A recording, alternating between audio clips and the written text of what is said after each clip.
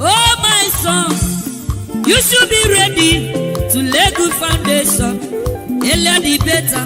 In the nearest future, you could be one of the leaders. So we pray. Amen.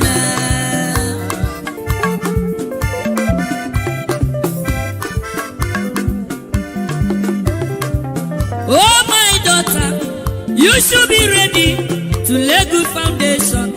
Earlier the better. In the nearest future, you could be one of the leaders. So we pray. Amen.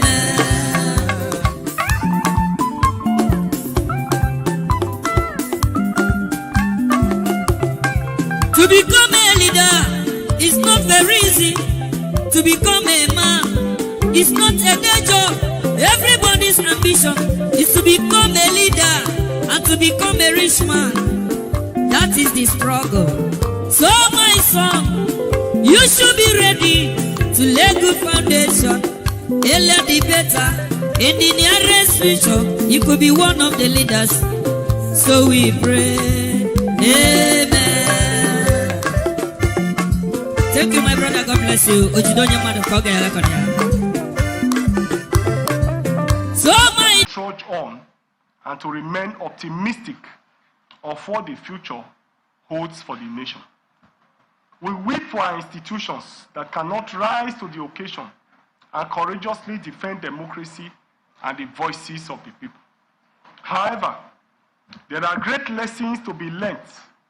What transpired in Nigeria since February 25th presidential election is a clear testament that our institutions are not working and that we may be sliding towards dictatorship. It is very clear that the executive and the judiciary have all been hijacked. This is so unfortunate for our democracy, and it is even more for the people of Nigeria. All what our forebears taught us has been destroyed within a short space of time because of unbridled ambition of the few. The founding fathers fought with their lives to achieve independence for the country. People lost their lives for the struggle to keep our democracy. And all these years, people have been struggling to achieve electoral and constitutional reforms. Regrettably, all these efforts and struggles have been destroyed today. It is also pertinent to put on record that we have it on very good authority that the government have marked some Labour Party key leaders, myself especially, and our leader, our presidential candidate, Mr. Peter Obi in particular, for vilification in order to suppress the party, suffocate our team, and our goal of a new Nigeria. The planned persecution, intimidation, suppression, and harassment of our leaders using security agencies and all other government institutions will definitely be defended. We therefore call on all our members and the obedient family to be vigilant and brace up for the challenges ahead. The struggle for a new Nigeria will certainly be tortuous and hard. We are also calling on the international community to rise to the occasion to defend democracy in Nigeria. Your voices were loud and clear in condemnation of the outcome of the presidential election. As we approach the next stage of our democratic journey, we call on you to stand by the millions of Nigerians who are already pushed beyond their limits into unnecessary hardship, poverty, and penury. Finally, we urge Nigerians not to lose hope in our country. Though we are paying a huge price to achieve a Nigeria of our desire, we are hopeful that we will get to our destination someday, because where there is a will, certainly there will be a way. A new Nigeria, we believe, is still possible. Thank you, and God bless you this afternoon.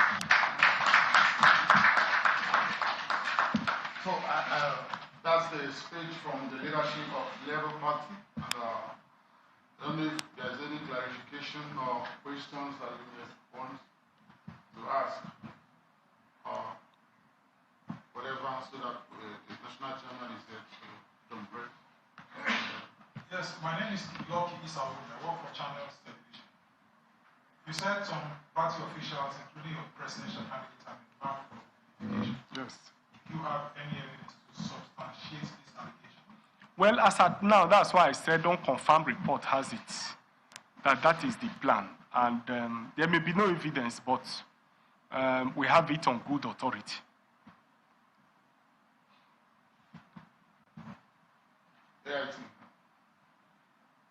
Chairman, the question I need to ask you is that moving forward from now, so what is the party going to be doing on? You said that the new Nigerian is still possible. So with this very outcome or the verdict of the Supreme Court, you know that you have a splinter group of this very good party that have been fighting the party. The party have alleged that they are from the ruling party APC. So, do you think that this one will lay their own fight to rest? Well, I'll take inspiration from what Nelson Mandela said in his book, A Long Walk to Freedom, that every step we take leads us to our freedom. I honestly believe that the struggle for a new Nigeria has just begun, and even the judgment of today is a step towards reclaiming Nigeria. It's a step towards a new Nigeria. Obviously, we will not rest on our oars until that feat is achieved. We will remain resolute, we will remain focused, we will continue the struggle, obviously, must continue, irrespective of the distraction, and I want to say categorically, no amount of people sponsored to distract us that will stop us from expanding our party, in terms of membership, in terms of our ideology, propagating it, and so on and so forth. We are going to continue the struggle.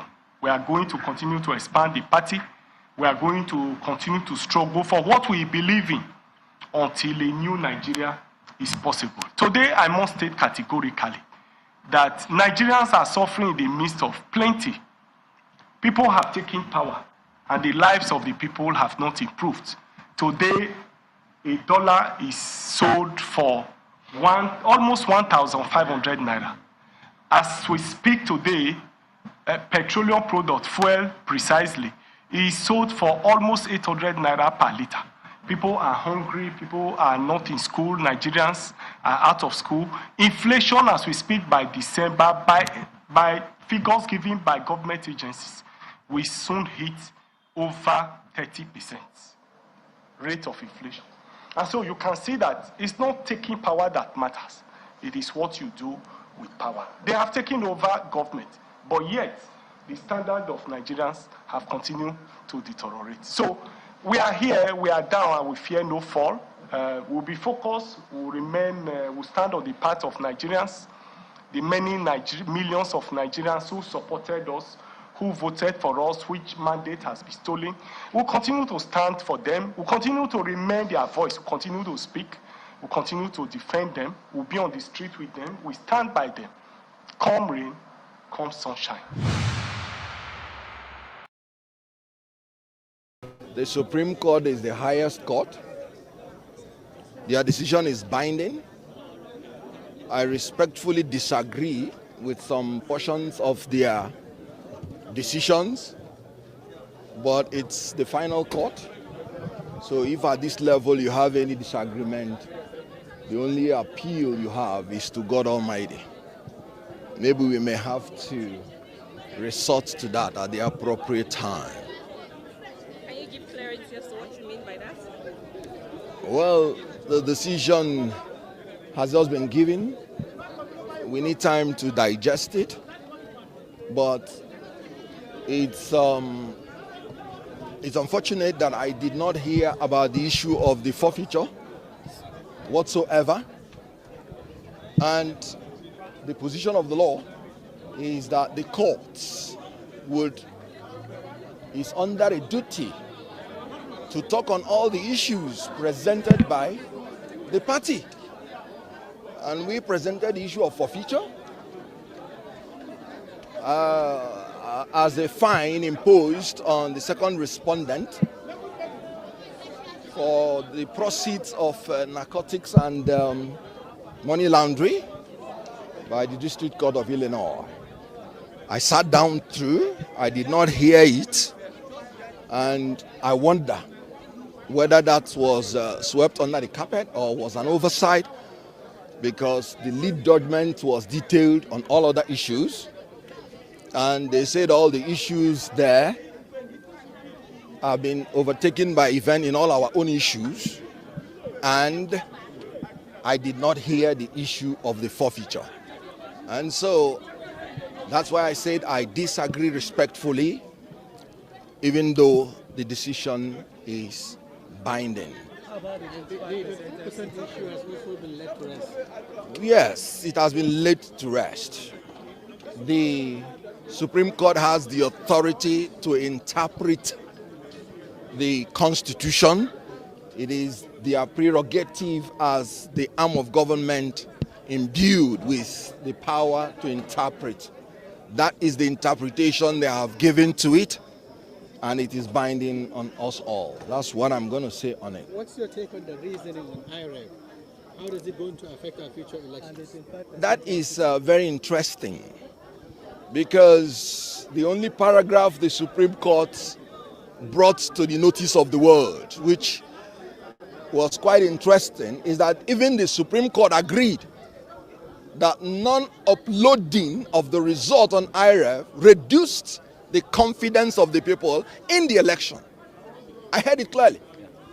Meaning that even the Supreme Court agrees that the election was not credible, or as credible as it ought to have been if the result was uploaded. So credibility is one of the three arms of an election for the people: free, fair, and credible. Credible means believable. Why shut out the people for the right the law has given unto them? So I was very glad that the Supreme Court pointed it out, that non-uploading of the result reduced the confidence of Nigerians in it, meaning that it cannot be presumed to be credible because Nigerians were shut out in it. So I loved that particular part. Thank you. He has discussed it. Thank you. Thank you. Good morning, good afternoon, good evening to every one of you right there. Thank you very much for your time with us today. It's good to be back again. Today is Thursday, 26 October 2023. I appreciate every one of you. I can see many people right already on the comment section. Thank you very much. I apologize for coming out late. I wanted to scrap it out, but I received a message from so many of you that I need to come out and so that we can talk. Yeah, but I wanted to really scrap, especially today out. But regardless of what, a decision has been passed by the Supreme Court. We followed up earlier on this afternoon. As you heard from Kenneth Okonkwo, I played two videos, right? There's a reason why I played that two videos. One from the Labour Party National Chairman, Julius Abure. Julius Abure is still very hopeful that, I don't know where his hope is coming from, but he's still very hopeful and he's not conceded to anything. Why Kenneth Okonkwo have conceded, so I don't know if they talked to themselves before they granted these two interviews or press conference. So Kenneth Okonkwo have conceded defeat, if you listen to his speech, while Julius Abure refused to concede defeat. All right. The reason why I decided to come out today, because a lot of people said they would like to talk. They would like to air their voices. So I decided to come out. If I have to say to you right now that I'm happy, I'm not happy. I'm not happy with the outcome of the decision, but I'm happy with my own life. You see, there's two different things, right? I'm happy with my life. I'm not happy with the decision that happened today, the Supreme Court. Because I know this decision will affect a lot of lives in Nigeria, especially Nigerians in Nigeria. A lot of people will be really, really affected by this decision.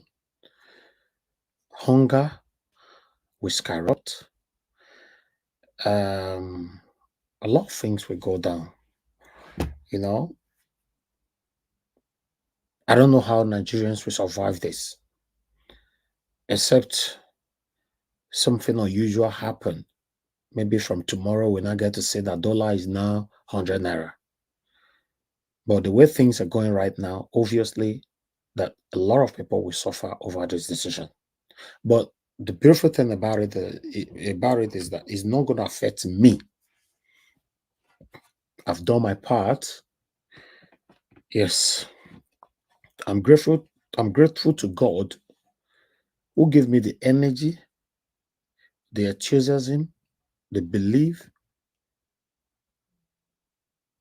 and everything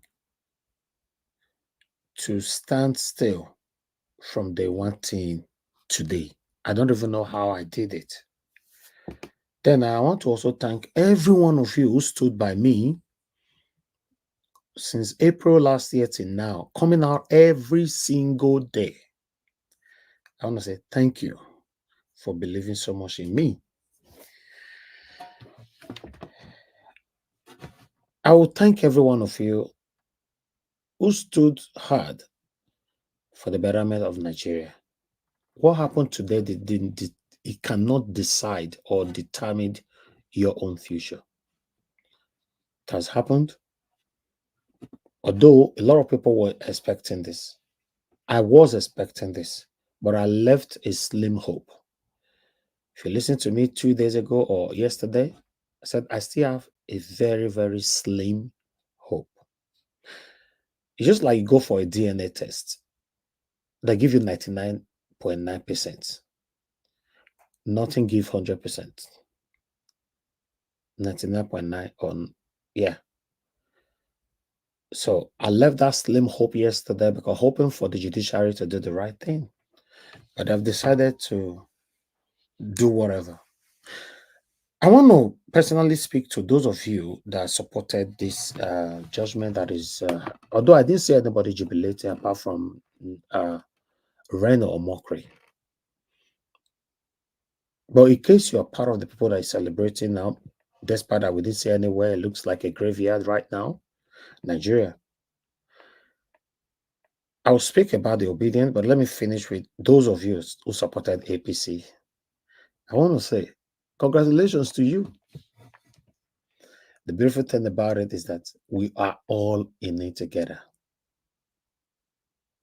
Although I'm not supposed to be, or we that wanted a better Nigeria don't supposed to be in it to you with you.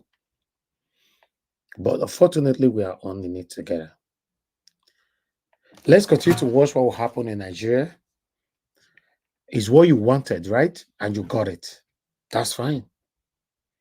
That's absolutely fine. And for the obedience, I want to thank you all first. Thank you, all the obedient who pushed so hard till today. Thank you. We did excellently well. I appreciate every one of you. It's not your fault that this happened. It's how the country was designed. It happened. What we all wanted is just a better Nigeria. A reasonable government, reasonable leaders. We just give it to us because that's all we demanded. Give us a conducive Nigeria, a better Nigeria. I'm not sure it was too much to ask for, but they didn't. I want to say thank you to you all obedience. You've done well. For me, I don't know what will happen henceforth, but what I know, constitutionally, Supreme Court have passed their judgment. And I believe that is the final. When constitutionally, that is the final. But I don't know what will happen henceforth. Some people are saying different things. Anything can still happen in case of impeachment or the army, the this, the that. I don't know. I like to talk about what I know. Because my dad is a barrister, I think I know more when it comes to constitution. Constitutionally, this is the final. Otherwise, maybe I will hear from my panelists later on. I don't want to say much. I will prefer to listen more today than to say much. Let me post out a link before they attack me. I'll post out a link. In case you want to hear your voice, click on the link, join us here. Let's hear from you. What's your take? What happened today? What's the way forward? You can see there the way forward. I want a better Nigeria. And I know that these people cannot give it to me. It's very unfortunate that it happens. But nevertheless, I would like us to hear from the people rather than me talking today. To be honest, I don't want to talk much today. Let me appreciate those of you right there. I can see a couple of you already on the backstage. I'll accept you shortly. Mother of all Mommy Diaspora, thank you very much, Mommy, for being there. Always, always, always. Appreciate you all. Mother Patricia Tagbo Jimmy, Madam Irene's Finest, Martina Obasi TV, and many, many, many, many more. Now God bless all of you now. Can see Madam Tusa be right there, constant wisdom, okay, and God will bless you now. Adelaja Gumbi, Gloria Queen, Eva Line, thank you, Juno Basaki, Freedom Simple, Patience, Iganruwa, now God will bless you now, my people. Fajaka right there, Fightos, Eliam, thank you, Rosalind, Abano Ruwan say, Nick Oko Ugu, thank you, thank you, thank you. I might not be able to mention all names. Thank you. And I'd like to appreciate Benis Peterson. Thank you very much for the super chat. May God bless you. Thank you for doing it again. Thank you for always being there. Dr. Alexander Gomez, thank you very much for always being there. I appreciate you. You said that you have been marvelous and tenacious son. May the Lord continue to help and protect you. I have the absolute respect for you. Bless everyone respectfully. Thank you very much, sir. You are a great father, and I respect you so much, Dr. Alexander Gomez. Thank you, sir, for your encouragement. Thank you. I appreciate every one of you who have encouraged us from day one till now. All we wanted is a better Nigeria, nothing else. And I think it was not too much to ask for. It was not too much. I have a better United Kingdom. The United Kingdom government is giving me the best ever. I wanted this to be replicated in my country, Nigeria. The judiciary said no. The APC supporters said no, let's leave it the way it is. Let me accept people in. Please, okay. I've seen you all. Give us a minute. I don't see you. Gija Bredman, I don't see you. Marshall, I don't see you. Madam Nena, I don't see you already. Chris Dobley, I don't see you already. Madam Amebride, thank you. Madam Busy Brace, thank you. Mr. Edwin, thank you, sir. God bless you all. I want to start accepting people in case you want to off your camera. Thank you, my people. Thank you. Let me just quickly bring everybody in. Like I said, I would like to hear from people. Let me listen today. That will take it from there. We have only one spot left in case you want to come in. You need to come in on time. But meanwhile, let me take reactions quickly. You know, okay, Mother Patricia, thank you very much. I don't see you already as well. Let me take this one quickly, my people, then we'll take it from here. 1 minute. Let me put this here. Thank you, Mother Patricia. Thank you so much. Let me put this here, my people. Amechi Rotimi or Rotimi Amechi, either way. Let me take war because he said, Obasanjo only true nationalists. Other presidents are ethnic leaders. Amechi said this today. According to him, former Minister of Transportation Rotimi Amechi says Nigeria is still in search of national leaders, and its democracy needs serious rethinking in terms of scope and focus. He went on. Mr. Amechi was the guest speaker at the 2023 The Ninch annual lecture term, Why We Stride and Sleep, Leadership, Nationalism, and the Nigerian Condition, held on Thursday in Lagos, which was today. He questioned the extent to which Nigerians' leadership has been imbued with the necessary sense of national unity. The only person near that point of nationalism, with all due respect, is ex-President Olusegun Obasanjo. The rest are ethnic leaders. Then he went on. A truly remarkable national leadership is the ability of a leader to galvanize the totality of a nation around the common national banner with a vision and a sense of mission.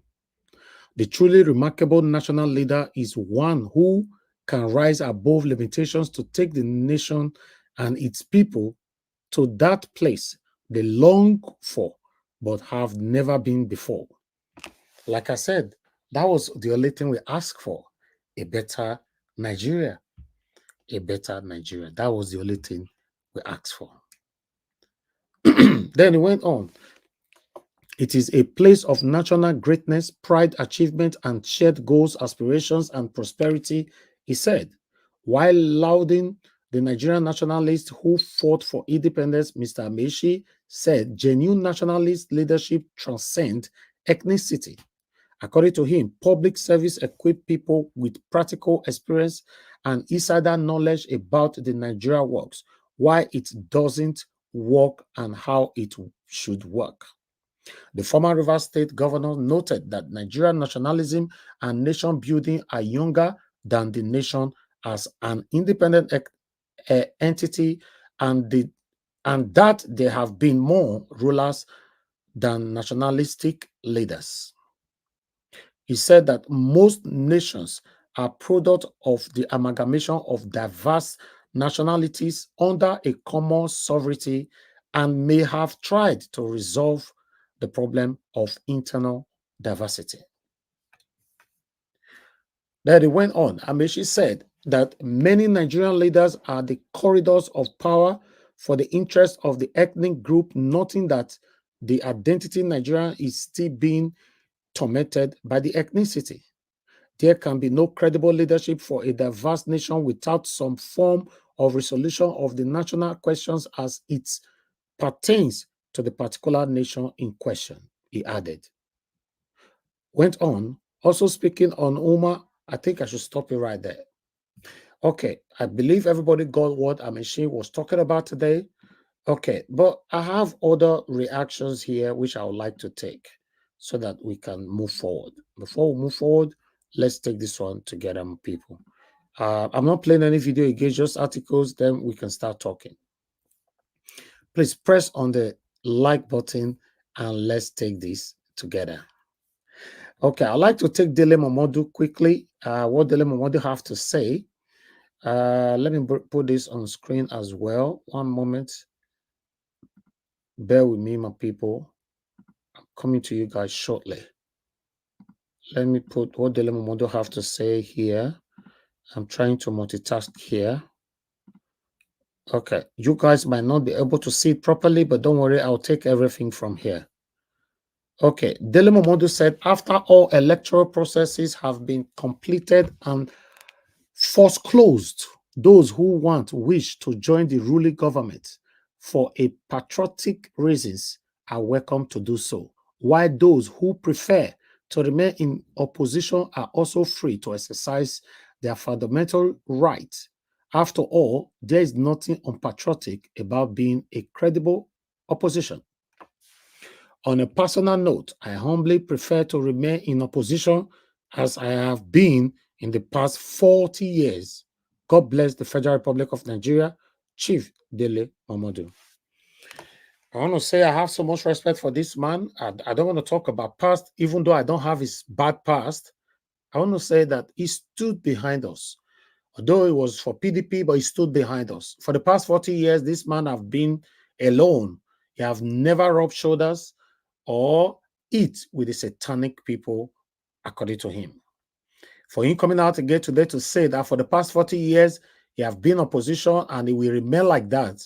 And he said it as well on a video, series of videos that we showcased for the past couple of weeks. I want to say, Chief Dele Momodu, thank you very much, sir. But meanwhile, I would like us to take other reactions that we have here quickly and take it from here. Please press on the like button. Let me see if I find what I was looking for. If I can't find it, I just move on. Okay, no, I'll get it. I'll get it. Let me remove the Dele Momodu so that I can get what I'm looking for. Okay. Jeffrey, Dr. Jeffrey said, according to him, I'd like to take what they have to say here. The Supreme Court of Nigeria has ruled that the court will not accept the forgery evidence presented by Atiku, but don't despair, the Tinubu files set to be released on Monday, October 30th, will make Tinubu's forgeries look like minor violations. Okay, that one is there. While I will move on because I have a couple of reactions here. We have Royal Spotlight. Royal Spotlight have a couple of things to say here. According to Royal Spotlight, saying, breaking Supreme Court verdict, NADECO released guidelines for protests. Guidelines for the protests. Unquote. All protesters must have flags in one hand and water in the other hand. Flags symbolize patriotism, while water is for the peace and energy. We recommend white and or green shirt to be worn by the protesters. There must be no violence. Along with protesters, we encourage the security agencies to join in the protest. The army, the civil defense, the police, the DSS, and other agencies. They should armsly their weapons and join the protesters. It is important for security agencies to join in the protest to ensure that the protests are orderly and without any disturbances. After all, the security personnel are Nigerians first. They took an oath to defend and protect the Constitution and not the presidency, to defend Nigeria and Nigerians. All businesses must remain open. The shops and businesses along the protest route should encourage the peaceful protesters by providing water and snacks where possible. The protesters need water, food, and other items. The protest will continue until the elements of injustice are completely flushed out in Nigeria. So that is NADECO who released that one today. So I went on. Let me take another one quickly here. While I have Tio Abu, who sent this to Mr. Peter Obi, said, Dear Mr. Peter Obi, firstly, I would like to extend my congratulations to you on your participation in the last presidential election. The democratic process is an integral part of our nation's growth, and it's commendable that you actively engaged in it. Now that elections are over and the Supreme Court has upheld the victory of the Chief Bola Ahmed Tinubu as the president of Nigeria, it is now time for accountability. As a concerned Nigerian deeply committed to transparency and accountability, I write this letter to kindly request that you provide a comprehensive account of financial aspects of your campaign specifically. I'm interested in obtaining detailed information regarding the money donated to your campaign and its subsequent expenditure.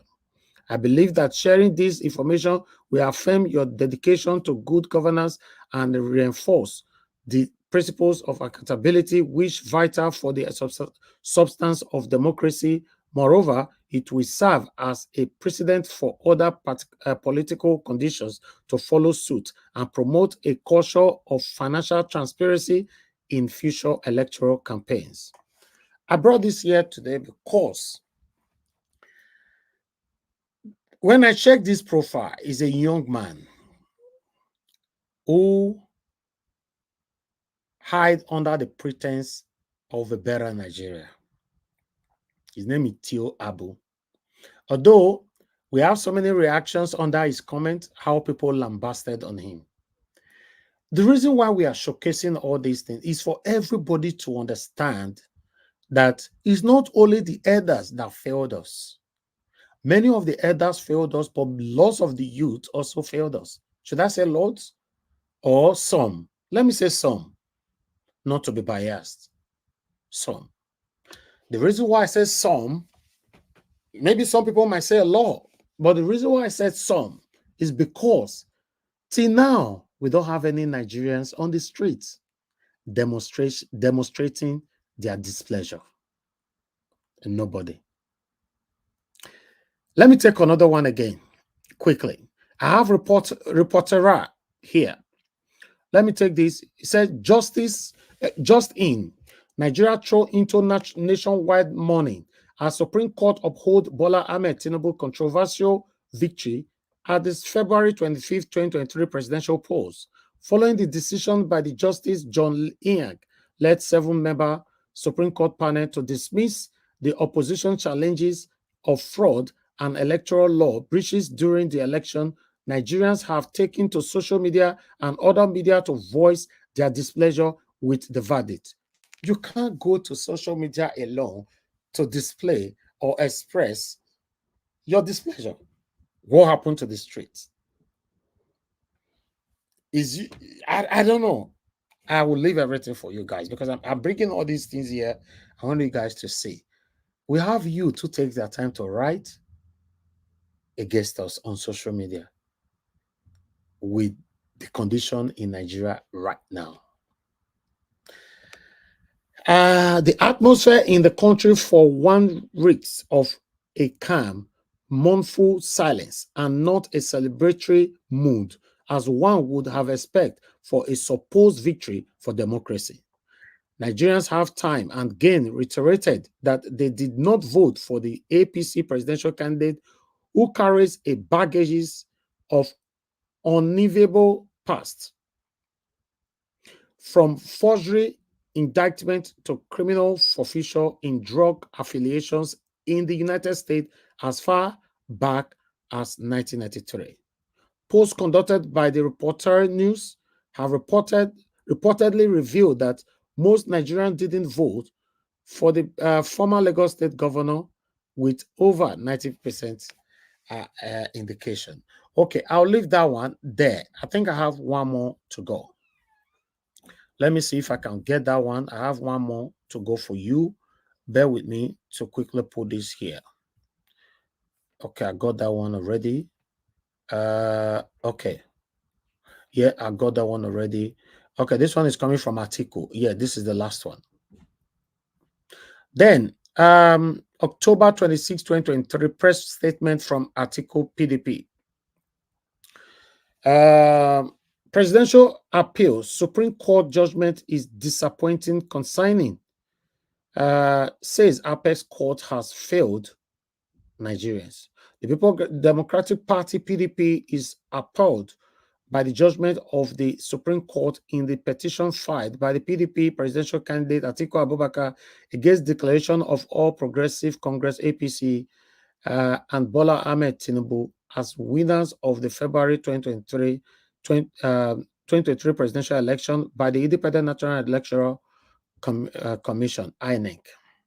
The PDP and indeed majority of Nigerians are alarmed, disappointed, and gravely concerned with the reasoning of the Supreme Court, which the PDP believes is against the express provisions of the Constitution of the Federal Republic of Nigeria 1999 as amended, the Electoral Act 2022, the guideline and regulation issued by INEC under which the election was conducted.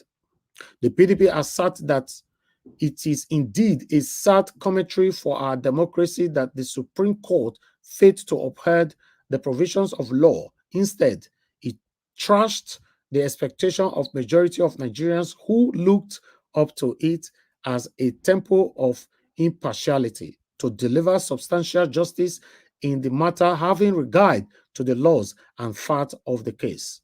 Nigerians earnestly expected the Supreme Court to uphold and defend the clear provisions of 1999 Constitution in terms of qualification and median requirements for a winner to be declared in a presidential election in Nigeria, especially with regards to the required statutory 25% vote in FCT, as well as issues of violation of electoral rules and guidelines, brazen manipulation and alteration of election result by the APC. Then it went on, Nigerians are still at a loss as to how the Supreme Court condoned the serious issues of forgery, falsehood, and perjury on the altar of technicalities. The general gloom, maliciously, and sense of despondencies across the country upon the delivery of the judgment is an ominous sign of error, situation which portend grave consequences because of the disappointment embedded in the judgment. The judgment by the Supreme Court has evidently shaken the confidence of Nigerians in the judiciary, especially the Supreme Court as the last hope of the common man. The PDP remain undeterred and charged Nigerians not to be discouraged or allow the judgment to detract from their collective quest for the entrenchment of a credible electoral system that can guarantee a government that truly derives its legitimacy from the people. Signed, Honorable Debo Olungo Nagba, National Publicity Secretary of PDP. Okay, I think I will stop all that right there. I would have liked to take reactions from people, but I'll leave it. I want us to start talking. Thank you very much, my people. I appreciate you all for your time. Thank you. Now God bless you, now, my people.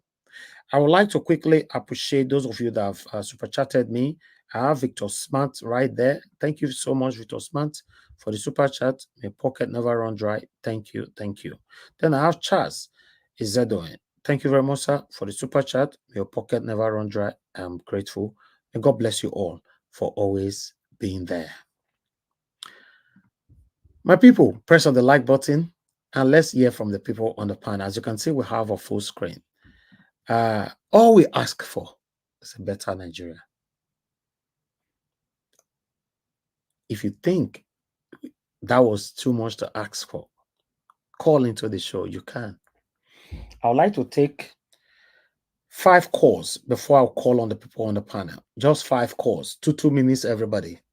If you know you want to call in, you have a lot to say, please respect other people waiting. It's only 2 minutes. Just keep it brief and let's take it from there. I will take the first call, but before that, please press on the like button. The like button is very, very important. You press on that like. Let our voices go far. Thank you very much, Mother Joy, for calling in. Good evening to you, man. Please talk to us. Hello, everyone. All protocols observed. And I thank everyone. This is a moment in our lives that we will never forget. For me, it is a plus. It is, I have never been more grateful to a platform than this one. And I'm here to encourage everyone. We have gained so much. This is like someone that had cancer but didn't know they had cancer. That is more deadly than when you now know the aspects of the cancer, where it is, what it is all about, and then that will help you have a proper treatment. This is overwhelming to have a knowledge of your country that you called your own all along, and only to behold in the last 8 months, I tell you, I have learned, I have gained so much. So today, I am not sad at all. You know, I'm so surprised I'm not sad, but I am not, to tell you the honest truth. It has made me, I have grown in this, our journey, and I have never been more optimistic that there is hope for this nation. I'm going to stop it there. So much to talk about, so much to reminisce. I now have a better understanding of the people living inside Nigeria. I made so much calls. I interviewed people inside Nigeria. I now know how the problem is and how I can help people inside. So I greet everyone. I thank you all. We'll continue to move forward. God bless everyone. God bless you, ma. Thank you so much. Thank you. All right, let me pick the other call quickly. Thank you, Mr. Felix, for calling in. Good evening to you. You have 2 minutes. Talk to us, sir. I greet you. I greet everybody. We can't hear you, sir. We can't hear you. Be louder, please. But I can hear you. Can you hear me now? You are better now. You are better now. Go ahead. Okay.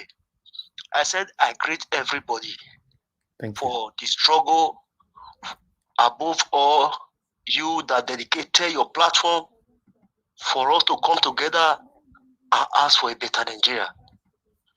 Yesterday when I called in, I said I make mention of one where I say the Supreme Court can be compromised and do their worst, but we assure them that the economy of Nigeria is being pushed forward by the diaspora.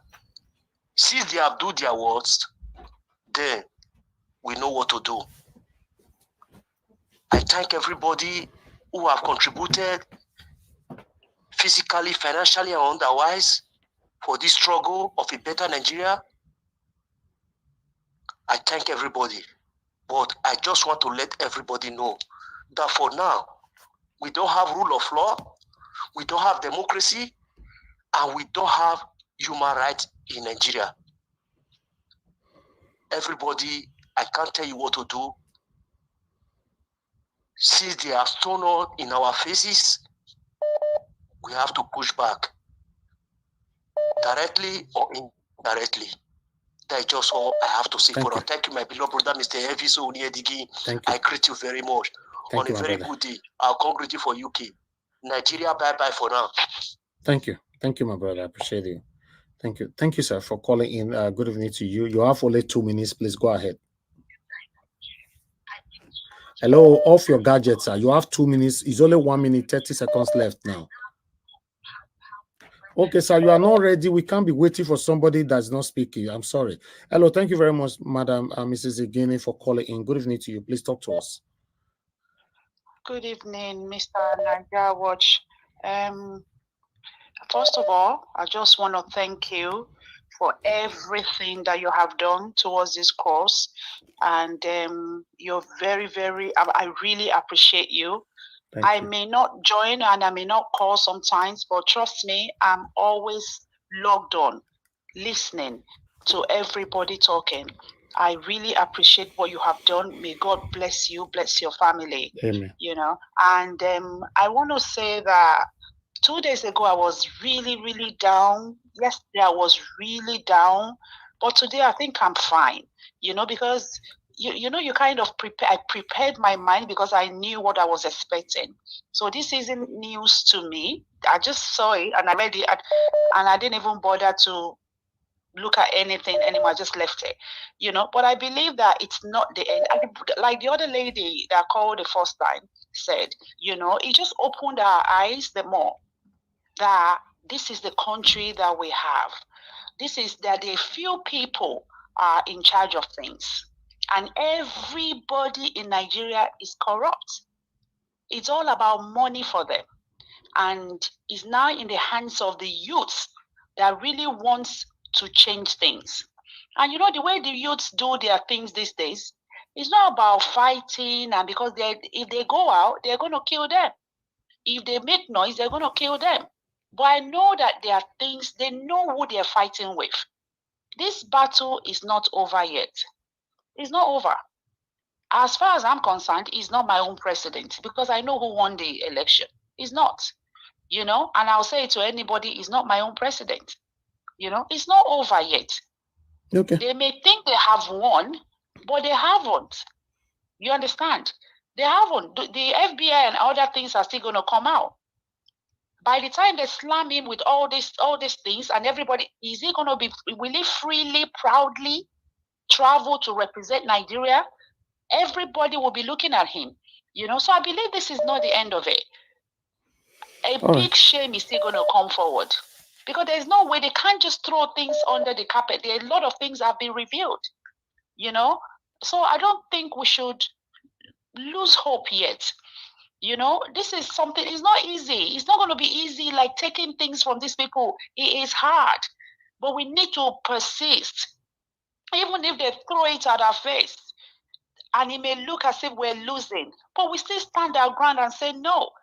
They're all corrupt. Supreme Court, Appeal Court, everybody in Nigeria is corrupt. And even the youths that are joining them, they're just giving them bits and bits of money, just to come out and say stuff. So it's not over yet. We shouldn't lose. We've gained a lot. We've gained a lot. So we know what to do. You understand? We're just going to pull down, plan, and then come out. But those of us in diaspora, we're going to keep fighting. We're going to keep writing. Whoever person that we need to write to, we just keep pushing it from here as well. So Nigeria, you're doing a wonderful job. And I really, really thank you for what you're doing. Thank you, ma'am. But I don't want us to give up. We shouldn't give up yet. It's not easy taking things from these people. A lot of Nigerians are this is the reason why they weaponize poverty. You understand? Is the hungry man will not have, they don't think right.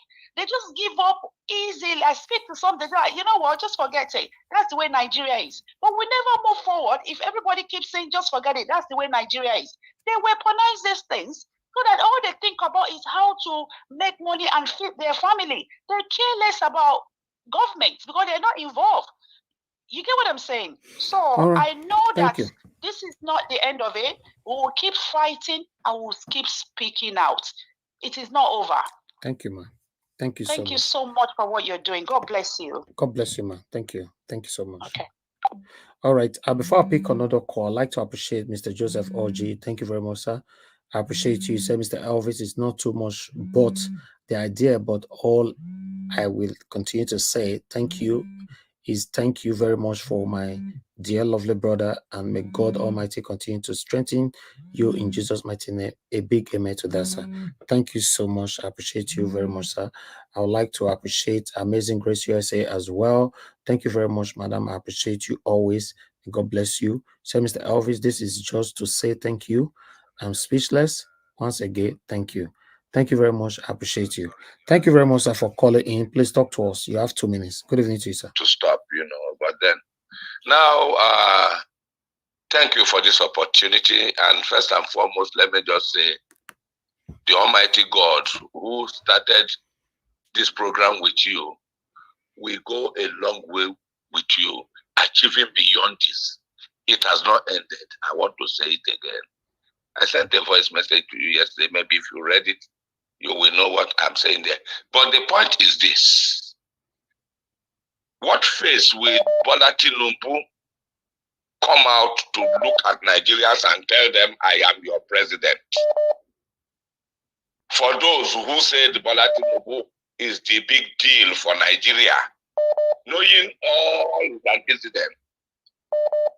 And then for our so-called justices and judges, it's a shame.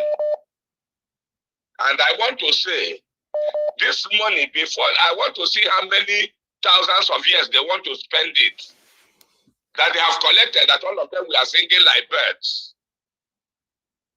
They will not finish it and finish it well. They will receive the hand of God before they know it. But one other major thing I want to say before I drop this phone is, yes, the FBI, this report, they say they want to release and those things. If Nigerians are Nigerians and they want a new Nigeria like you have been calling for, I think that is one other major time. The moment that thing is released, and the world hears everything about this man, and he still shamelessly decide to stay on that very seat, Nigerians will march to Aso Rock. Let the police who say they are sensible, that they are Bola Tinubu's police, Bola Tinubu's army, all right, thank Bola you. Tinubu's DSS. Thank you, sir. Let them stay and Thank you. challenge Nigerians. Thank you. Thank you. God bless. God bless you, sir. All right. Let me take just one call more, then I'll come back to you guys quickly. I got Mr. Ifeanyi here. Mr. Ifeanyi, thank you very much for calling in. Can you hear me? Oh, I think I lost you there. Let me pick somebody else. I got Gassiem is also trying to call in, but let me speak to Madam Amaomi. Thank you very much, Madam, for calling in. Good evening to you. Elvis. Yes, ma'am. You All have 2 minutes. protocols observed. Thank you, ma'am. Mr. Elvis, you have really done well. You have really fought a good fight. All obedience, we fought a good fight. But one thing I know is that it is not over until it is over. We have not given up.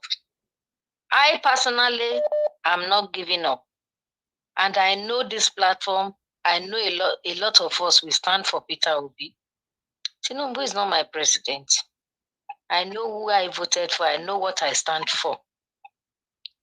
But the long and short of it is that these people that are calling themselves those cabals, they are not even up to 5,000 people. We are still going to go on fighting.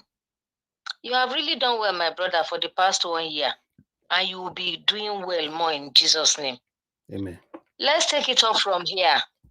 It is not over until it is over. We are going forward. Obedience are still on, and we know where we are going to. Thank you. Thank you, ma'am. Thank you so much. Okay, Gassiem, you're trying to call in. Okay, other person calling again. Hello, good evening to you. Your name and where you calling us from? Afternoon, yeah. Thank you, Good ma'am. evening, your side. Good evening, ma'am. Oh, I lost you. Oh, so fortunate. I lost you there, madam. Please call back before somebody else will call in. You know. Oh, somebody else already taken the spot. Thank you, Mr. Ifeanyi, for calling in. Good evening to you, sir. Please talk to us. Hello, Elvis. Yes, sir. Yeah, good evening. Good evening, sir. My name is Ifeanyi. I'm calling from Enugu. Thank you, sir. Go ahead. Well, 2 minutes. Today, we've heard what they said. It's not as if I would have been surprised if it is the other way around. So I'm not surprised. This is what we expected. But my only problem is that our people are becoming so docile. We take in anything in this country and nothing happens. I was out today. I wrote something on a paper and I just pasted it somewhere and wrote that the judiciary has failed Nigeria. Some people, they will arrest you, they will do this. So I said, that is where our problem is. If all of us come out, how many people will they kill? We can chase that man out of that Aso Rock. I have to be sincere. We can chase the man out of Aso Rock. So I don't know why we are this docile and we allow, what is the future of election in this country? If the Supreme Court sideline the issue of electronic transmission of results, what then is the future? What he's saying is that we will continue this way. Next time again, they will do a manual collation and say electronically it wasn't working. Whoa. This is not what we were supposed to. In fact, Nigerians should take the country by whichever way they want to take it. But this time around, is no more the issue. We have given the judiciary so much time. We said, okay, let Peter Obi do the deal. Peter has done his own bit. He has gone up to Supreme Court, which is the final court. It is now left for us to take action. Thank you, sir. And I hope we will take that action. May God bless all of you. Elvis, you have done so much. And I really appreciate you. Thank you, sir. I wish I can do something spectacular for you, because this your channel has given us a voice. Thank you. Sir. Thank you very much. Thank you, sir. God bless you. All right. Let me see if we can speak to this person right here. Your name and where you calling us from? Good evening to you. Hello. Hello. Hello, madam. I think we lost you earlier on, right? Yes. Okay, go ahead. Talk to us. Where you calling from? Good afternoon. Your name? Yes, I know, sir. I know the rules, sir. Good afternoon. And good evening to you, the panel, everyone. And why I called, like yesterday I called you, I am happy. I'm a little bit down, but not down totally. Like the Agama lizard, we say he fell, but he stand up. So I am so happy, and I'm thanking every one of you for what you've been doing. We should still have that same zeal to forge ahead. And I'm saying congratulations to His Excellency Bio. Is a man of integrity. He's a man of truth. He shows us that money is not everything. And I know that victory is still ours. As Bob Marley said, he will fight and run away. We fight another day. I have hope that at the end, the truth will prevail. And Pio is my president, and he's going to be my president till I will leave the earth, because I am following his footsteps. Money is not everything. Bribe is not all the thing, but stand on the truth, and the truth will set you free. Thank you so much. Keep on your good work, and let's continue with that same zeal and push ahead and forge ahead, and we're going to win at the end in the name of Jesus. Thank you, ma. Amen. Thank you so much. God bless you. Thank you, Yes, ma. Thank you. Okay. Call us. Oh God. All right. Let me hear from Mr. Bright Asamota. Thank you very much, my brother, for calling in. Good evening to you. Please, you have 2 minutes. Talk to us. Good evening, Mr. Nanja, and good evening, our listeners. Mr. Nanja, I want to ask a question because the deal has been done today, and it's like everybody needs to move on. But the structure in Nigeria still remains the same. We still have the INEC chairman, running INEC, and we still have APC as the government of the day. And there are upcoming elections. Very soon there will be election in some state. What is going to be the scenario? Because if we continue like this and we say we want to change, there is hope. What are we changing? Are the people still going to go out there and start voting for the same people again? That's because a big question. Seem as if we are just running circles. It will seem as if we are running circles. But the people you are trying to talk to, they are not listening to you. These guys, I don't know, they don't care. That's what I think. The same people you are saying now, or you are sending your message to, are they listening to you? Are they following the instruction or your plight? I don't think so. My brother, I really don't understand what is going on, because I saw a senator, I came across a video today. A senator was talking that the jeep that they were going to buy for them, they will get it at all costs, that they need this jeep to, I will play the video just now. I'll play the video just now. So if somebody can be saying that as a senator, is there still hope for that country? And there's election coming up and people are still campaigning to go and vote. What are we going to change? There is no way we can redeem that country anymore. There is no prayer. There is no way.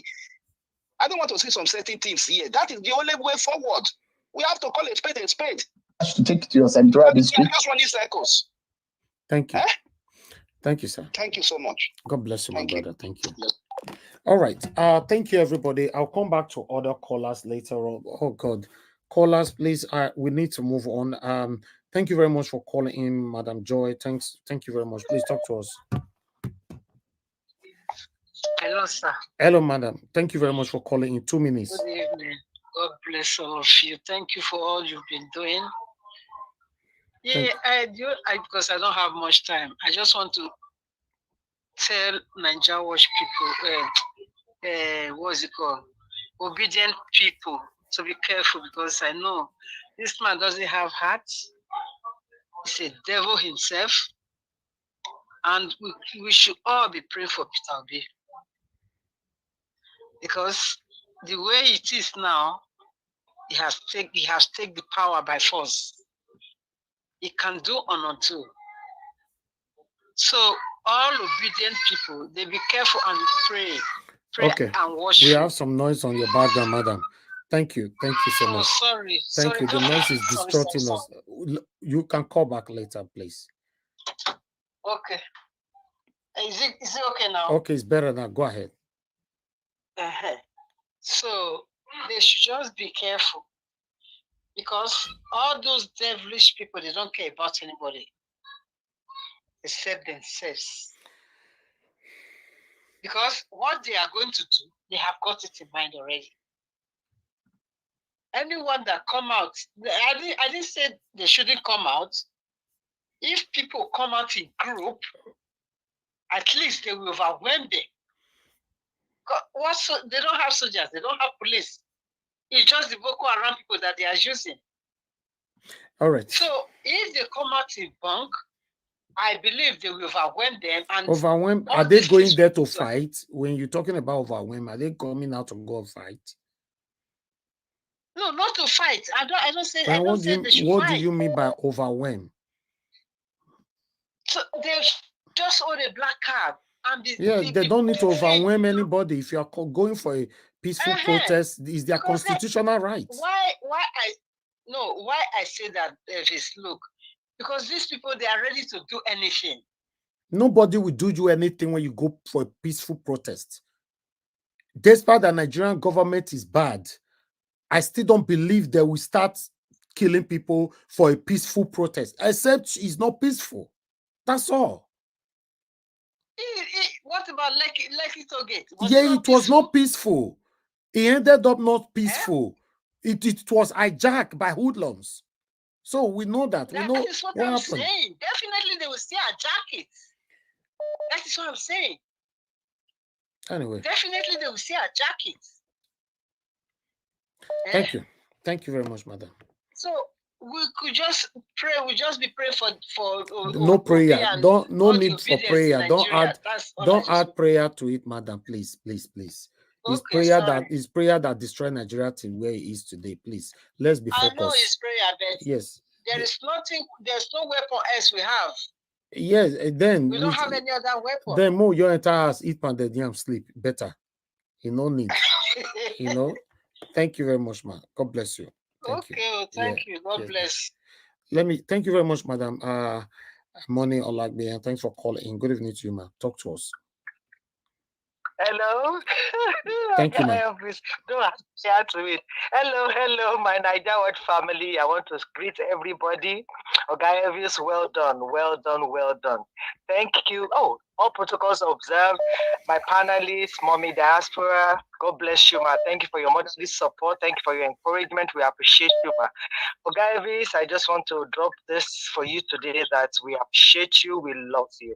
Your labor of love shall never be in vain. I've sent my text message. No matter what happens, your name is already written in gold in Nigeria for generations to come to read you and your philosophy with our PO. PO remains my president. I don't know what's going on in Nigeria. PO is our president. We have not lost anything. We have just turned another leaf in our book. Let's see how it's going to play out. Let's see what is going to happen. Don't be discouraged. Please get up and cheer up. You remain my champion. You are a role model. I pray for you and your family members that the Lord will continue to encourage you. You will not be discouraged. Nigeria family, get up, obedient. We are not lazy people. We cannot be discouraged. No matter what it is, we won. And we are winning, and we are all winners. That is just what I wanted to say at this time. Mr. Elvis, I love you so much. I appreciate you. You never crack me up. There's a way you crack me up. Don't just sit down like that. I'm at work. It's my happy. No comedy, no joke. What's going on? We are not winning. We are winners. Thank you. We cannot be found on the ground. You see, soldiers are never on the ground. We are still on the battlefield. And we are ready to keep fighting. It is well with us all. It shall be well with us. I say thank you. Stay strong. We've been, we are going nowhere. All right. Okay? God bless God you, man. bless you, sir. I appreciate Stay you. wait for that joke. One Thank laugh you. today before this program finish. I Thank beg. you. Thank you, man. God Thank bless you, you. sir. Thank God you, man. bless. Yes, man. Thank you. Good evening to you, I'm sir. happy.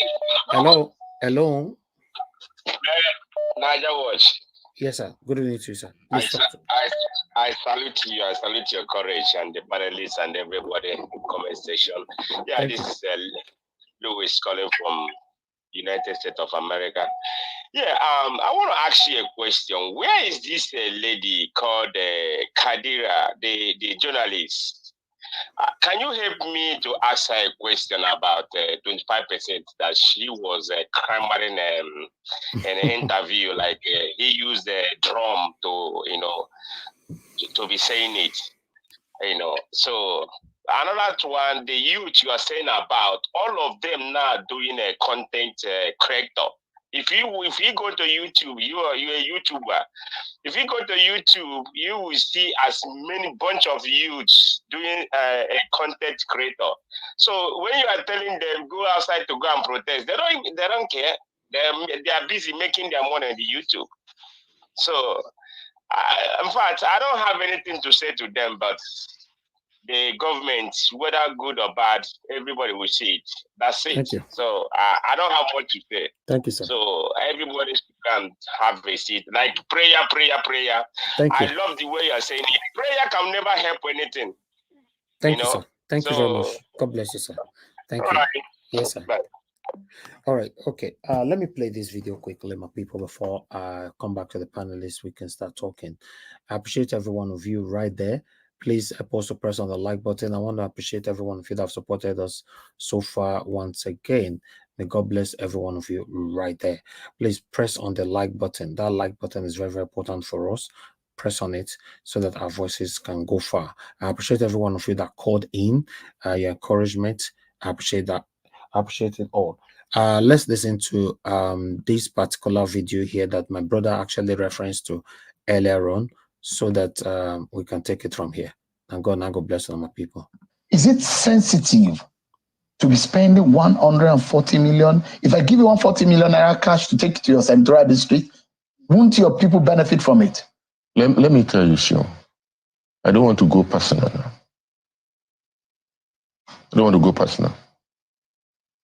That same vehicle that you're talking of, before coming to the National Assembly, I have vehicle that have bigger than that.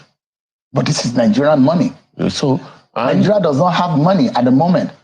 So 26 point something inflation rate, with over 34% of Nigerians unemployed. Are we supposed with to, over 134 million Nigerians multidimensionally poor? Is it sensitive that those who are supposed to represent the people go to Abuja and lavish themselves with luxury vehicle? Is that sensitive, Senator? Sure, are we supposed to do our oversight function trekking or going without vehicles? Maybe you could have considered a more cheaper vehicles to get the job done.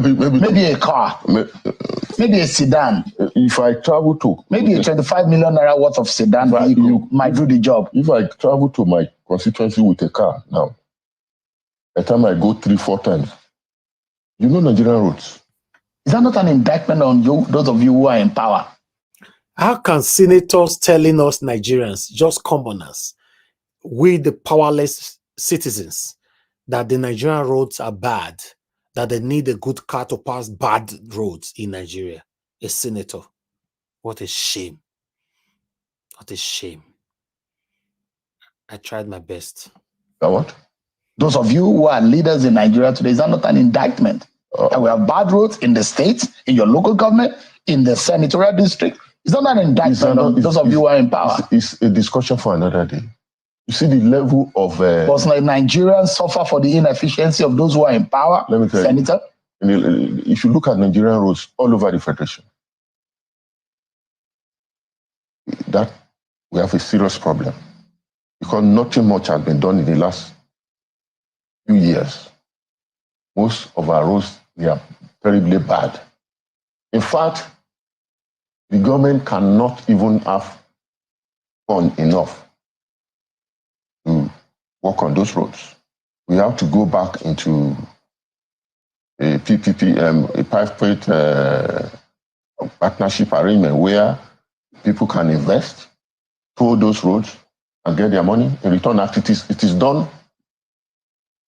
We'll find out whether or not what you are doing is illegal or what you're doing as a senator or as lawmakers in the eye of the law is right or wrong, or whether or not it's morally justified. But Section 84 of the Nigerian Constitution empowers RAMFAC to mandate or determine the salaries, allowances of public officials, including members of the National Assembly. And this is what RAMFAC, based on the last published figure of the basic salary of a senator, it says that a senator earns 2-point-something million naira. Therefore, with that, a senator should be entitled to about 8.1 million naira worth of vehicle, which is about 400% of your basic salary. That is what the law under RAMFAC says, Senator. And for your colleagues in the lower chamber, their basic salary as last published was about 1.9 million. And you can draw a car loan to the extent of 7.9 million, but you can't exceed that. That is what the RAMFAC law says. But if you're buying a vehicle of 140 million naira, based on this, it says something is wrong. I'm not even, don't forget that I'm not, I didn't tell you that I don't even know the figure as I'm talking to you, because it's not my responsibility. If you're buying a Land Cruiser, we've done our own research, and I've given you a median of what it costs in the market right now. So we heard that the cost that National Assembly is getting is 160 million. But I've taken that figure and put it under the table. I've given you a 140 million. Prado is about 85 to 90 million naira. So let's assume that you're buying it at 140 million. No matter what the case may be, Senator, can you look Nigerians in the eye tonight and say what you are doing is sensible and appeal to the sensibilities of Nigerians who are poor, some of them who cannot even afford a food on their table tonight, some of them will go hungry without being able to provide for their families, some of them who are multidimensionally poor. Dollar to a naira is about 1,250, and we have our lawmakers buying this kind of vehicle. Is that right? Is that justifiable, Senator? Sure. Is it only Nigerian senators and House of Rep members that are using? What does it make it right if you're not the only one? I mean, and I'm not. Can you imagine? This is a senator talking right now, and I have some youth, some satanic APC supporters that is against us because we demand for a better Nigeria. What a shame. Judiciary, Nigerian judiciary saw this. Mr. Elvis, I'm so sorry to cut it. Can you, anybody even read this man's body language in the first place? Just his body language alone, even how unsteady he is, will tell you, first of all, this man has nothing on his brain in terms of policy making. And second of all, you see the criminality, like the nonchalancy and the I don't care attitude in the way he's displayed. Can you look at somebody who came on the national TV to answer to questions? Look at even the way he's even, rock. He's talking because he's made him to go to the Senate to just go and collect money. He said other governors are driving better cars. Why can't they drive better cars? Listen. Who are poor, some of them who cannot even afford a food on their table tonight, some of them will go hungry without being able to provide for their families, some of them who are multidimensionally poor. Dollar to a naira is about 1,250, and we have our lawmakers buying this kind of vehicle. Is that right? Is that justifiable, Senator? Sure. Is it only Nigerian senators and House of Rep members that are using? What does it make it right if you're not the only one? I mean, and I'm not making any allegations against you. And I'm saying that if anybody is caught doing something wrong, I'm not the only one doing it. Other people are doing it. Can I ask you a question, Phil? Go ahead, please.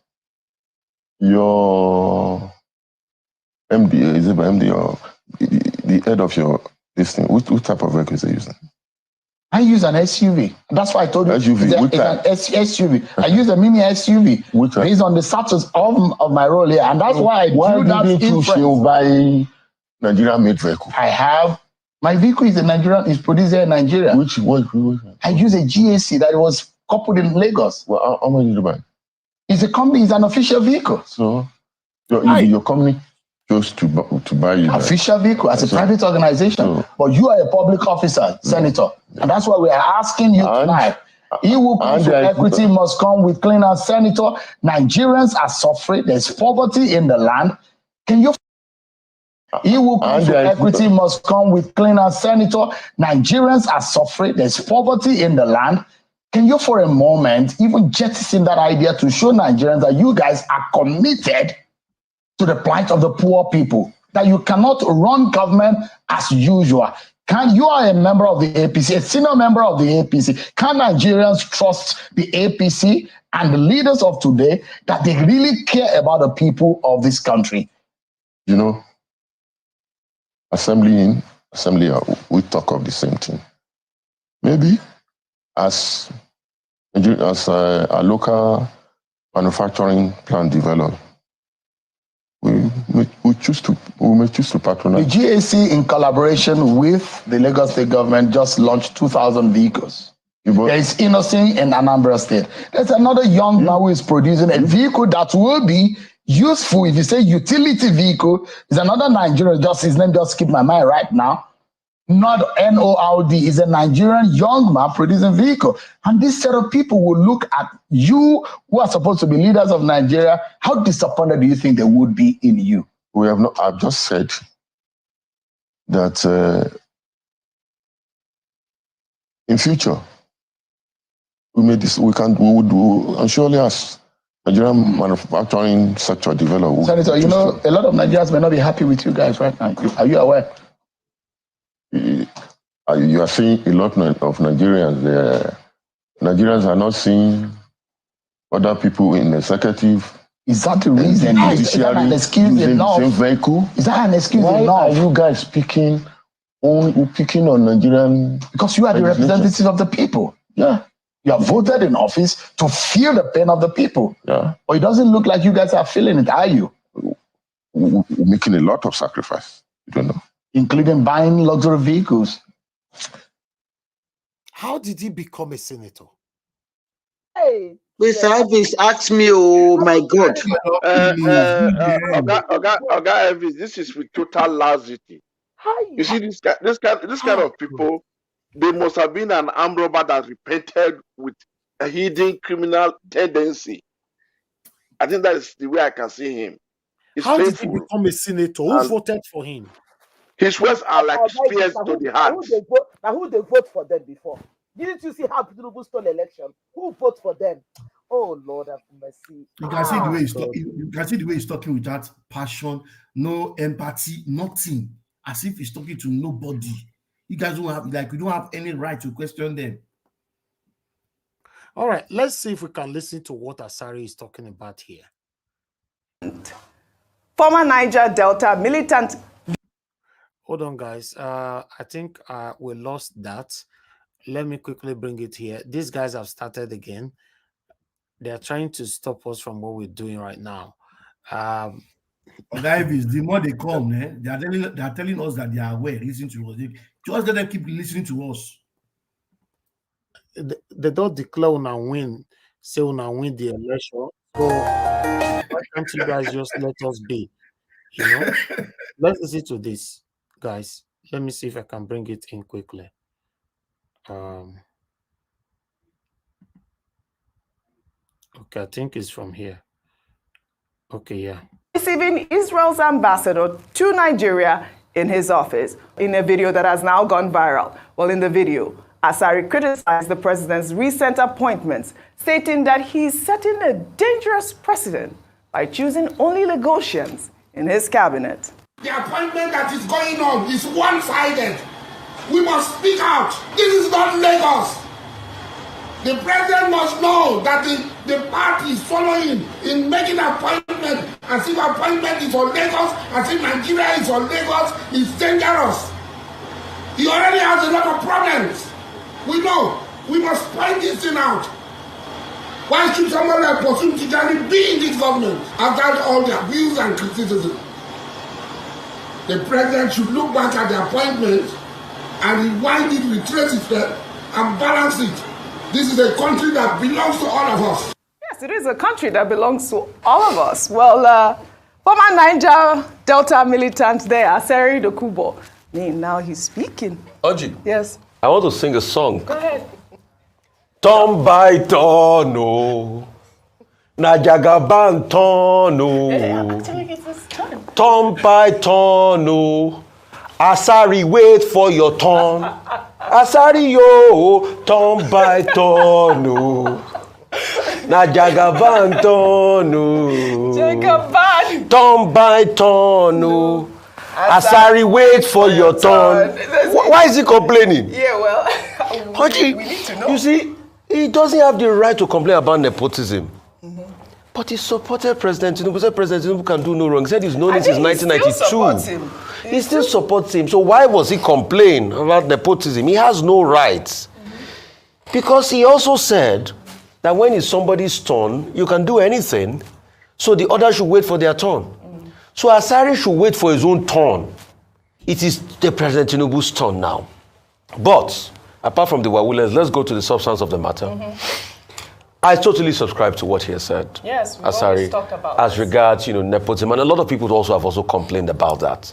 They've complained about that, the fact that it looks as though the government is set in favor of some people, and you must have balance spread across board. I think we've also talked constantly, and you see, that's why I said we should be careful when we talk about this Israel-Palestinian issue. Look at the conversation they're couching now. He's against Wike because Wike received the Israeli ambassador.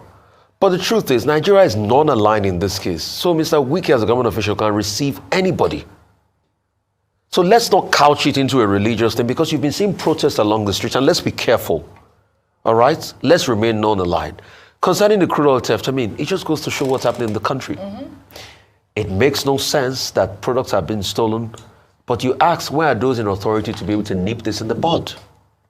So this is repetitive. It continues on and on and on like that. And we almost don't have a solution to it. And that's why you see that our resource is plunging.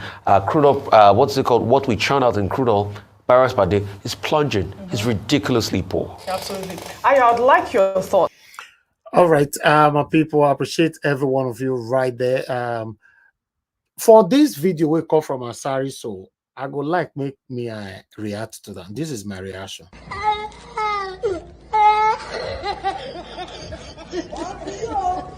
Oh my God, oh my God, oh my God.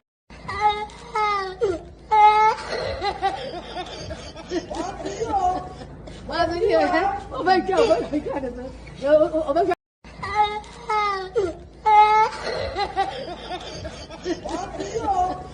Oh my God, oh my God, oh my God.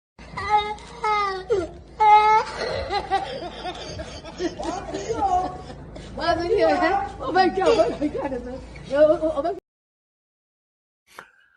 All right, you see, the beginning of my speech today, I said whatever that happened today, the Supreme Court have taken a decision, but it's not affecting me. And that's just the fact. It's not affecting me. I ate the best food today. I'm in the best environment. The UK government are looking after me properly. I just wanted to replicate my good life in the United Kingdom, in Nigeria. And many Nigerians on my panel right now or watching me right now, that is the same stand. They wanted to replicate their good life, their good lifestyle in Nigeria. But some of you in Nigeria say, no, would I not go agree. Say you are happy the way you are. It's funny. And it's very, very sad. Good morning, good afternoon, good evening to every one of you. I'd like to listen to my people right now on the panel.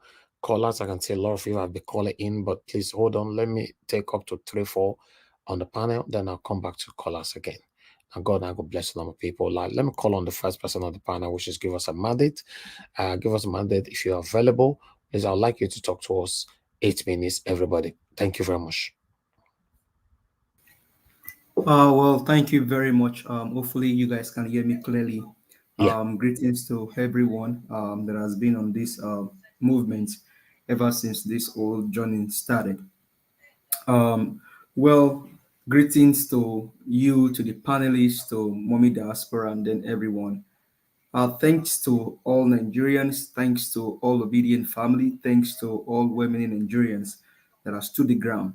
The battle is not over yet. You may think that probably it is over. It's not over yet. It is not over yet.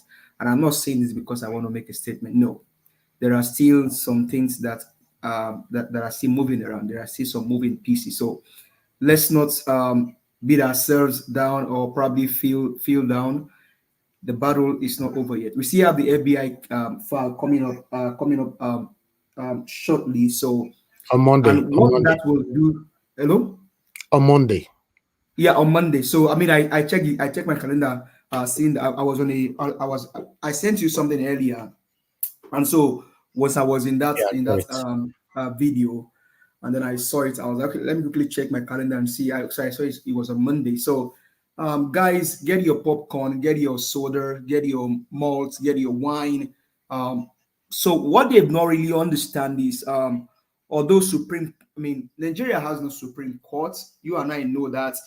The only sad thing is the fact that they're trying to get this guy legitimized, even though he's an illegitimate president. So there are so many things that actually surround this guy called Bola Ahmed Tinubu, the one that you don't even know where he came from, and then you don't even know who his family is and things like that. So there are so many things to it. Now, if you look at the journey of how we get here, we went to the appeal court, and then from the appeal court we went to the Supreme Court, and then from the Supreme Court now we are waiting that judgment will be served by the Supreme Court, and that did not happen. So basically, what happened today at the Supreme Court is just a revision of what happened at the appeal court, because if you look at what they did, there was no deviation, so to say, except for the CSU, the position.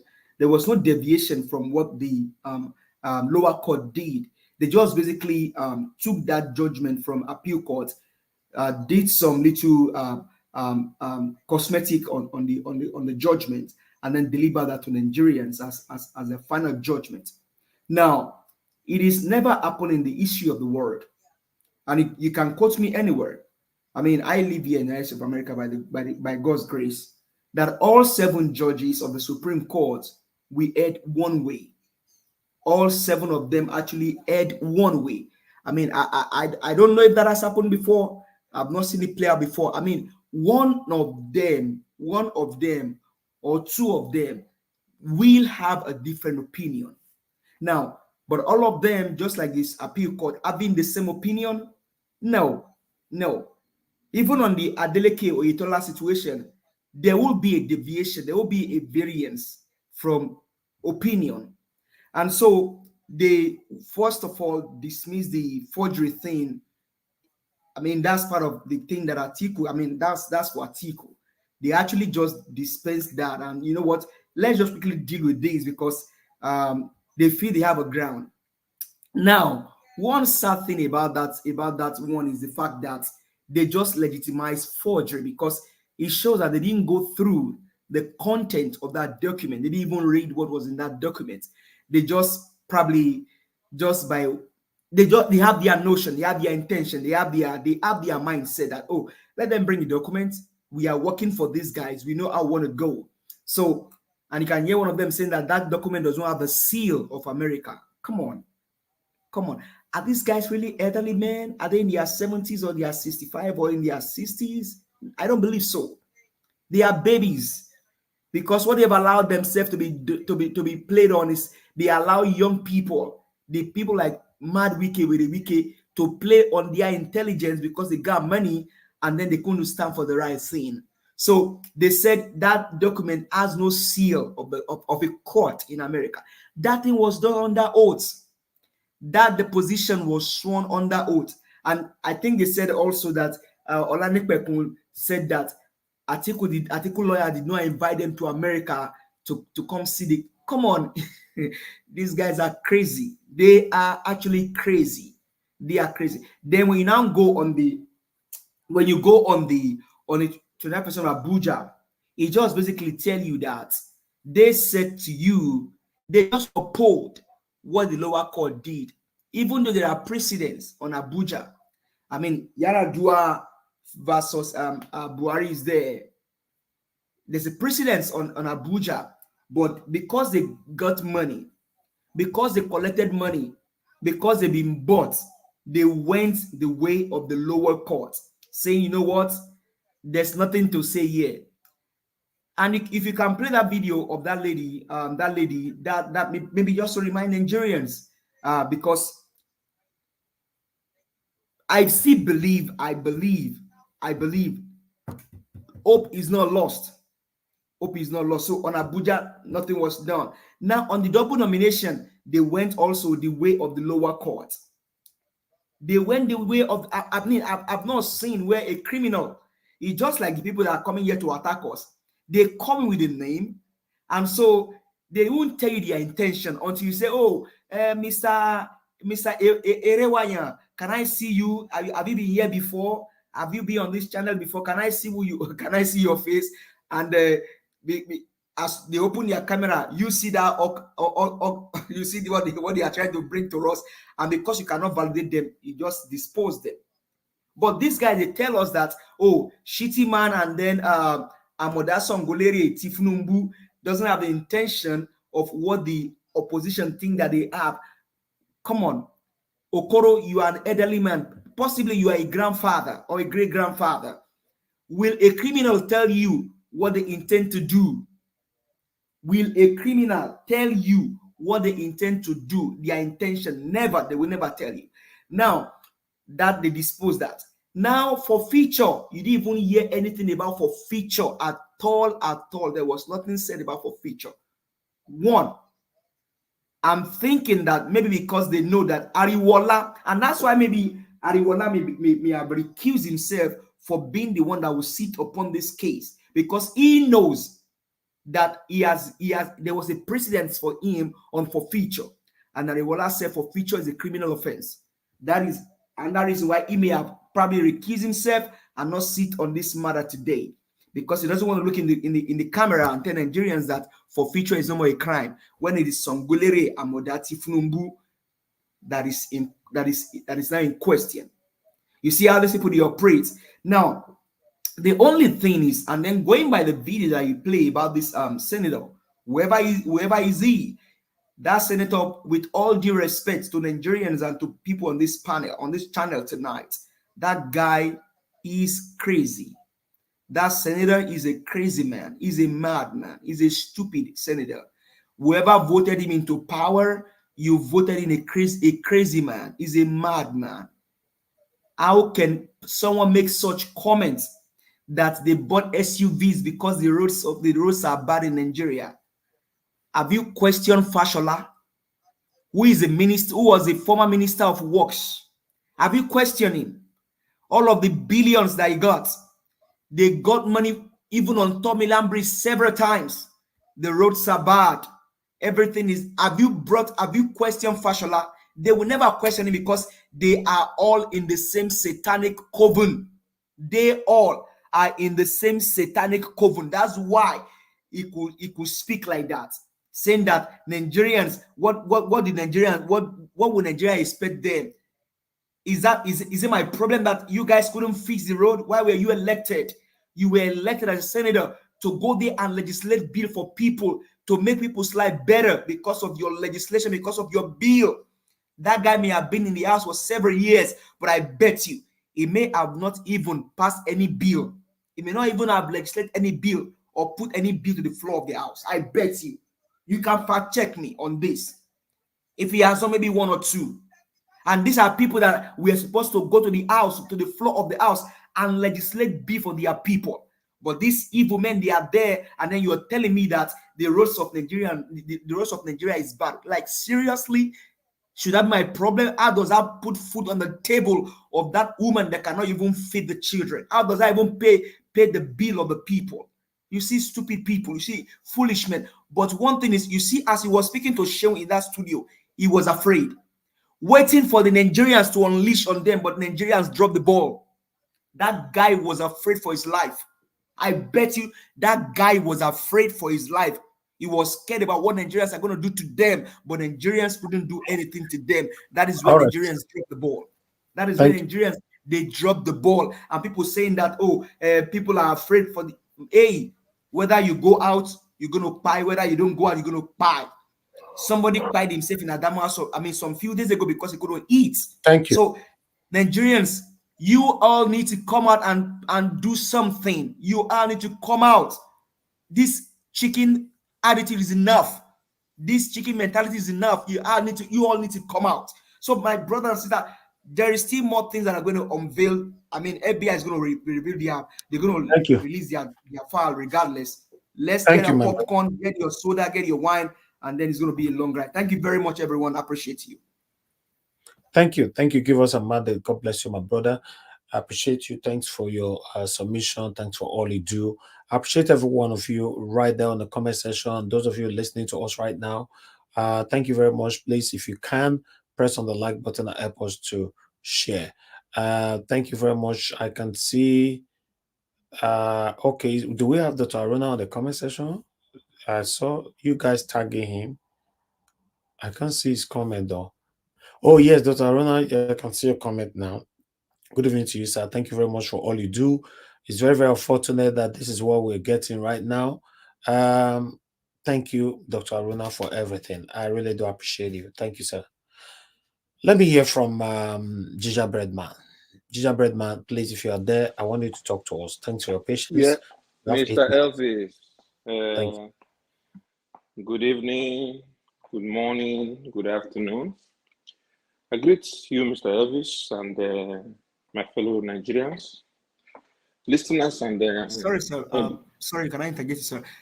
Mr. Elvis, I put about 2 links in the private chat for you. I think Nigerians-Atiku also is making a comment.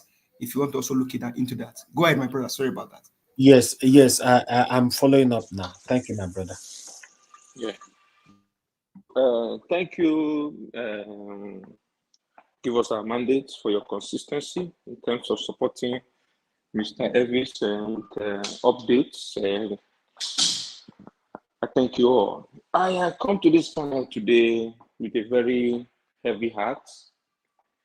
Not disappointed, but actually to say that I was expecting this outcome, you know.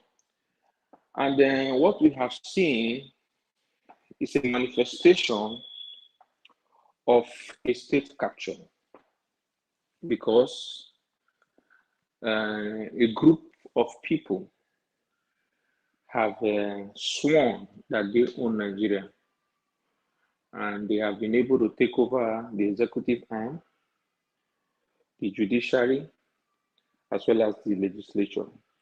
And Nigerians appeared to, be quiet in terms of going on the streets. However, we would not stop talking, because we have come so far by just talking. I want to say that in as much as it appears that we did not, achieve or, get the outcome that we were expecting in terms of what was promised from the get-go, I want to say that we have been able to prove to those oligarchs that there are Democrats in Nigeria. There are people who understand what democracy is all about, which is about selling your idea to the public without any form of bribery or corruption. By just idea selling, you gain the support of the people. And that is what we achieved in this electoral cycle. That a man who comes from a region that has been completely rejected came and sold an idea to the people. And the people came on board. The people came on board not just because of only the idea that was being sold to them, but they came on board because there appear to be a road to transparency in the electoral process, which is the introduction of the BVAS and electronic transmission. They sold it to the Nigerian people to an extent that we believed that our vote will count. And Nigerians believed, but still they were not motivated to participate until a man came and sold an idea.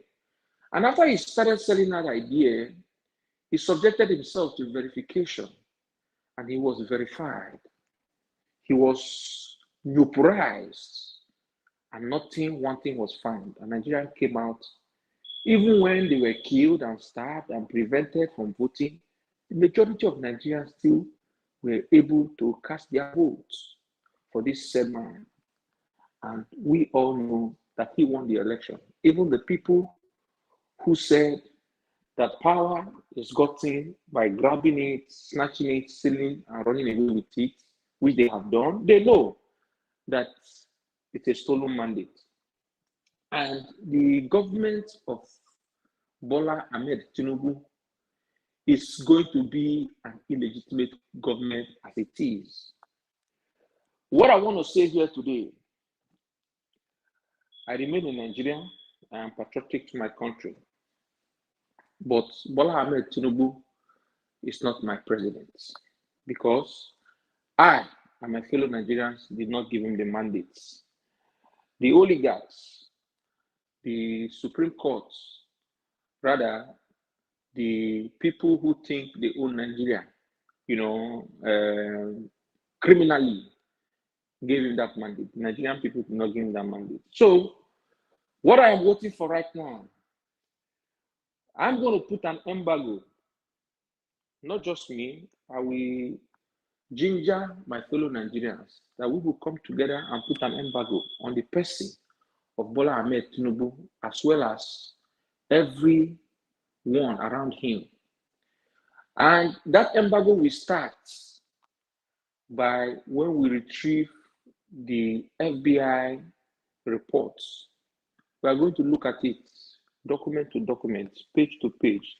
By the grace of God, I live in a country that obeys the rule of law.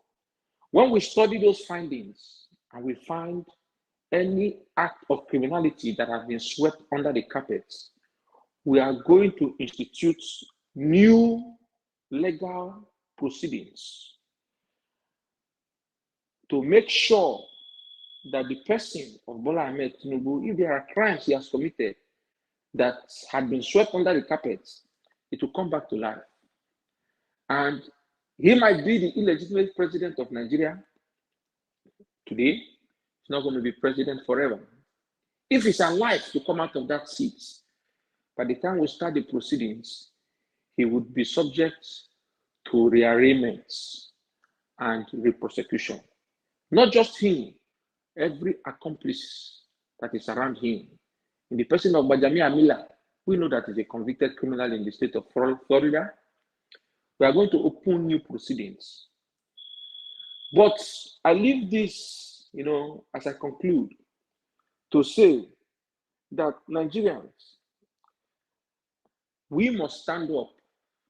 We have tried democratically to follow the rule of law, but it did not work because the three arms of government are occupied by these criminals.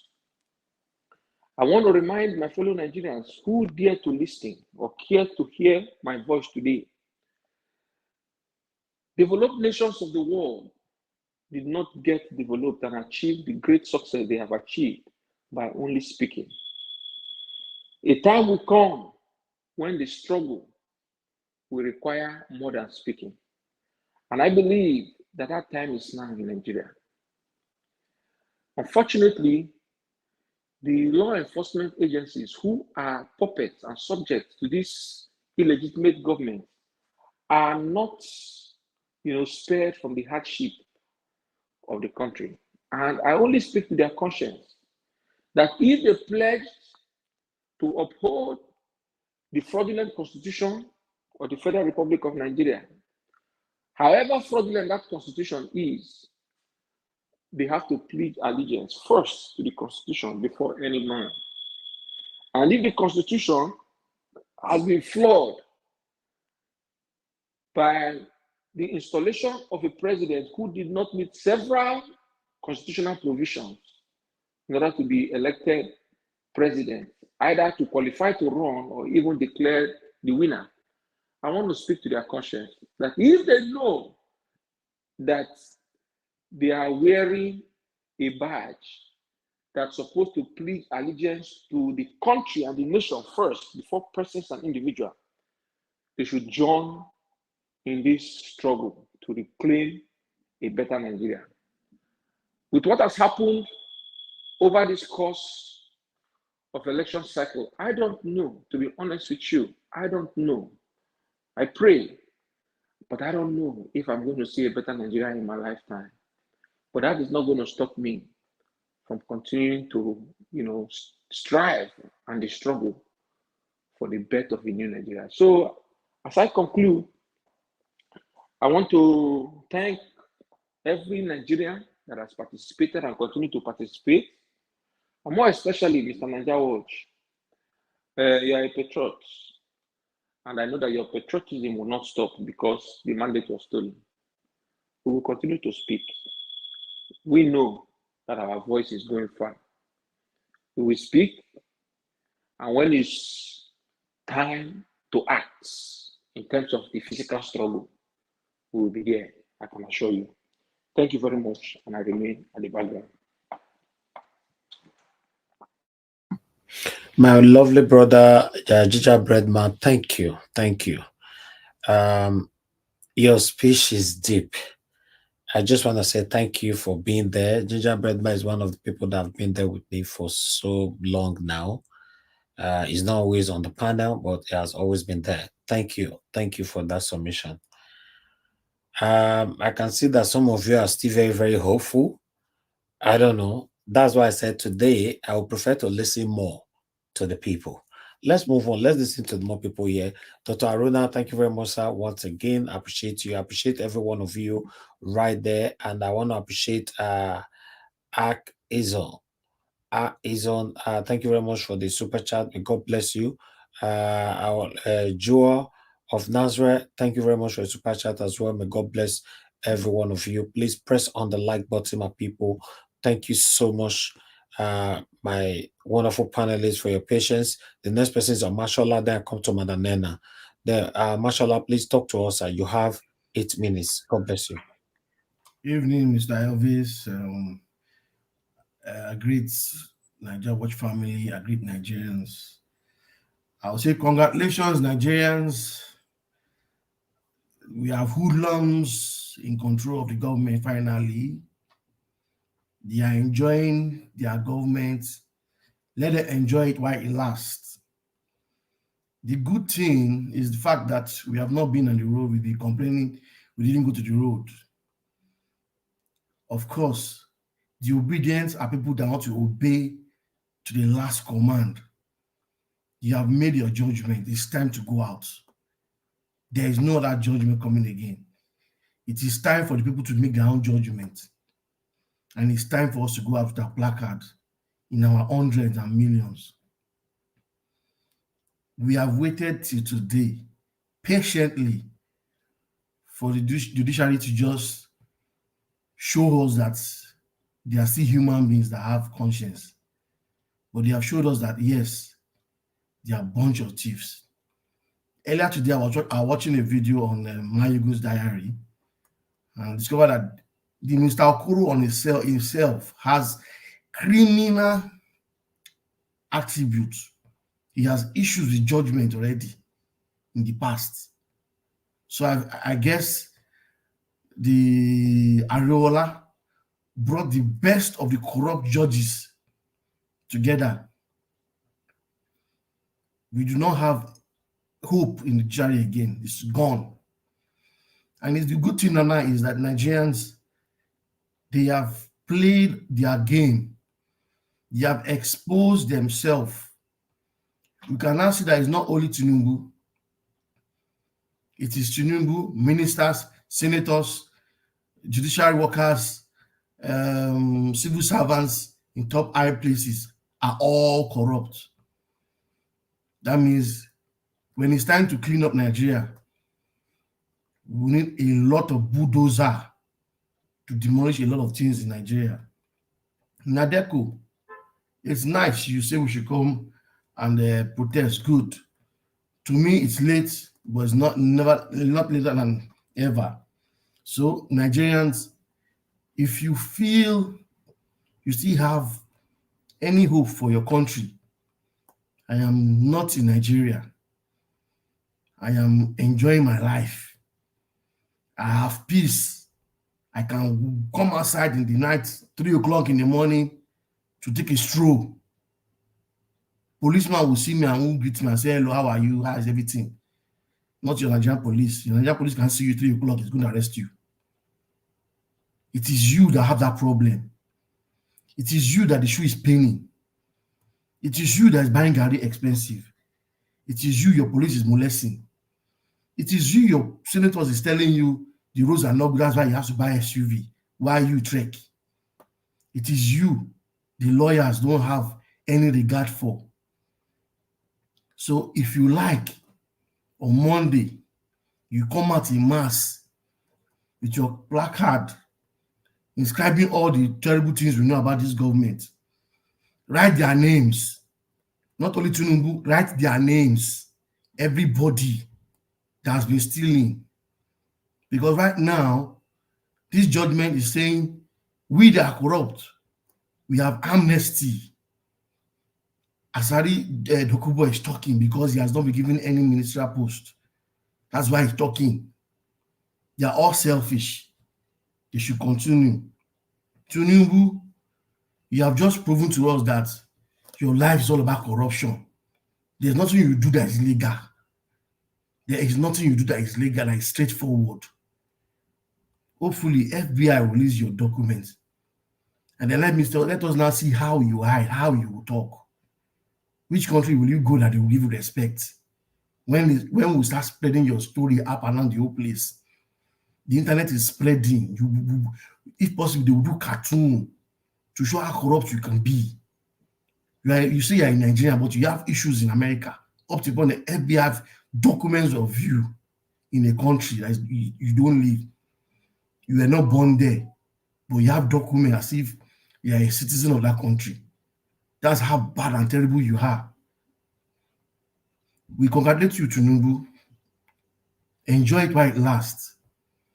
But the main judge, the ultimate judge is God. And he's the only one that knows the reason why you're still standing. If you can buy all the judges in the world, you can't bribe God.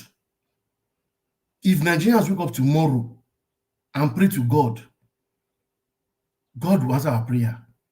But we're tired of praying because you have been praying from 1960. Nothing has changed. The prayers have not given us good road. The prayers have not given us good governance.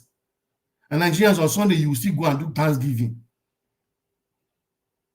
Foolish Thanksgiving. And the pastors will still collect your money.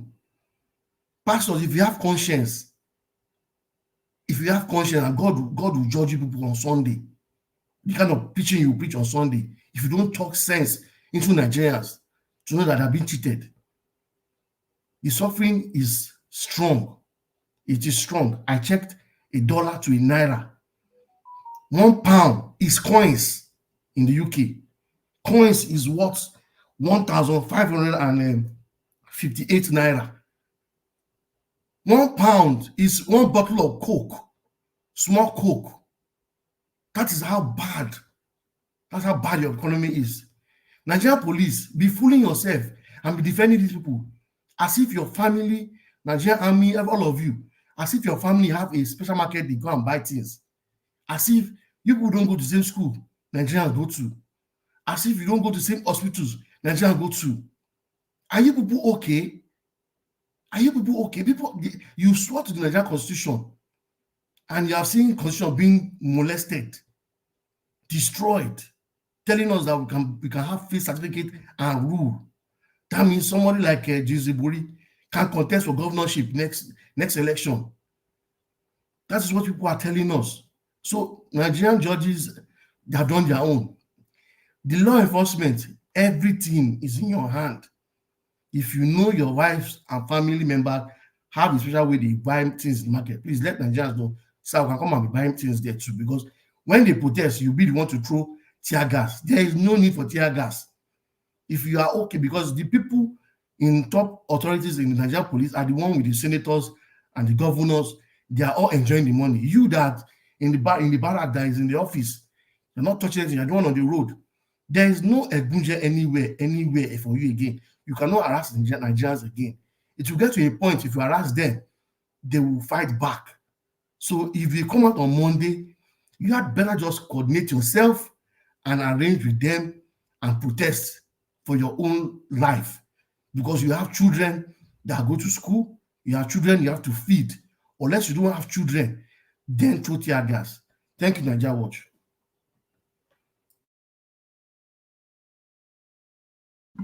Thank you very much, Omashola. May God bless you, my brother. Thanks for your submission. I appreciate you. Madam Nena, are you there with us? Yeah, sure, Miss Ibis, I'm here. Thank you very much, man. Good evening to you. Good evening, good afternoon.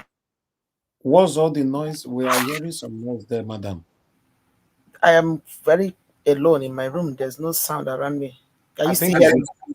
your speaker. Okay. You're better. Are you still hearing me? There's the noise. When you move, the noise keeps increasing. Just stay one place. Thank you. I'm not moving. I'm sitting down in a place. Okay, you are good now. Thank you. Okay. All right. Thank you. Good evening to you. Talk to us. Good evening. Good afternoon, everybody. Once again, I have to say, just like everyone else is saying, Mr. Avis, thank you so much for this opportunity, and thank you so much for the resilience, the persistence, and the fire you brought into this movement, this particular struggle that we are in. I believe, like everybody have said, it is not over yet. I don't know how it's going to happen. I don't know what is going to happen, but I don't want to believe that this is the end, because at a time that people rise and people begin to talk and people begin to, talk and things begin to happen the way it's happening now. I mean, it's a matter of time. One thing or I don't know how it's going to happen will really trigger the change that we expect for those who think that they have won. Like you said, Tinubu and his cohorts, the Justice Nyangokuros, Sanami, or whatever, all of them got to put together. We congratulate you all. We congratulate you all for once again telling Nigerians that they don't matter. Telling Nigeria as a country that it can burn to ashes and you people don't care. Congratulations. Posterity will remember you. Posterity will remember you. That is just one thing that is clear. Today there are people we can remember, we can call, say, this is what they did, this is the kind of footprint they left on the sand of time. Posterity will remember you. So Mr. Elvis, I just want to encourage you. I just want to also say a very big thank you to you. For me, for one person, before, when things like this are happening, or maybe I'm one person that is interested in things that happen around me. I talk in my own little corner, but having the opportunity of being in a platform like this where you can talk and many people will hear your voice and whatever we say goes out there, I mean, it's a privilege, and I thank you for making that a possibility. I know it's not easy. Like I always say, for everything that is done in Nigeria Watch family, on this Nigeria Watch platform, you are the common denominator. You are the common denominator. People like us, like for the past few days or so, I've not been here because I'm working. When I'm working, I'm not here. I'm not able to be here today because I'm not working. So, but for you, you are always finding it the opportunity to be here, to do what you do, to give people voice and to give people to enlighten people and everything. So I mean, there's no way you can lose your reward. God will bless you and God will continue to strengthen you, and this struggle will not be in vain. God bless you. God bless your family. God bless everything that concerns you. Thank you for everything that you have done, and I want to also extend this appreciation to every right-minded obedient family. Look, if you are truly part of the obedient member, your obedient family, just know that there's still more work ahead of you to do. Because when it comes, what's going on? Can you hear me? Yes, you are good. I'm hearing myself back. I don't know why. Oh, okay. I don't know. You are Hello. good. Okay. So when for some reason I just lost my line of thought. Anyway, when a society comes to a point, or maybe when you find yourself in a situation, when something gets to the point where there are no people who are checkmating or opposing, then it becomes terrible. So the point is that I'm trying to make is that everyone who is truly believe in this obedient movement, if there is any time that you must not give up, it should not be now. This what these people are trying to do is to find a way to suppress, to silence every other person in Nigeria, apart from just this little few bunch of criminals that we have. But you must not allow yourselves to be subdued. And I want to say something here, just for us to understand again. Except you do not belong in this family, who are the obedient members? The obedient family are the downtrodden, the youth who have suffered, the ones that have gone to school that couldn't find a job, the ones who have been impoverished by the wickedness of the masses, the ones who have, constantly expect things to change and things are not changing, the ones that try to see, have been looking to find a way, to find a little bit of succor in a country they call their own, the ones who see wealth, who only hear about wealth, see wealth, but they cannot reach the wealth, even though that wealth is just by the corner. Just like somebody who sits and you have, a lump of sugar by your mouth, yet you still cannot reach it. These are the people that are obedient. And then suddenly God brought a man that we saw, of all the candidates that came out to contest for this election, we saw a man who is not a saint by every sense of the word. But then we can say that this man, at least, he has a record that is verifiable. He has a record different, more clean, more genuine than the rest of them. And these people who have been placed in a position of hopelessness suddenly find a man who they entrusted and invested their hope on, and suddenly this same little, few criminals who does not have anything at all that is called good in their hearts, these dark-minded individuals decided to dash that hope. These are the obedient people. And if you still believe, and if you still hold on to that desire that things need to be changed, things need to be changed in Nigeria, that there have to be a change, there should be a turnaround, there should be a true sense of, hopefulness in that country, in the country called Nigeria. You must not give up at this point.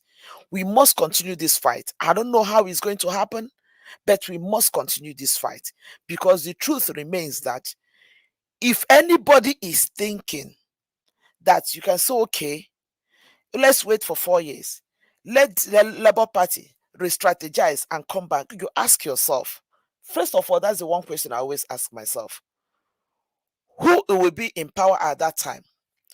Who will be the one that will, the umpire of the election that time? If you think with these people who are here, no matter the re-strategizing that you want to do, nothing will change as long as this bunch of people still remain in power. There is no way, absolutely no. In fact, if things remain the way they are right now, come 2027, there will be no single party except from APC that will win election. That is a reality. That is just a real. Look at the opportunists. That is what I call them, that find themselves in the House of Assembly, the upper chambers and the lower chambers of Nigeria. Those are people who got there through the P2B phenomenon. That P2B phenomenon might not be there in 2027, irrespective of what it is. So that we even say that there are people, even though we know that we have, it has become obvious to us at this point that those people are not there representing the obedient family, that these people are not there with the same ideology that P2B has. Because if they do, by now, we should be hearing them say something. By now, we should be the likes of this woman in Abuja, Kingibo, the likes of them. By now, we should be hearing from those people. As Abure is talking, as Kenneth Okonkwo is talking, we expect to see these people rally around them, stand. Look at the way I immediately after the whole thing, Bajabi Amel and the likes of them, those crooks, they gathered to do their. We expected, we should have seen all these representatives that rode on the back of the B phenomenon to get into the house. We should have seen them come out to talk. They are opportunists, but it's okay. It is okay. Maybe we can add them to the APC and say, congratulations, enjoy it while it lasts. Because the truth about it is that this opportunity that you have, this opportunity that you got at this point that took you to that place where you can comfortably sit down and expect to be given a jeep of 160 million, when your most of them do not even have a good road leading to their own father's compound. And if you can comfortably sit down and sit like this lousy man that came on channels to disgrace himself, to make it obvious to Nigerians that these people have nothing in stock when it comes to the welfare of Nigerians. Look at the simple questions that were thrown to this man. Look at the simple questions that were thrown to him. He asked him a very pertinent question. You saying that you want to get this thing because the roads in Nigeria are bad. Is that not an indictment on you as a lawmaker? Is that not an indictment? Party that is the ruling party that has been ruling this country for the past 8 years, and this man has nothing to say. When the rest of the people are busy, putting their legs into mud, waters, and everything to cross from one location to another. These people don't care about building the road. All they care about is to. And you ask yourself, how many of them actually drive to their hometowns? How many of them actually, in reality, drive to their constituencies? They all fly. So, if you are truly an obedient family member, you should know that this is not the time to throw in the towel. And Mr. Elvis, I just want to say this. Maybe I see things from a different perspective than everyone else. When you were making a statement, you said Kenneth Okonkwo has given up. I don't believe he gave up. He is simply talking from the point of the law. That is the way I see it personally. I don't want to believe that he has thrown in the towel. He is talking from the point of the law. Okay, the Supreme Court have said it. What do we have to do? I didn't say he gave up. He conceded. If you did that speech, Mr. Elvis, can I say this quickly? Okay. Yes, when he made that statement, he was putting on the attire of the lawyer. So he has a professional statement. That's the way I say it.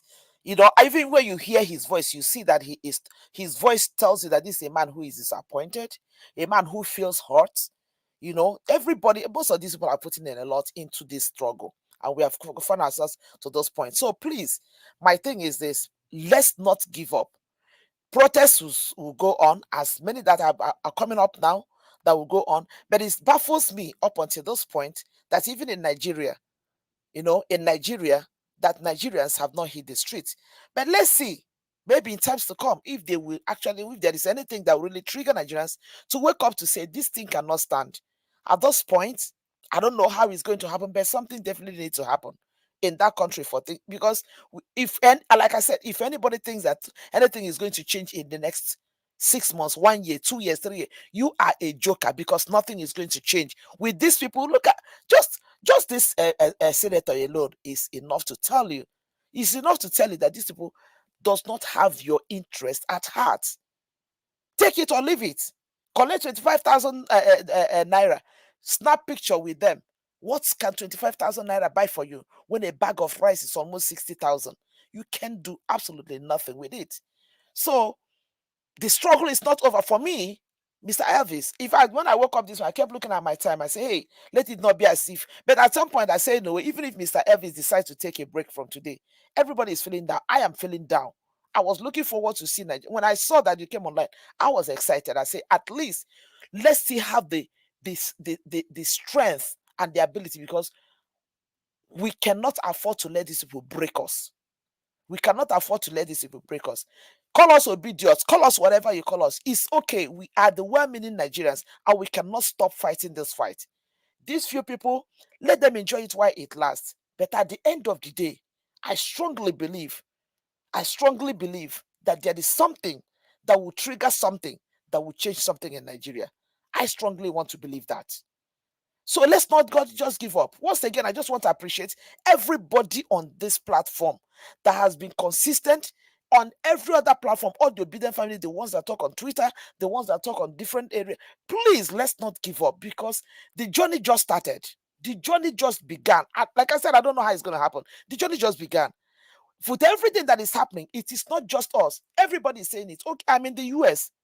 I am living the best of my lifetime of my, and I'm telling you, I am living the best of my life here. By the grace of God, there are some people tell you, oh, okay, people are abroad. They are doing mini. I don't do menial job in America. I am not doing a menial job. So I am good. I am good. But the point is this, whatever I enjoy now, this is the reason why we do what we do, just like Ms. Elvis will always say. We want a little bit of it for our people back home. We want a little bit of it for our people back home. As we talk, people in the diaspora, please, my people in Nigeria, let's just wake up and see what we can do. Because it will be so unfortunate that at this point, everything has happened and Nigerians will just go back to watching Big Brother Nigeria. Go back. Those things will not change anything in Nigeria. It will not change anything. If you are truly an obedient family member, a power who believes in this obedient movement, if there is any time for you to be more active, it should be now. They have done their own thing, carried a bunch of people as usual, pay them maybe 1,000, give them placard, and they started what they did. They put it, there's jubilation in Abuja. Count the people that were there. They are not even more than up to 20. Count them. I saw the video. I'm like, look, what is this? This is their usual thing. They want to give people the impression that people are excited. Of course, the faces of those people who are carrying those placards, you know the people who are excited and the ones who are not. It is so sad. And then coming to Asari Dokobos thing, I'm not listening. At least I saw that Asari Dokobos thing. All I said was like, at least we seen it. Last, like Nigerians will always say, every Nigerian will collect breakfast, lunch, and dinner. Last, Asari Dokubo is crying because he was expecting something. He didn't get what he wanted. And now he's crying. Who is he crying to? Who does he want to listen to him? Us? I am not listening to him. I'm not paying attention to a buffo like him. I'm not paying attention to a human being like that. This is just the beginning. People will still have more people will still have more reason to cry. But for the obedience, let me tell you, people, you are the real heroes. The ones that are able to bring out the worst, to make the Nigerians see the worst in our government, to make the world see the worst in our judiciary, to make if this election did not happen, maybe today the Chicago issue will still be the way Jennifer Emi left it. But thank God that for the obedient movement that came out, and with this enthusiasm, with this move, with this energy that we have, that's brought out a lot of all those things that we are seeing right now. More are still going to come. More will still come. A lot of people are getting exposed. A lot of things are getting exposed. Let's see how this whole thing plays out, both locally and internationally. They think it's over. It is not over. They can jubilate for all they care. I heard the Kaya was saying, hey, at this point, it is mandated for PDP and Atiku. They must have to come to and say, look at this fool that should hide his face in shame. Because these are people who are nothing but a disgrace that has nothing to offer Nigerians. But Nigerians, you must know that if there is any time, I'm talking about the true, sensible Nigerians, the ones who truly care for the well-being of this country, for the change that we truly care about in this country, if you are part of them, this is not the time to just throw in the towel. This is not the time to just relax. This is not the time to say everything goes, because if you are hoping that in 2027 that something will happen, it is a lie. Ask yourself, has Mahmoud been removed as the INEC chairman? Of course not. I saw Wike is already bragging that in 2027 that nobody will come close to Tinubu in Abuja. Abuja residents, he is talking Thank to you. you people. Listen to him. But Nigeria's obedient family, please, this is not the time to give up. I know we feel down at this point. I do feel that because I feel terrible, but I am gingered up. I am gingered Thank up you. because I cannot give up. Thank you so much, Mr. Elvis. God bless you once again. God bless everyone. God bless this channel. God bless everyone that is part Amen. of this struggle. We must get to what we are looking for. Anyhow, by hook or by no matter what. We are not stealing, we are not grabbing, we are not running away. But we must do something must happen. Something must happen. Thank you so much. God bless you. Thank you, Madam Nena. May God bless you too. Thanks for the recognition, for your prayers. I'm grateful. And I also want to thank you as well. Thank every one of you who have been supporting us, genuinely supporting us, joining our panel. We are very grateful. As for me, if anybody is thinking that I will give up for the betterment of Nigeria, I will never. Why? Giving up to where? That's what I'm saying. Giving up to where? My stand is for a better Nigeria. So the Supreme Court have given their own judgment today. That is not enough for me to now say that I'm not interested in Nigeria anymore. No, I love my country. I'm a patriotic Nigerian, and I can never say that I'm not interested in anything to do with Nigeria anymore. I want Nigeria to be better, and that is my stand. And I'm very, very hopeful that Nigeria will be better somehow, someday. Thank you very much, my people. It's very, very fortunate that the people back there now will feel more of the pains than we that live in the diaspora. That's just the truth, So let me call on the next person, which is Mr. Chris Dublin. Then I'll come to Madam Ame before Madam Busy Brains. Thank you very much, Mr. Chris. If you are there, if you're available to speak now, good evening to you, sir. It's good to have you on the panel. Yeah, good evening, Mr. Nanjawatch, and good evening, everybody in the panel, everybody in the comment section. Can you hear me? Yes, sir. You are good. Good evening once again. I greet everybody that has been following this program online, through their mobile phone, everywhere, just to understand on existing protocol and to make my own deposition. And this evening, I don't want to talk much about politics. But I just want to praise the effort of Mr. Nanjawat and everybody that has been a part of this wonderful and turbulent journey. Irrespective of the outcome of the Supreme Court, I believe we've all fought a good fight, and for that we must commend ourselves. But like I said, I just want to specially salute you, Mr. Nanjawat, for all that you have done. And in order to capture that, there are so many words I could have said. But I have decided to put everything in a simple ode, or we can call it a poem. And if you allow me, I'll just read the poem that I've written specially for you. So, sure, sir. Good. Thank you. Okay.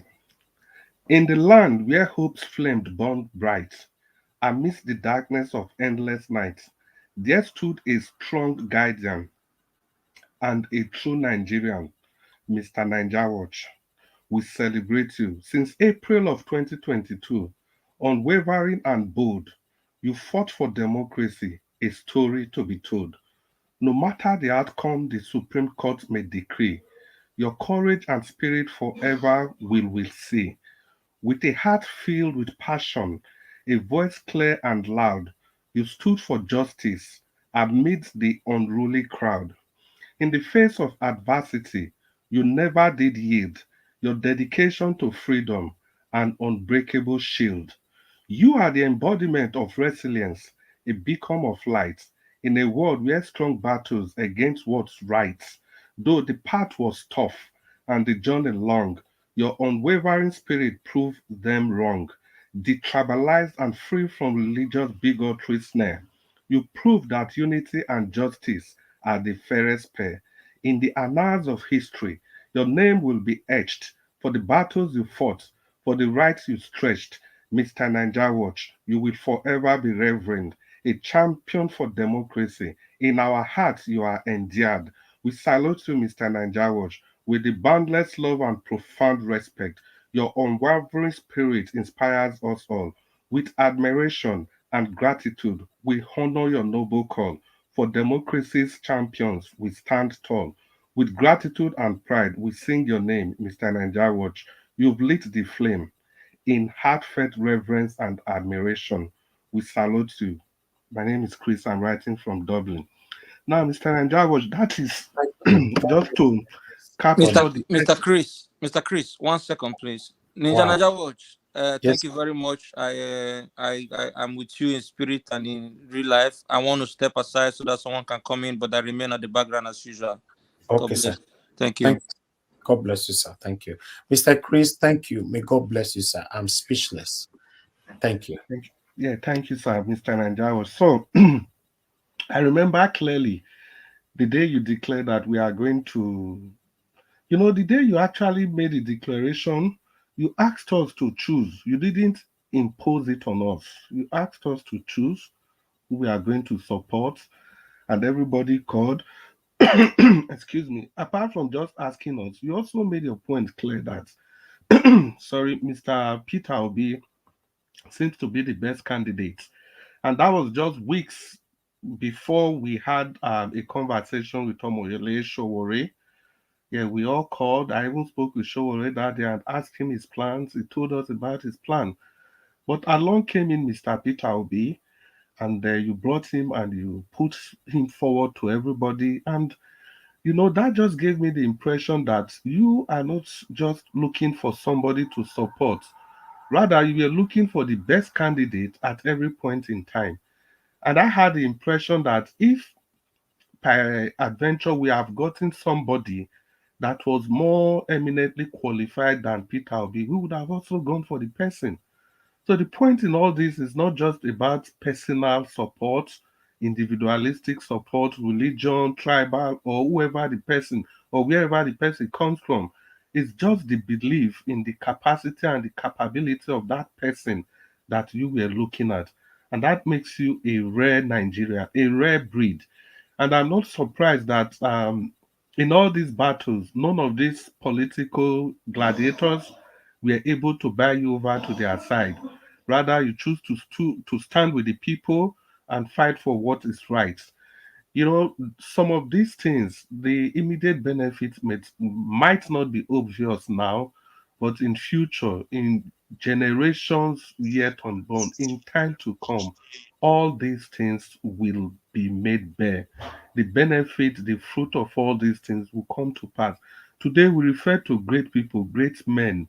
It is not because of what they did instantly, but it was what they stood for over a period of time. So these people will be remembered forever. And I think you have earned that right. You are now in that hall of fame. You have earned it, and all the soldiers, the people that fought with you, everybody in the panel, they are just too numerous to mention. But well, that's even though they are too numerous to mention, that will not stop me from mentioning Mommy Diaspora, who has been there all along. All along, she has been there, and many of the other foot soldiers.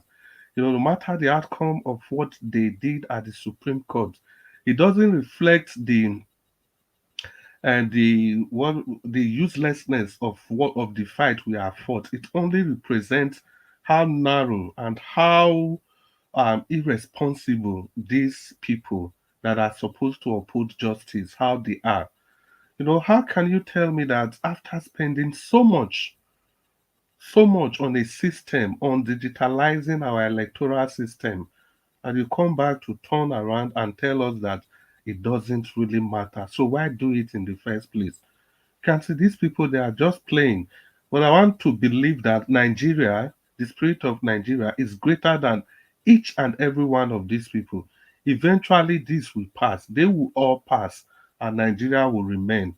Mr. Nigeria Watch, like I said, I don't want to delve into politics. Today is for you. I actually wrote that point since yesterday, and I've shared it on the WhatsApp group.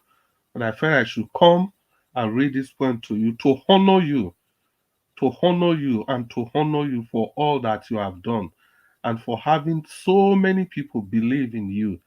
Mr. Nigeria Watch, thank you for all you've done.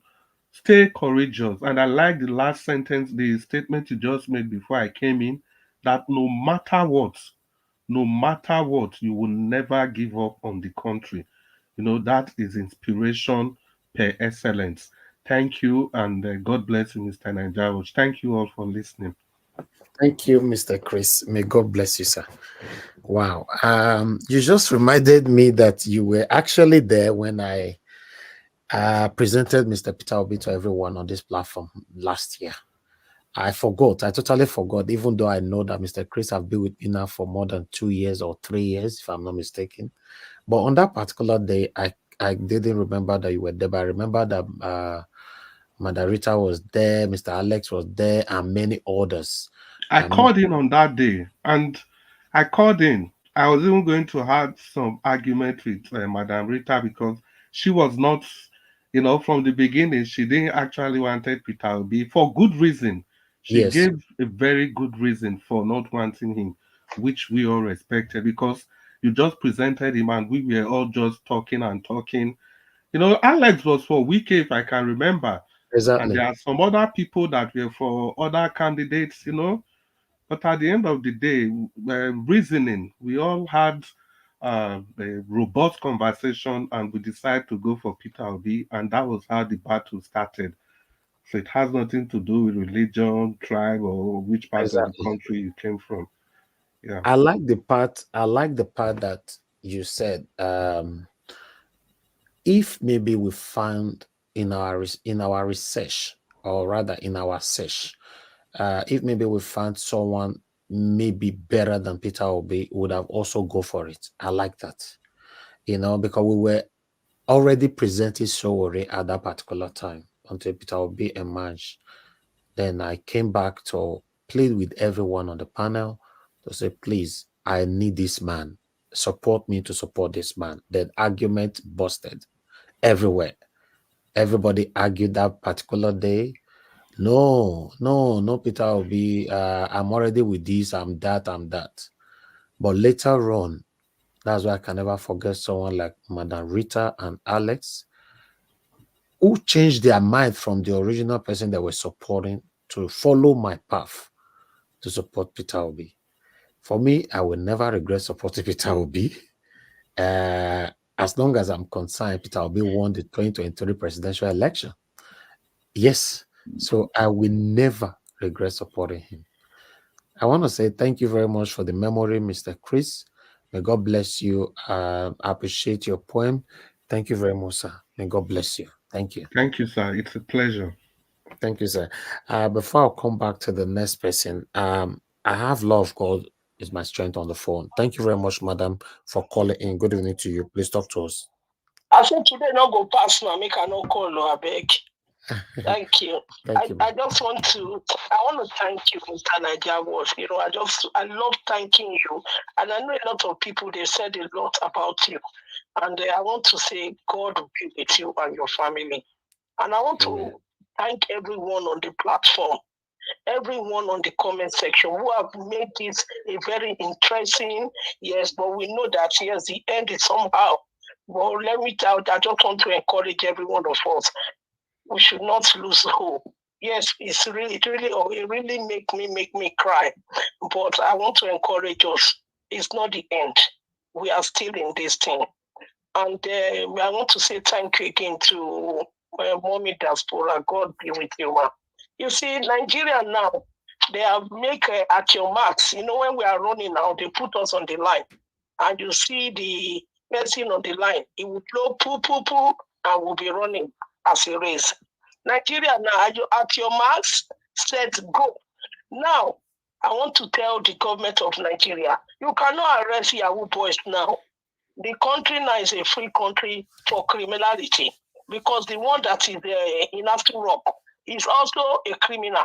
So if you catch any criminal down the road, how can you tell them that why are you doing criminality? Because even in a Supreme Court, we have criminal. In a airport court, we have criminal. Everywhere is full of criminal. So where are we going to go and hide the Yahoo people or the one that they catch that is jumping through the window? The country is now set. Who is going to carry first in criminality? That is what the country has turned to. So there's nothing now. Nigeria now, there's no law. It's free for all to take. So we now have at the head of a country, at the head of our country, a criminal is there. So everybody now, they are telling them that you can go anywhere and do anything. Then tomorrow come back and be the president of Nigeria.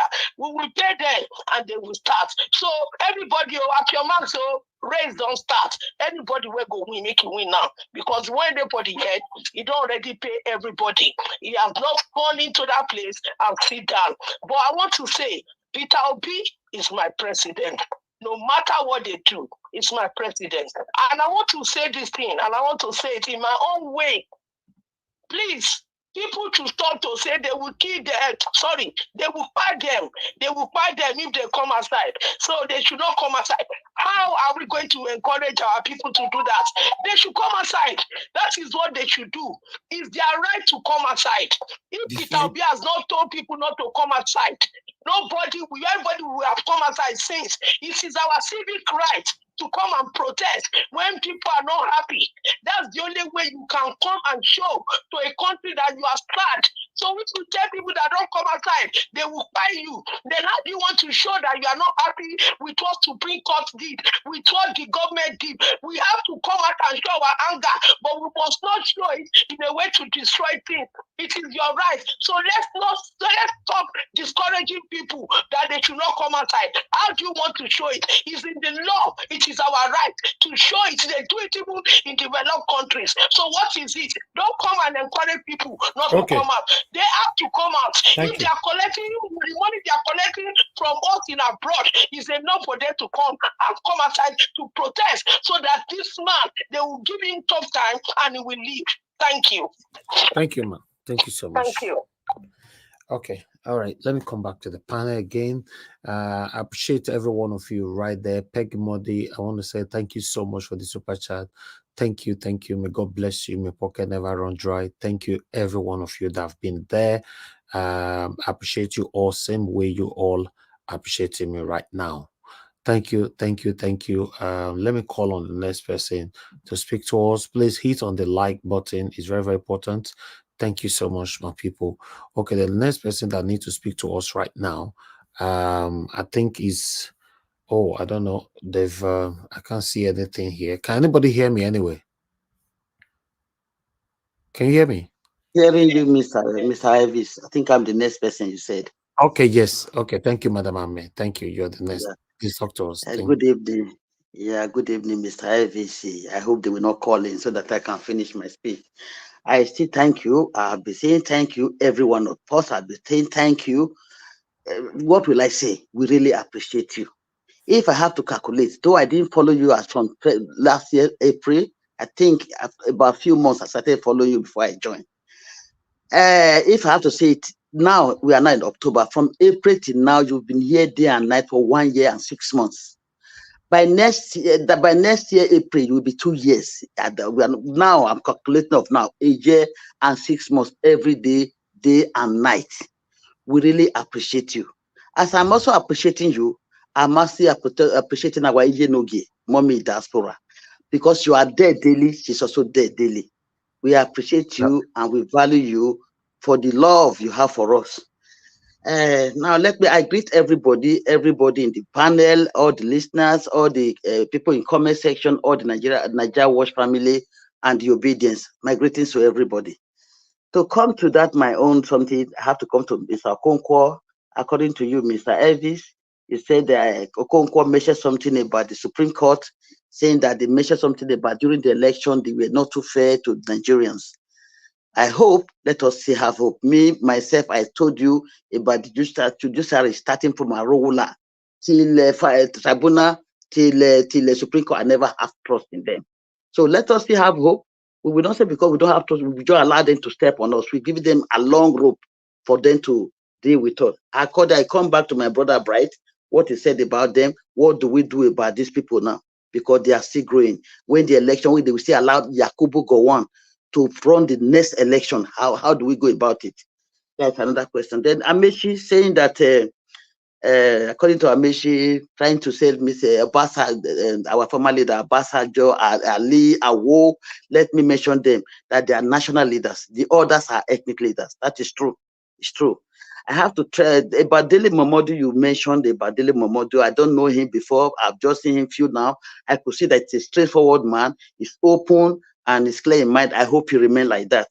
Coming back to the Asari Tukumbo, according to Erufai, according to the music, at Asari Tukumbo, that music Erufai sang, it passed. You have to wait for your own time. Otherwise, you'll be supporting Tinubu ever since then. Now that you didn't have position now, I know you are right in some ways, but you've been in support. You fail to realize that. You have to take your cake too. The senator who was talking there, I don't know his name. Shame on that man. I don't know who voted him there. That is saying that, don't you see other tribes, other people, what they are doing? Are we the only one? Is shame on him. You can read it in his body movement. He has nothing to say there. He was just fumbling, mess up his head there. So he should go and face this thing. About the Adeko, that fake man that have been hiding his face under something, is now thinking of protest. He should go now. He should start the protest. When we follow him when he starts. I will say, let us now wait for Dr. Jeffrey, about the FBI and CIA. If at all they are really out for us, if that will come, I said it will come out around 30th of this month. Before it was 27, I had. Let us wait and see what we can do. After that one, we can see. As my sister said, the sister that spoke last now, I hope any of these governments will not be holding any other criminal at home now, because we have criminal as our head. The stain he's trying to put into Nigeria's head. I think all those seven lawyers that were there today in Supreme Court, starting from tribunal. I'm sorry, let me use this few language that I am managing. I first of all use my language. I could tell them, why judge in Nigeria Supreme Court in any hour time, why is that? I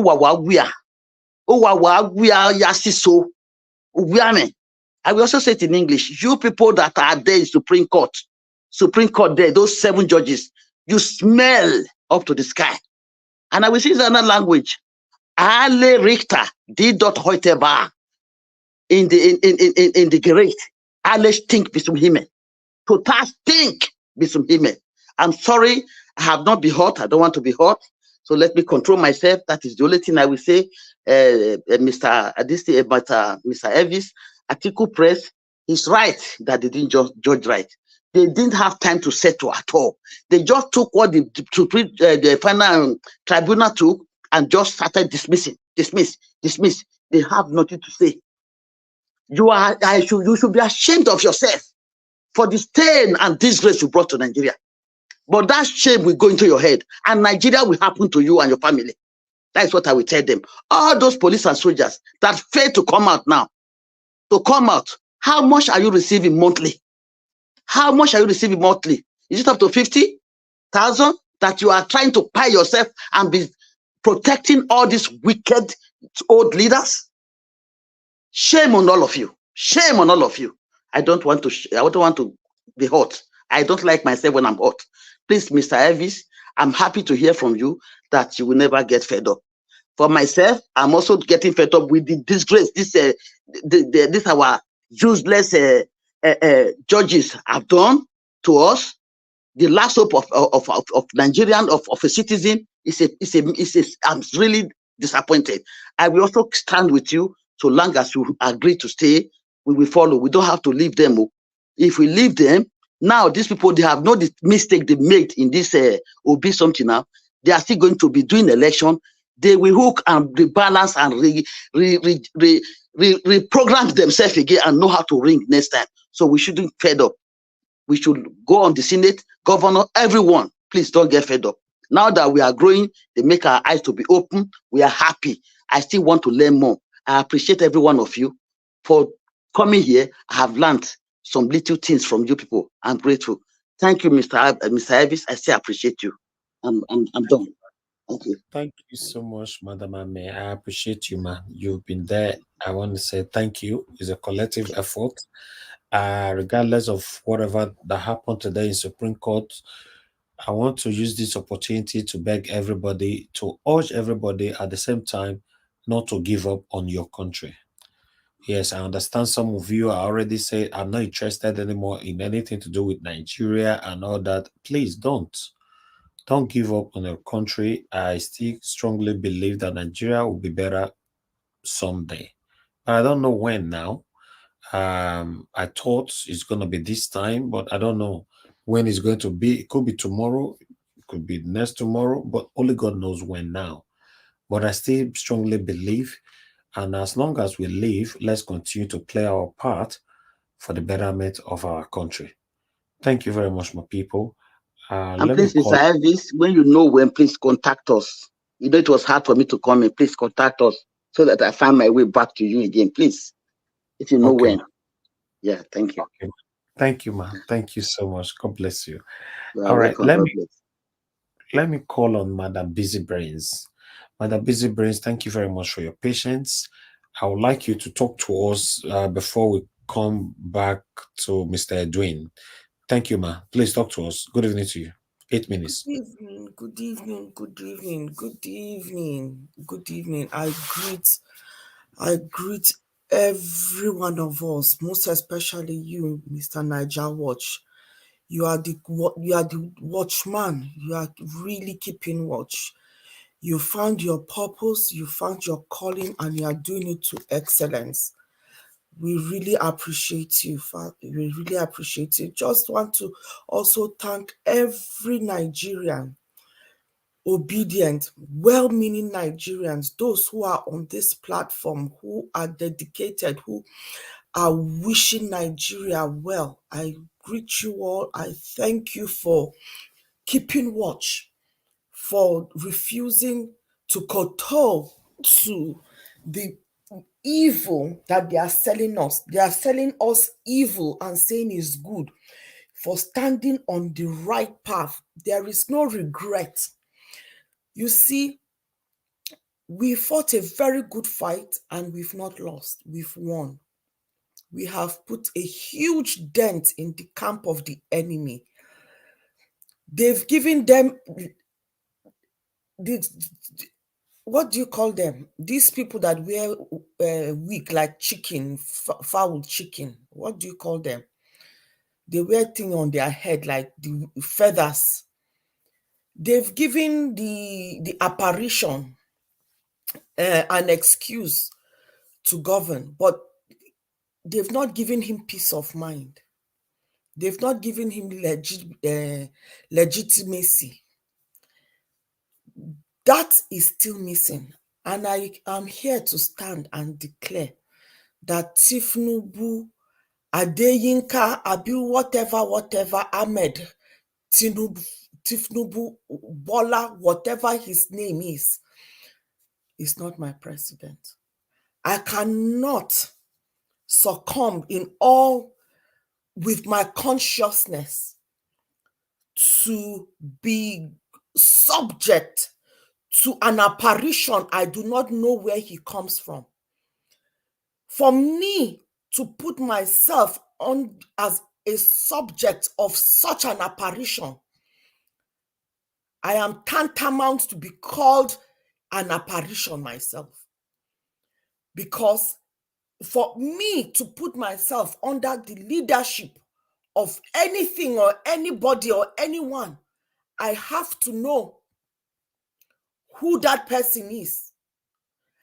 I have to be convinced that that person is who he says he is. We've gone through this exercise. We've given this man we've given him lots of opportunities to tell us who he really is. He has not taken that opportunity to clear our mind. How can I subject myself to such evil? How can you that know who you are Know where you are from. Know your struggle. Know your past. Subject yourself to a man that does not know to yesterday. How do you think he will know tomorrow? I reject it with everything that I hold dear. I reject it with my spirit, with my soul and my body. He's just sitting down and keeping the place warm.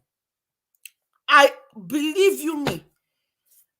We have fought the fight and we've won it already in the spirit realm. Now just wait and watch and see how it will manifest. Mr. Niger Watch, we will come here again and converge and talk about how the tides have turned. I still stand by my faith. I still stand strongly by my faith. I'm a Christian. And I stand by my faith that good will never be conquered by evil. And that evil has not conquered our good. Just wait. Keep watch. Just keep watch. We will come back and converge and declare that the apparition has evaporated out of our lives, out of Nigeria, and we will be restored. What we are going through right now is a period for us to open our eyes. We need to be participants in our governance. We cannot just allow buffoons, nincompoops, fools from the pit of hell to come and take residence in our institution of power. We've let it happen so far that's why they've entrenched themselves so deeply. So right now they are being uprooted. You might not see it, but I strongly believe that they are being uprooted by their exposure. How many of them have we seen naked now? How many? Do you think, in all honesty, that tomorrow we will come back and with these people, when we get ourselves right, everybody is now knowing that this is the kind of life we should not live. We've allowed ourselves for so long to be succumbed to doing the wrong things so that we can justify it by the mere kobo we will get at the end of the day. Nigerians, let us just wake up. Let us just stand in the path of righteousness. Let us stand in the right of doing good. And when we are doing that, it is a doing word. It is a doing word. You do not like what is going on. You have to show it in your actions, in your words, that you do not agree with it. You've done your part. Nobody can ask you for more. You've demonstrated your faith in going to the ballot and putting your vote. You've chosen who you want to lead you.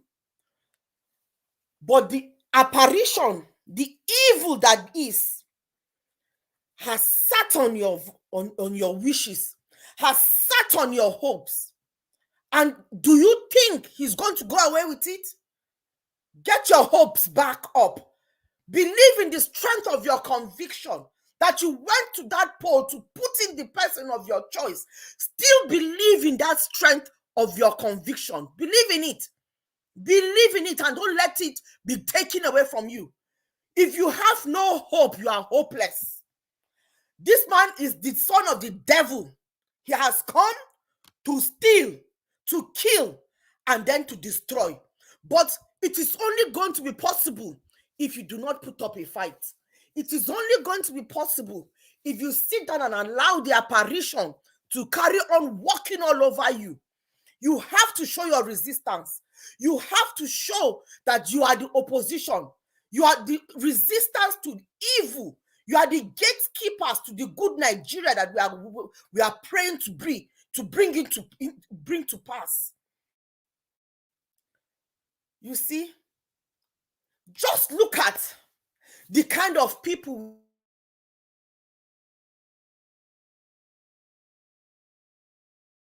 is going to ride a vehicle of 160 million naira. Oh, my Nigerians, some of you, no matter how hard you work from morning till night, till thy kingdom come, you will not be able to amass 1/10 of what those people are driving. That is just one cow. And they're asking him question. If you are not listening, hey, I do not know what is in your heart. I just pray that those that are supporting this satanic system, the satanic government, just look at that. I think we need to have shots of that man. Let us make him trend. Send it to all these Agbado people. Let them see their people, the way their people are reasoning.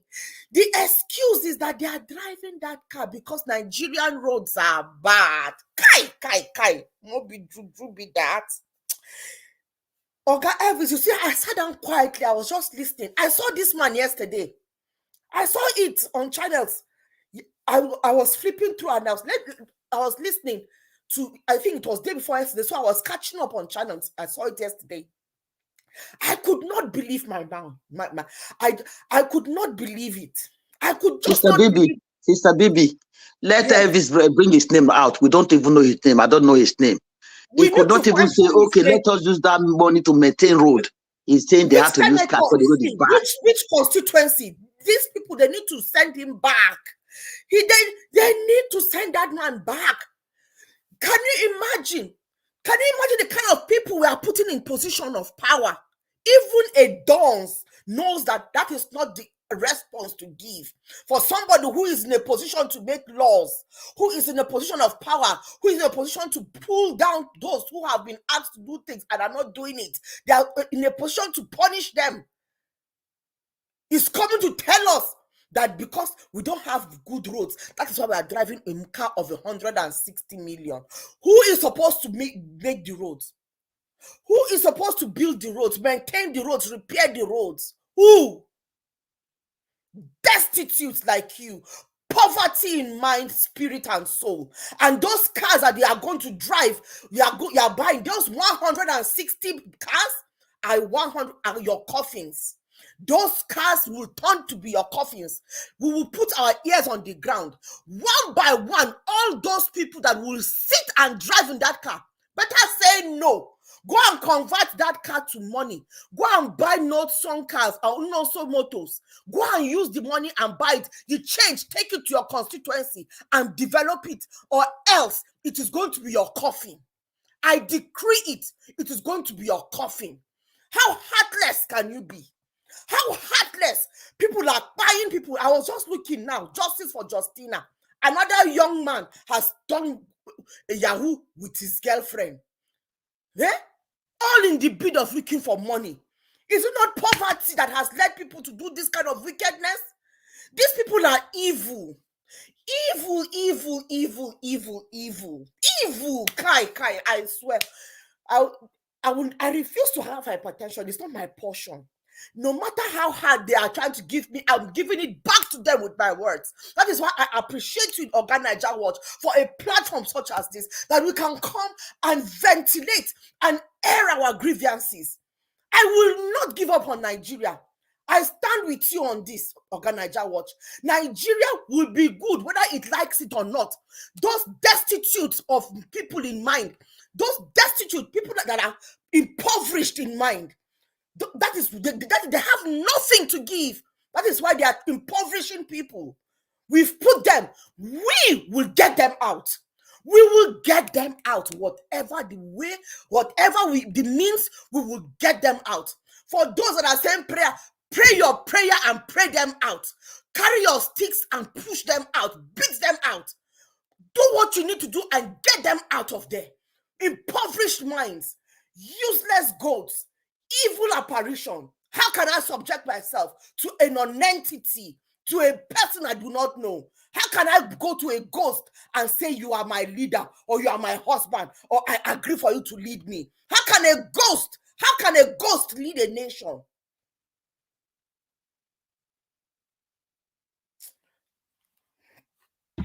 All right, Madam Busy Brains, thank you very much. The name of the senator is right there on the screen. I just put it right there. That's the name, Senator Sunday Karimi, Which from Kogi State. It belonged to APC. They are the same people. Demons. Yes. Oh. I'm telling you, this APC, right? And to think, look at this lady called Tonto. You see, that APC is the beginning of it. Is where you know it is like oh God, Duro Farotimi said we should thank Tinubu. This Tonto, that one was pitying her, thinking her mental health, praying that she survives her life. She's gone and pitched her tent for APC. It is her choice. It is her choice. So what she's done, while the journey, all this exposition, he is a drug dealer, he is a fraudster, he is this, he is that, and you still go and pitch your tent. It shows us the kind of people not to have. She's told she better go back to acting, no? Maybe they don't like her anymore in that acting. She should go back to her day job, because politics is definitely not for her. Except she's doing something in that politics. It is definitely not for her. She's got no morals. She's standing for nothing, falling for everything. Thank you. Please, Mr. Elvis, I'm sorry to ask a question. Please, am I allowed to? Go ahead, man. Mr. This George Okoro, is it not a Benin man? Not from Edo State? I'm not sure. I'm not sure where it's from. Should it be for Benin, not to be a disgrace? No, I'm not sure it's from Okoro, because I know. I'm thinking he's Akwa Ibom, if I'm not mistaken. But I start to be corrected, but I'm thinking he's Akwa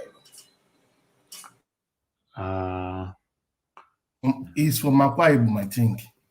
But does it matter where he comes from? He's just a disgrace. I was saying yesterday, we should stop calling people by tribe. Let's call out the thieves. It's not about where they come from. It's not where he comes from. Every region of the country has criminals. Yes, it's not where he comes from. Because when I find out, this guy has been having issues with cases he has been delivering, and is a corrupt person. Let's call them by because the disgrace and the criminal. Yeah, but he's from Akwa Ibom. He was born 11th of July 1959 from Akwa Ibom. But we have criminals everywhere in Nigeria. Yes, let's call them by, so it's not by region. Yeah. Yeah, he's trying to do the beginning of Akbabiole. The senator is still there with his own issues. But what Nigerians also need to understand now is the fact that the Nigerians don't understand what is coming, because if they allow any election to hold now, those elections are going to be a sham, because Yaya Bello is now an INEC electoral commissioner, Nasarawa State. See, let me tell you something. Since Buhari issue, when he got into power, when we said it does not have any certificate, he has only WAEC, and WAEC is even fake. Okay. That was the day I knew that was the end of Nigeria. Because the more we have it, the level of people in government will be reducing every moment. Okay, thank you very much, everyone. Somebody is saying on the comment section, let us forgive and forget, then let us move on. One Nigeria. There's no moving on. Who's saying that? That's why go and sit down. Let us go and sit down. We've been moving on. That is why we are in this deep shit. That person's APC. They are here. They are here. So they are trying to discourage you all from what you're doing. That's Elvis, I know who the person is. Don't worry. Don't bother about him. He's an APC person. He comes with different names. He comes to Dr. Damages as well. He uses different these Elvis, are one of check the satanic people.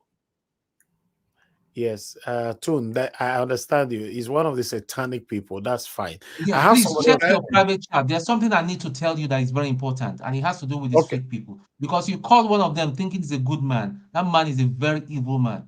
I need to let you know. I just don't want to say it in public. Okay, so I'm on the private chat right now. Email you later. Okay. Mr. Evans, thank you. These are I have someone on the phone. Be brief, sir. Go ahead. These are platforms will be having more attacks, because you'll be coming to see what we are doing. And they'll be hearing it hot. They will be hearing it hot here. I know. We are going to scrutinize them. Everything they do, will be bringing it out. Thank you, my brother Mashallah. Thank you very much, Mr. Chuks Obiboze, for calling in. Good evening to you, sir. Please talk to us. 2 minutes. Yeah, good evening, Mr. Elvis. Good evening, panelists. Good evening, everyone listening. Yes, what we expected have happened. So I so much thank every Nigerian, every obedient, everybody who stand on the truth. Because the fight has not ended. They might think their own. I believe that Nigerians will resist them with every bit of our energy. We will not stop. Yeah, you see, the justices today, they've confirmed who they are and where their loyalty is. They say Nigeria had a judgment yesterday or day before yesterday here in the UK. All Nigeria prayed is for them to get justice, and they gave them justice. On all the technicalities, Nigeria refused to attend the courts, yet the judge said he cannot stand and watch his country perpetrate that kind of evil. And he gave the judgment to Nigeria, a judgment of 11 billion.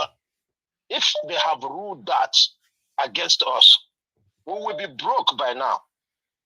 And that is a perfect example for these judges. Yet, they went ahead and did what they did today. It's all right. Thank you. But I just want to use this opportunity to thank you, Mr. Elvis. Thank every Nigerian that have participated in this thing, in this struggle. We will not give up. Let us not give up. And I'm looking up for Nigerians to show that this is not for us. And that is where I'm going to leave it. Thank you, Mr. Elvis. Thank you, sir. Thank you very much. It's Thank you. Disappointing, but we have taken it well. Thank you, sir. Thank you very much, Mr. Chuks Obiboze. God bless you, sir. Okay. I think I have one more caller right here. Let me see if I've picked. Hello, can I hear you? Oh, I lost you there. Okay, let me quickly return his call. I think it's Olumide. Mr. Olumide, thank you very much, sir. Yes, sir. Good evening to you, sir. I missed your call. I called you back. Please talk to us. 2 minutes. Okay, so I just want to quickly say that, well, I mean, obedience, Nado. So, I mean, you guys have tried to fight to put the country on the right path, but it seems you guys are against a force that is beyond something that is normal. So, what I would just say is that, somebody like me, before I left the country, I never participated in the election when I was young, because I've always known that everything was just a charade. Everything is a charade, and even before I left a couple of years ago, and I've never shown interest in Nigeria's election, not until this very moment when Obi decided to contest, and then maybe because of the kind of person that was the president before this new usurper came there, full and Buhari. But what I just want to say before my 2 minutes goes up is the fact that the only way you guys cannot go back into. I would say people who mean well for the country cannot go back and want to go and contest in 2027. You can't do that. It's not. We can't be doing the same thing over and over and expect to get something different. You can't. You see, they did the electoral law. Even with the new electoral law, there was that thought will bring hope. Look at the way things went. See, when we say the country is not for me, for people like me and you, it might be funny, but those who that constitution, see, good countries are built on laws. The only time this country ever had it good was during the regional system. Okay. I'm not saying we should go back, but I'm saying the regional system, because the Western region had a very good.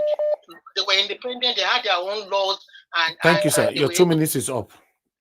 So what I'm trying to say, essentially, Elvis, just to round up, is the fact that forces should come together in Nigeria to demand that we cannot hold elections in this kind of condition. The constitution has to be changed. Thank you. Thank you, sir. Thank you very much. Thank you. Hello. Yeah, good evening to you. Your name and where you calling us from? Hello, Mr. Elvis. Yes, sir. Okay, good evening. Good evening, sir.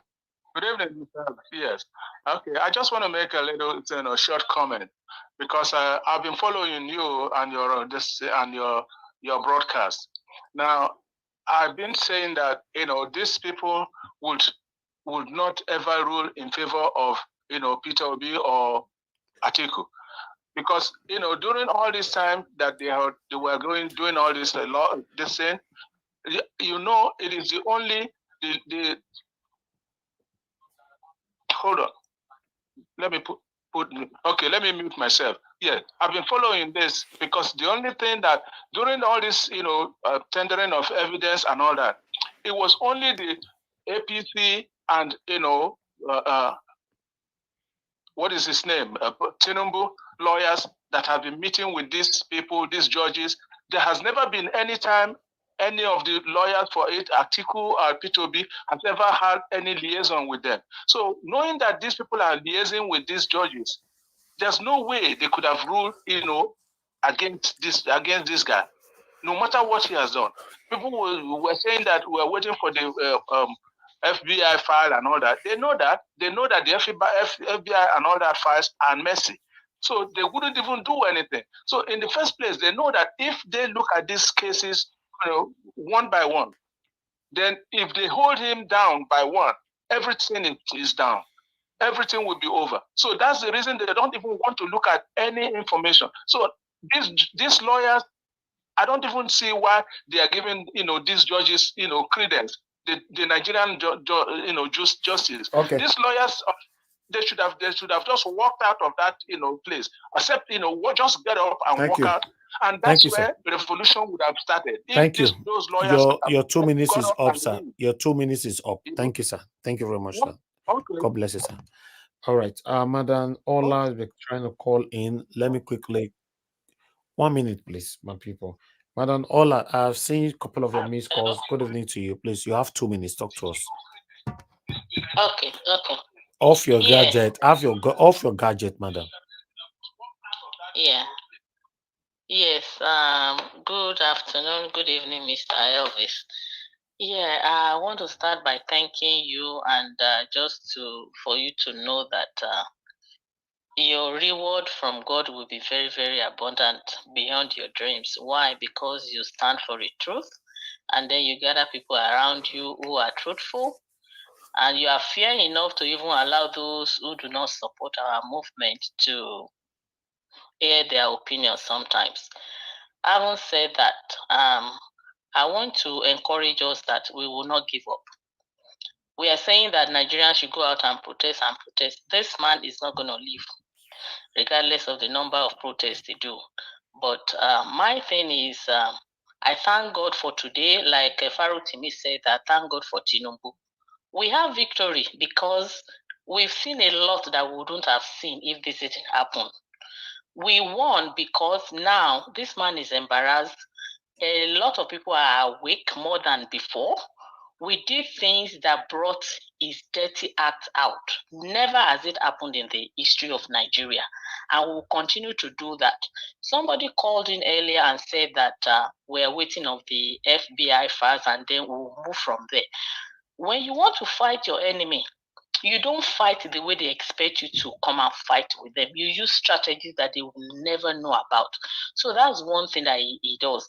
those of us in diaspora, we can fight our fight too by embarrassing him anytime he's visiting on any of his courts, carrying placards to our embassy and saying that he is not our president.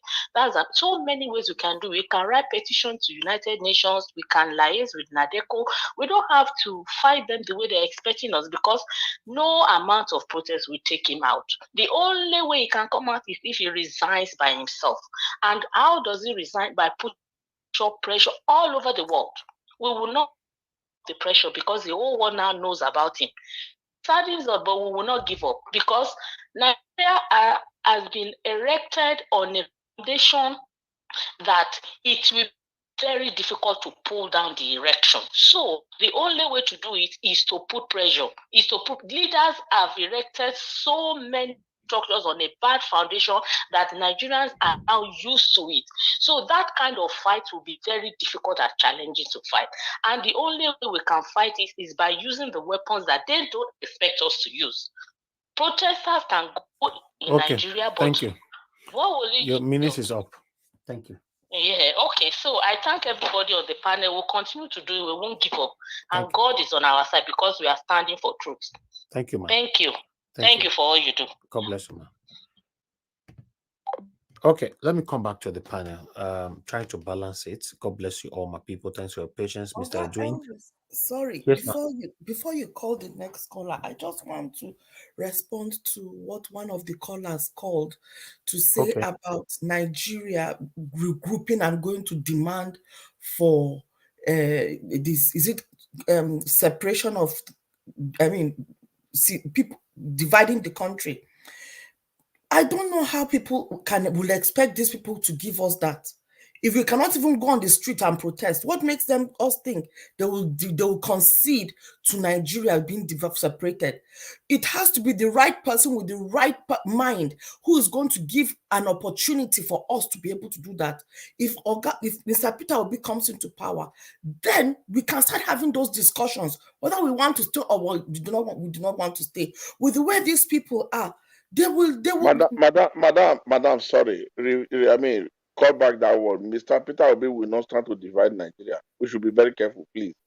Think about it. You understand what I mean? If his kind of person is there, he will always want to work with one Nigeria. Peter Obi does not have that mind. That is what I'm saying. But I did not say that. I did not say that, sir. With all due respect, that was not what I said. I said, with him, at least he will give an opportunity for people to come and discuss the matter, whether we want to stay or not. There will be an opportunity to have that discussion. And he, in his own peaceful nature, will be able to raise an argument of why we need to be together. But that's all I was saying. But do you see any of that? You clarified that. It's good you clarified it. Thank you. Yeah. Okay. Yeah, it's very, very important. Sometimes on the panel like this, when our attention is drawn, we quickly correct it when we are here. It's very, very important. Thank you very much, everybody. Before I come to Mr. Edwin, Madarita, you just called in. I'm calling you back. You're not picking. Unfortunately, I have to call on the next person to speak. Thank you very much, Mr. Edwin. Please talk to us. Good evening to you. You have 8 minutes, sir. Thank you very much, Nigeria Watch. I'm grateful. May God bless you, your family, your inheritance, your children, and your children to be. You will stay old, grow old, always live with wisdom, and have your children and your children to surround your table. I appreciate you. I appreciate what you've done for Nigeria as a nation and what you've done for Nigerians as citizens of Nigeria. I'm grateful. A lot has unfolded for quite a while now, and I want to have to greet my fellow panelists, men and women, young men, children. Comment session, I greet every one of you. During this journey, I was opportune to now meet most of you, like-minded people with directions and sense of reasoning.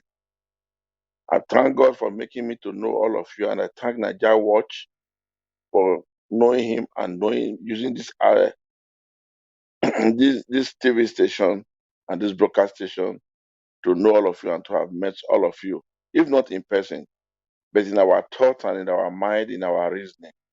I thank God for everybody, and I thank every one of you. Now, Dele Momodu, I will say thank you very well for what you've done and the extent you've come out at this dying minute to give hope to those who were already being betrayed and belittled. You came out, you tried to let people know that there's nothing that is too big for people to speak about. You spoke your mind and you affirmed your conditions of life to testify for whom and what you can do.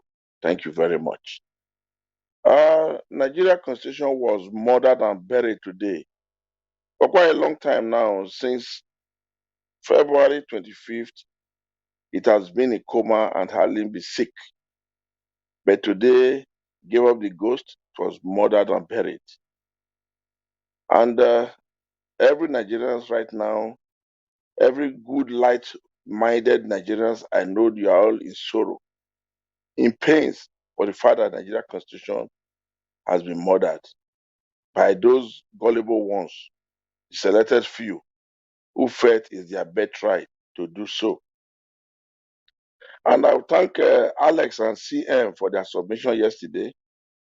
Though for quite some time I have not been in panel for about 4 or 5 days or more, but I have been following every day because I was having something personal that I was, that was really devastating to me that I was running after.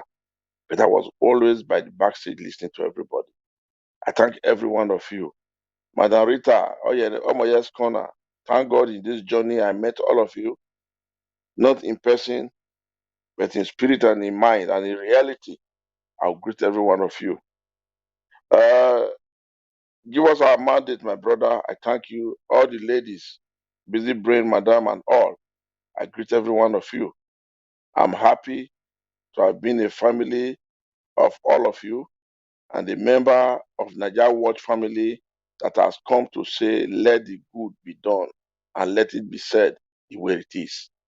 I greet every one of you. I appreciate every one of you. But today, I want every one of you to understand that those who felt it is difficult to pass through judgment the way it is, when Obafemi Awolowo was sentenced, he was sentenced to 10 years imprisonment by Shedekon, the man that came from Oyo State. He sentenced him by saying, we are from the same ethnic diversity of Nigeria. With every evidence standing before me here today, I am passing my judgment, and the evidence by me is overwhelming. Let's forget about where we are from. Let's forget about where we speak one tongue. But I will do justice to survey the interests of Nigeria and to protect the interests of Nigeria. For that simple reason, I tell you, you are guilty, and hereby you are sentenced to 10 years imprisonment. Then he hit up the gavel, and that was the judgment that was passed that brought Obafemi Awolowo to jail. And when Awolowo was leaving, he made a remark. He said, well, this has been a crooked and gang up against me. With the evidence before you, I thank God that you sentenced me. But I will tell you one thing. The evidence are there, but it was a prepared and a gang up one that was cooked against my person. And I'll tell you today, as I am going, all those that has gathered to carry out this gang up against me, that I have been sentenced today, I will be in jail. And before I come out, I shall never come out to meet them living as a person. They will all be by the other side. And really, Awolowo was taken away. Who was his own lawyer? It was his own son, Femi, who later died 2 months after he was sentenced. Sadly enough, this type of judges, I don't think we can still find them in Nigeria today again. What about Tutu Adini, Abaseki, and co? There are numerous ones that we can name. But today, the judges today now said the judges of those days were fools. They didn't know what they were doing because they were putting the nation forward before themselves and before their corporate. Well, if those people have done it that way, maybe most of you won't have the opportunity to carry out your endeavor. while you were going through your law schools. Most of you must have come through this in your preamble studies. And these cases of Awolowo, like I've just started as an example, must have been part of what people must have read and went through when you were doing your preamble studies in your law. But today you don't see it to be anything. Well, true identity has been denied and nobody was interested. A dual nationality that was forbidden by the Nigerian constitution that was prepared was embraced by you guys. Forgery was not taken and was not embraced and kissed by you people without your conscience pricking you to say, what am I doing against my country? The man that you have been able to affirm to be the president of a country does not have secondary school or primary school certificate to tender. I wonder how he proceeded to go to university. At the end of the day, people were not bugged out, and you didn't see anything wrong in all this attitude and act. Well, the issue of double nomination was given. None of you saw it wrong. Issues of forfeiture was given. None of you saw it wrong. Now, Nigerians has been murdered. The constitution has been murdered, not in person, but in spirit. And may the spirit of the country, Nigeria, and its citizens ask every one of you to explain and pay in your most dearest side of life. And this is my submission today. Elvis, my brother, I will not leave you. I'll always be with you. If I'm absent at times, you know something private is on my side. But as soon as I'm free, I will always come back to you. You've given me a lot. I've benefited a lot through this Nigeria watch, and it will always be part of me. And I remain loyal and honest to you, my brother. I appreciate you, and I appreciate everybody in this group. Thank you very much. Nigeria, obedient brothers and sisters, I thank you all for the fight. You all have put on a good fight. It was not easy, but at the end, I'll tell you one thing. You've all has succeeded today. You've all has won. For these people, though they were giving judgment, okay, and at the end of the day, inside them, they know they are going to live in shame in the rest of their life, and they will never know peace. This is my submission. Thank you very much. Thank you, Mr. Edwin. I appreciate you, sir, for standing with the right thing and doing the right thing. God bless you, sir. Mr. Elvis. Yes, sir. Yeah, sorry. Just want to point your attention to something in the private chat. If you can look at it later on. I just put one thing there. The last one that just came in. Okay, I'll check that. Yeah. Okay, I'll check it right now. Thank you very much, my people. I'd like to. Okay, let's see. Okay, this one is just coming in right now from.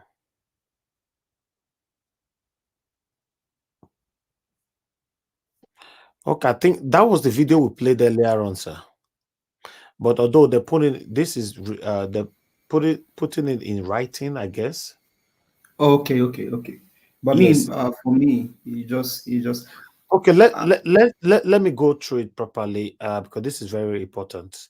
Let me go through it properly to present it after while I give opportunity to the next person.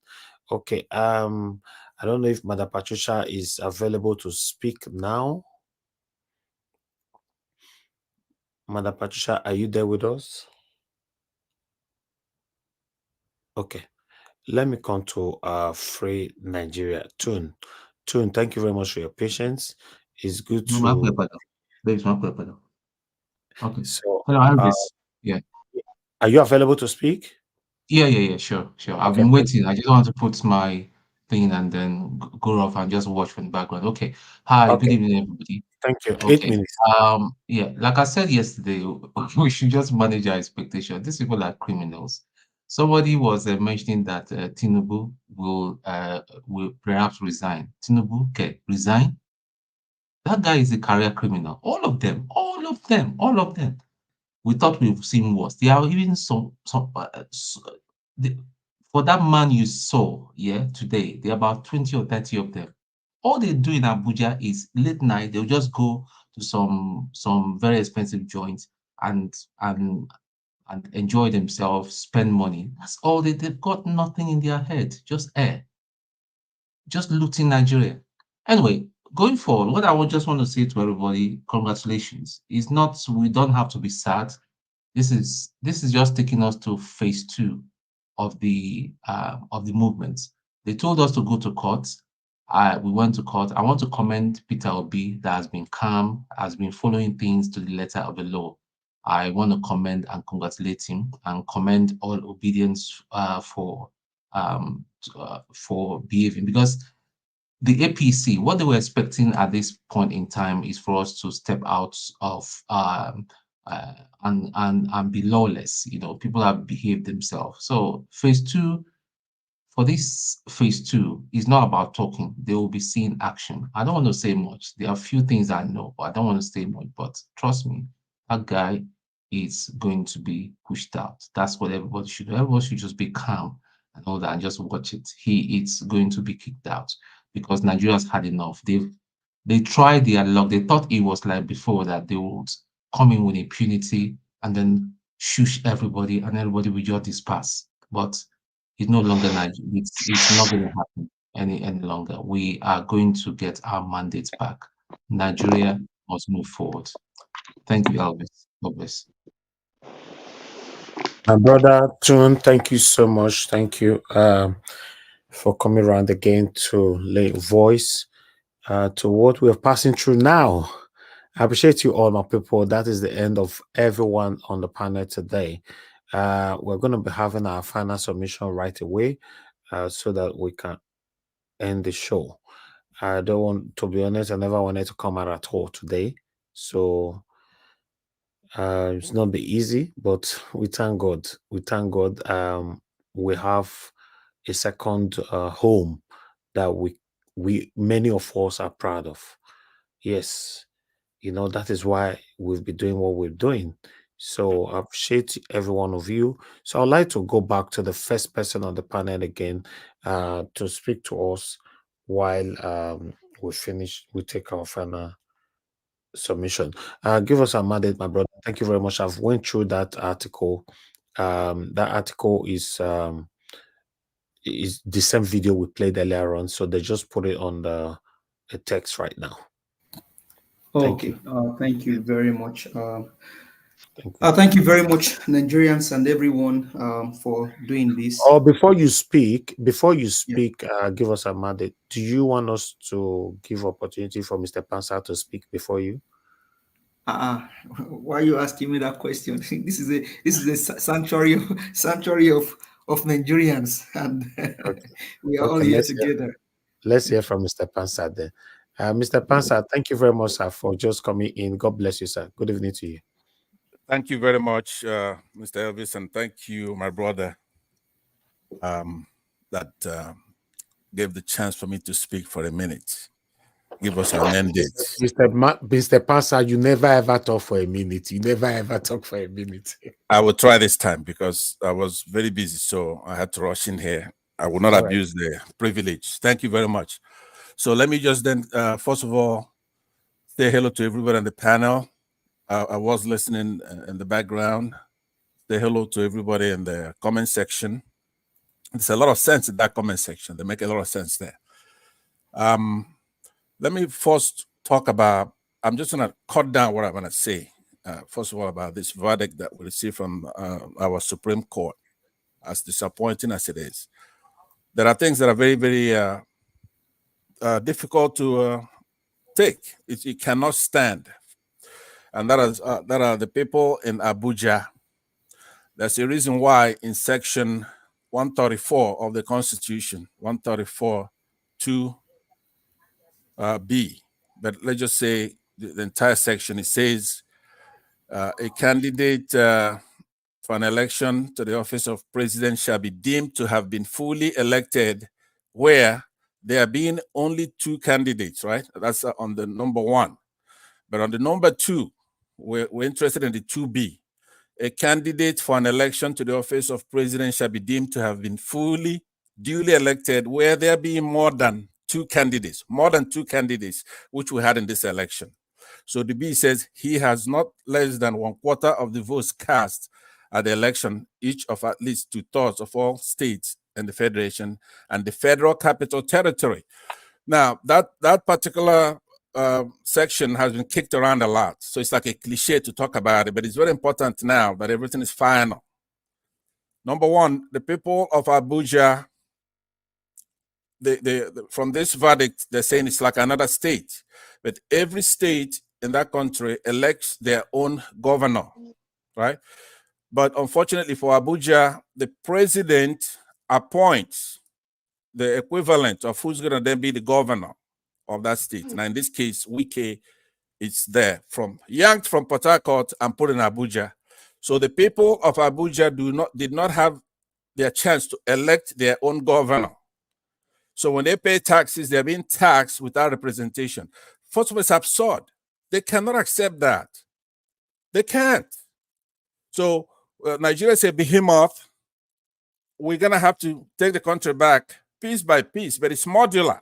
Abuja has to take back their state because now they're being referred as like every other state. You don't have to win Abuja.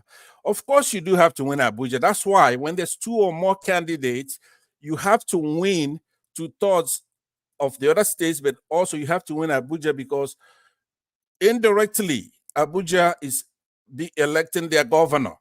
That's the sense behind that.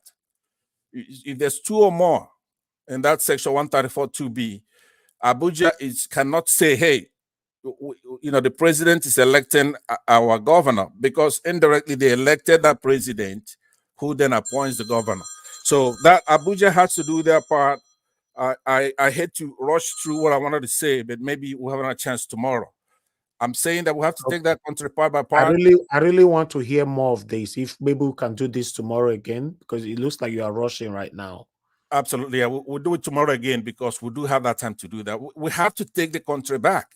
I want to commend every Nigerian who's been law-abiding, but Nigeria is a behemoth, so it's going to have to be taken back. Those of us here in the diaspora, I'm coming back from a meeting, we have to start ours over here. Those in Abuja, you cannot allow Wike to be yanked from Port Harcourt and made your governor. You cannot let that happen. Bob, I want to thank you. I want to congratulate you. You end up being right. Yeah, you say sit at home. It's a waste of time. But don't be mad with the rest of Nigerians. It's now time for us to figure out how to do it modular. Truth is modular. Abuja will do their own. People in the north will do their own. People in Edo State will do their own. People everywhere will do their own. We cannot allow this to happen. We cannot. So wait and see at the end of the month, 30th. Today is the 26th here. By the 30th, the FBI will release certain documents. We're going to take a look at it. If Tinubu was a quiet boy and he made some mistakes as a youth, fine.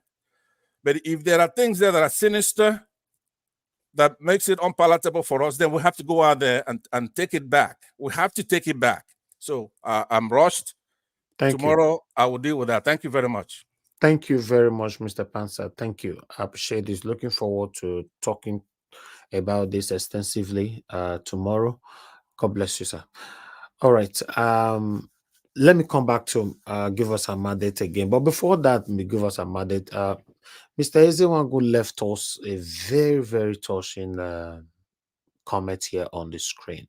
So, Mr. Elvis, it will be hard for me to believe in Nigeria again. I left Nigeria as a 24-year-old man, hoping to return home to contribute, but I'm now 64, and I can now say goodbye to Nigeria.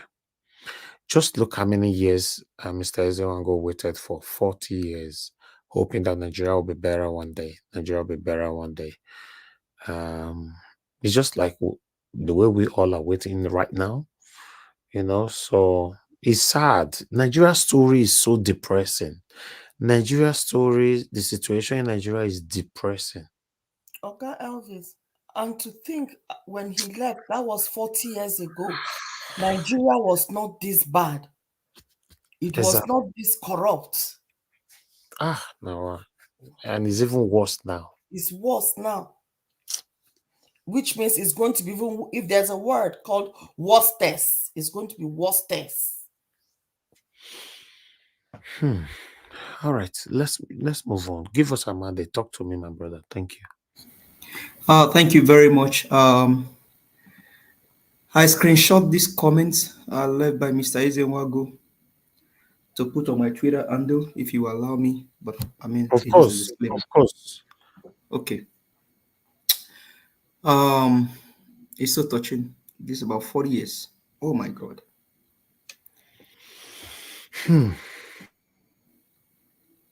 Wow. Well, one thing is, I understand all of the emotion now. I understand all of the feeling now. If I tell you I'm not bittered, I'm only lying to myself. But I see a glimpse of hope. And that's why I quickly brought that article to your attention. And I think one of our sisters usually come from UK and say that this can be petitioned also in the National Court of Law. Although Nigeria is a sovereign country.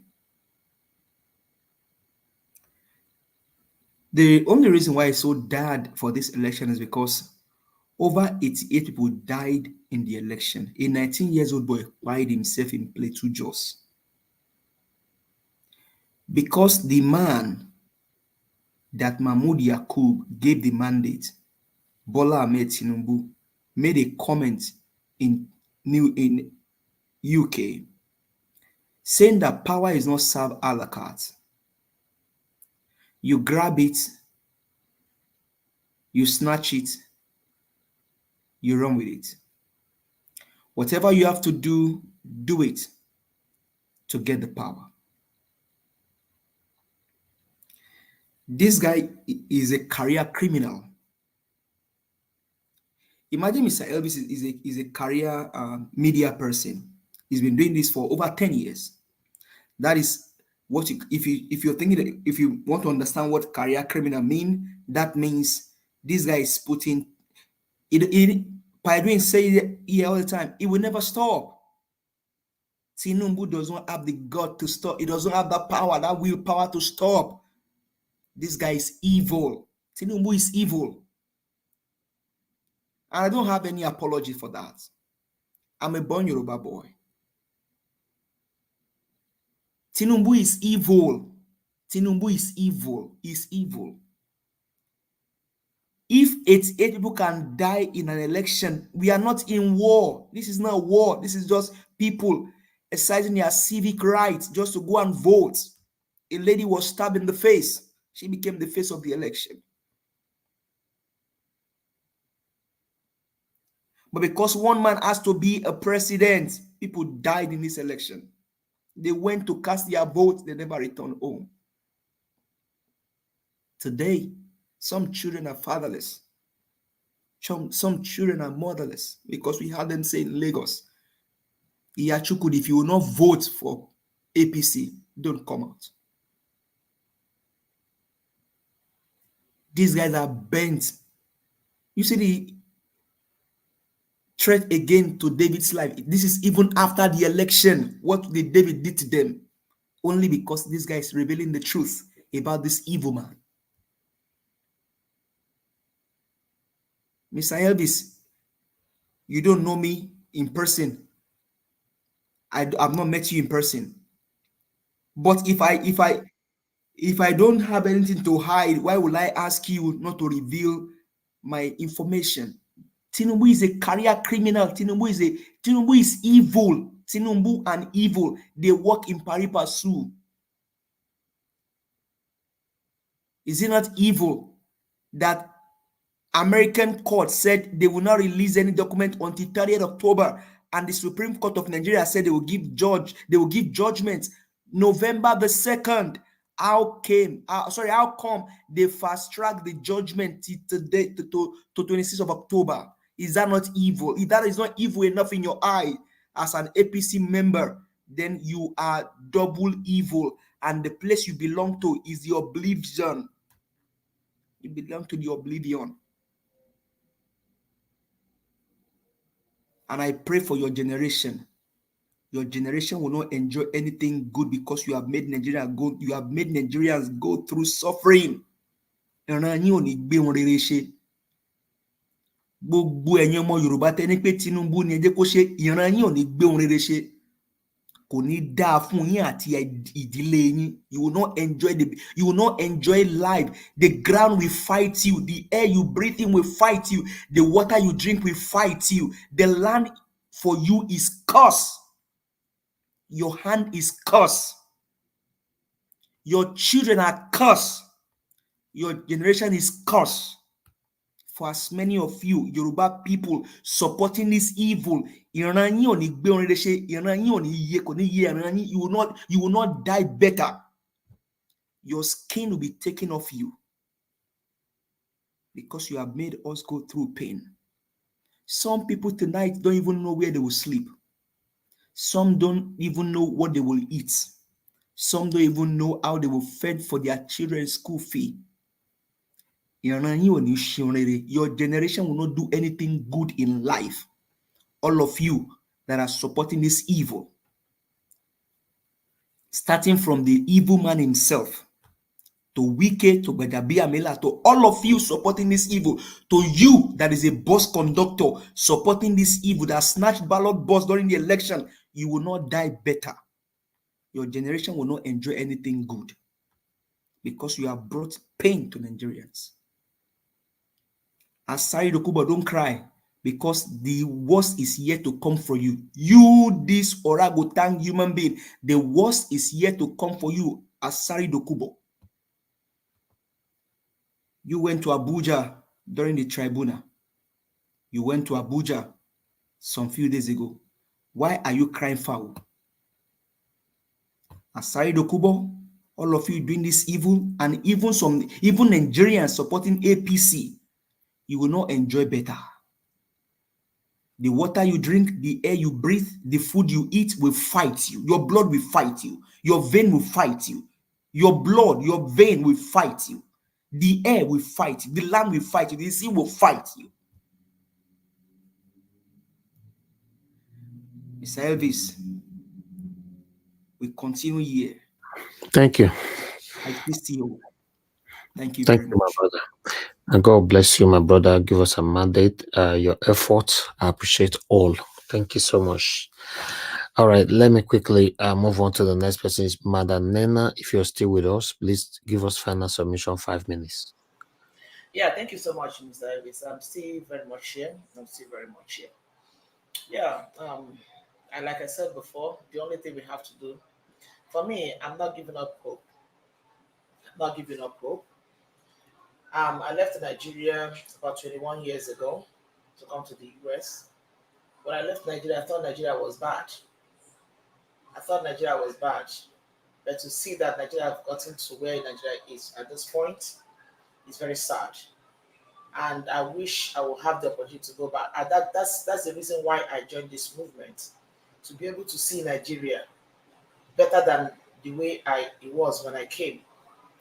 And I want to keep up hope that something good is still going to come out of this country. How it's going to happen, I do not know.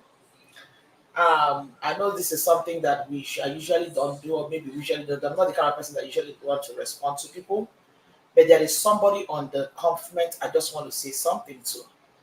And that is somebody that calls himself, what's the name that this individual calls himself? The one that came here and is saying obedient people, Ekbele. Olamide Akubumi. We are the ones that will tell you Ekbele because you are nothing but a fool. We are the ones that will say sorry to you for having your time, for having the confidence. You think you're mocking the obedience? If you don't know, the obedience are the people that are fighting for you to have good road. They are the ones that are fighting for you to have light.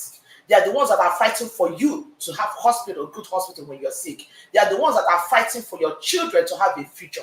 The ones you call obedience, you're coming here to mock, to tell them, I don't know how comfortable you're living. I don't know how comfortable your entire family. And this is not just for you. This is for every human being. Every human being that breathes, that is supporting this criminality, this evil, this wickedness that's going on in Nigeria, where you sit and watch your senator representing you, telling you that he has to buy a Prado Jeep of 460 million to travel on a bad road. I don't know if you have a Prado Jeep that can take you on your own bad road. We are the ones that will tell you Ekbele for being so stupid to support criminality, for being so stupid to mortgage the future of your children on the platter of ethnicity or whatever it may be that is attracting you to the city, to the supposed sitting government.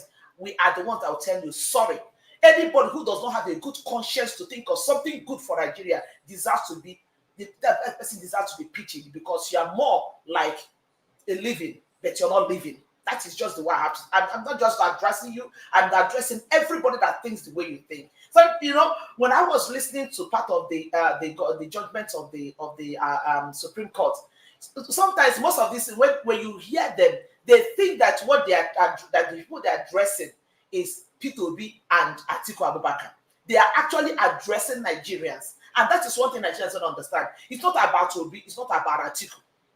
It is about millions of Nigerians. Look, I don't even know how people who support Tinubu reason. I don't know how they think that since this man won the supposed election, Nigeria has been like a graveyard.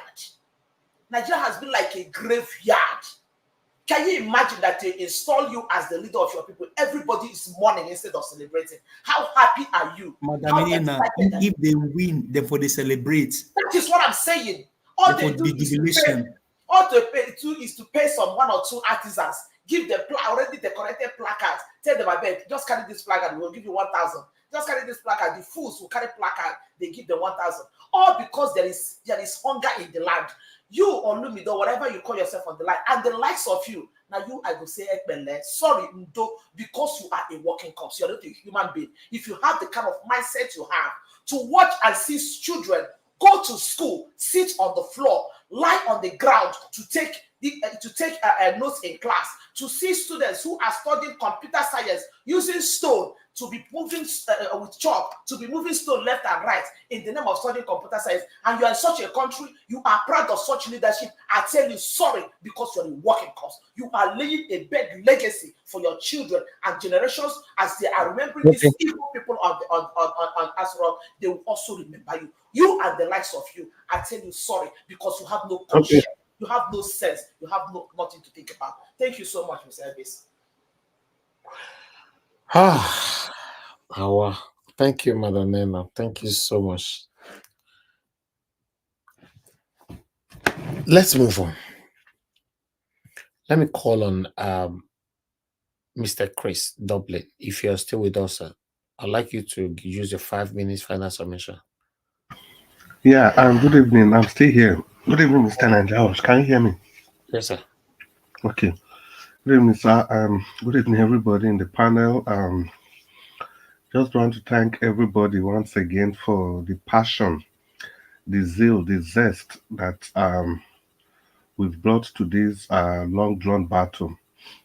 Like I said before, the highest point for all this for me was when Mr. Nanjaos said that irrespective of this judgment, he's never going to lose hope. Who is he going to leave the fight for?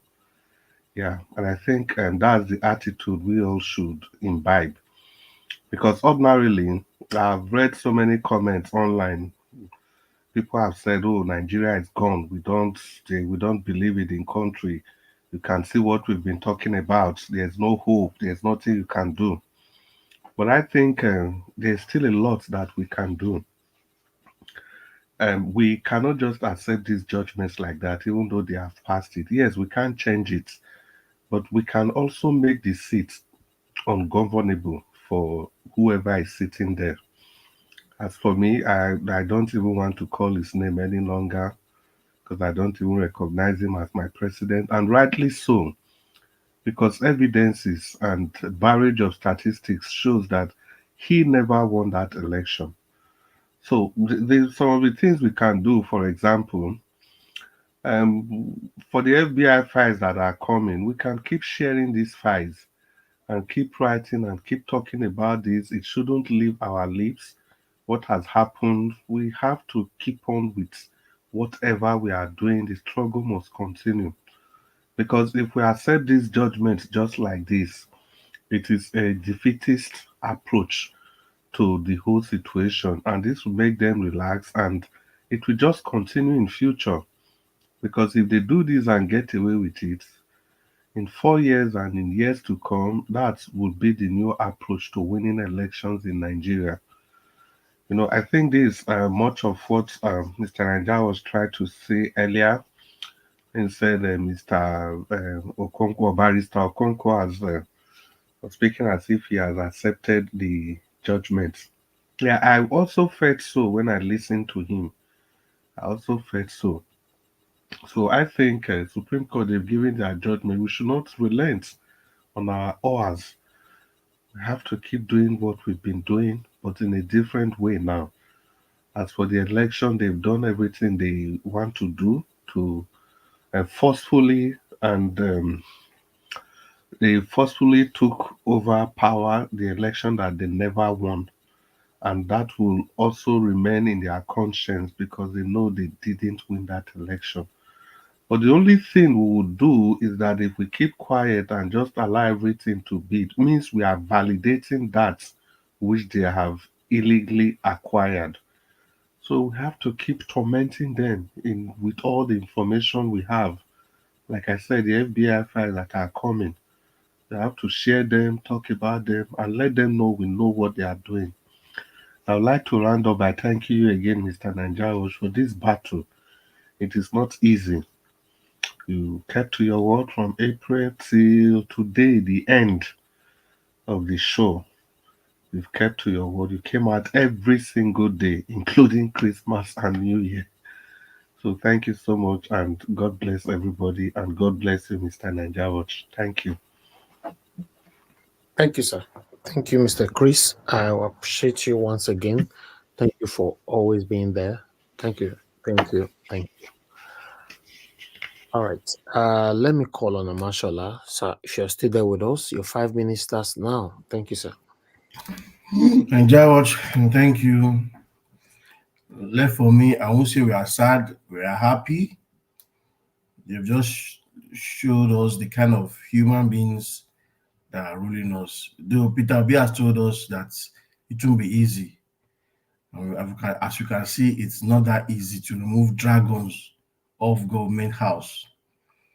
Tinubu is just the head boy of corrupt people in Nigeria. So he has taken over. That's why I say it's our turn, our local. That is why corruption will be at the highest level. The only person that can save us now is God. It is God. God that gives us air to breathe, that wakes us up in the morning, is the final judge. The case has not ended. I am making a prayer now that God, we are coming to your own Supreme Court to hand these people over to you. How you do your business is not our own. Whoever you're going to use to make this guy go, Father in heaven, take charge. We do not want corrupt people, and we don't want our children to believe corruption is the right thing to do. A classmate of mine has told me this many years back. It's obvious now, I can see it is really true. Father in heaven, if you know that you are still with us in Nigeria, for Monday, give us that sign that there's still going to be hope, that something will happen. Nigerians, it has been said that on Monday we should all come out with our placards. They didn't say close your shop, open your shop. If you open your shop, provide mineral, provide water, provide snacks as they walk around. Nigerian police, you can also have the water too, because every rain that is between everybody is also between you. You can't be forming that you are okay. I, in myself, as a human being, each time I look at the Nigerian police, I see poverty. Nigerian police is a symbol of poverty. And stop lying and stop. Just don't be pretending. You are all suffering. So when they tell you to shoot tear gas, you don't need it. Disobey your seniors and support the people, your people. You are protecting them. You are not killing. You are not going to go and be buying them. It's their right to come and protest. So when they protest, support them, tell them the right things. And then the hoodlums come, because the hoodlums have their children outside to come and join them. Please screen the hoodlums off them. Those are the people you need to arrest and hold on to. Nigerians, if you don't come out now, you don't have any election again in Nigeria. Tinubu will continue what he's doing in Lagos by providing the next governor. He'll be the one selecting the next president. And Thank you. Thank you. Thank you, sir. Thank you very much. I would like to call on the next person, which is Madam Ahmed Bright, if you're still there with us. 5 minutes, final submission, ma. Thank you again, Mr. Elvis. My final solution is just to say, let me talk to Peter Obi and Ahmed Dati. I will fully confirm whether they are in power or not. Obi is my perfect president for 8 years. And Dati Ahmed is my vice president. And Mrs. Peter Gregory Obi is my lady vice president. I will never accept Tinubu as my president in life. I will tell you, Mr. Elvis, please still let me know. I don't know now whether you will still be there tomorrow, whether today will be I'm just thinking, I want to ask you. That is just what I want to say. All the other rest that they were saying, this senator that was even saying that others are doing it, why can't they do it? If it's reasonable enough, he could even say, okay, I have got the car, I don't know. It would be better if they use that money to maintain road. That would have been the best thing for him to say. Since you said his name is Sunday Karim from Kogi, one have to notice him, should in case of next time during the election, we should please kick them all out. They are all evil. My Yoruba people, please, I love you. I will only talk to the Yoruba. They should please change their ways, change their tricks, and we should not know that Tinubu should not select only Yoruba. It is not only Yoruba that make West, East, and South. So I don't have much to say again, my Mr. Elvis. I really appreciate you. As I continue to say, we should not relent our effort. Let us continue, and please let us know the next step you are going to take. I'm very anxious to do that. And please, Mr. Elvis, you will hear from me soon, anytime from now. Thank you. Thank you. Thank you very much, ma. Madam Ahmed Bright. God bless you, ma. I appreciate you. Thank you. Yeah. All right. Let me come to Madam Busy Brains. Please, if you're there, your 5 minutes final submission, ma. I'm here. I'm here till the last card.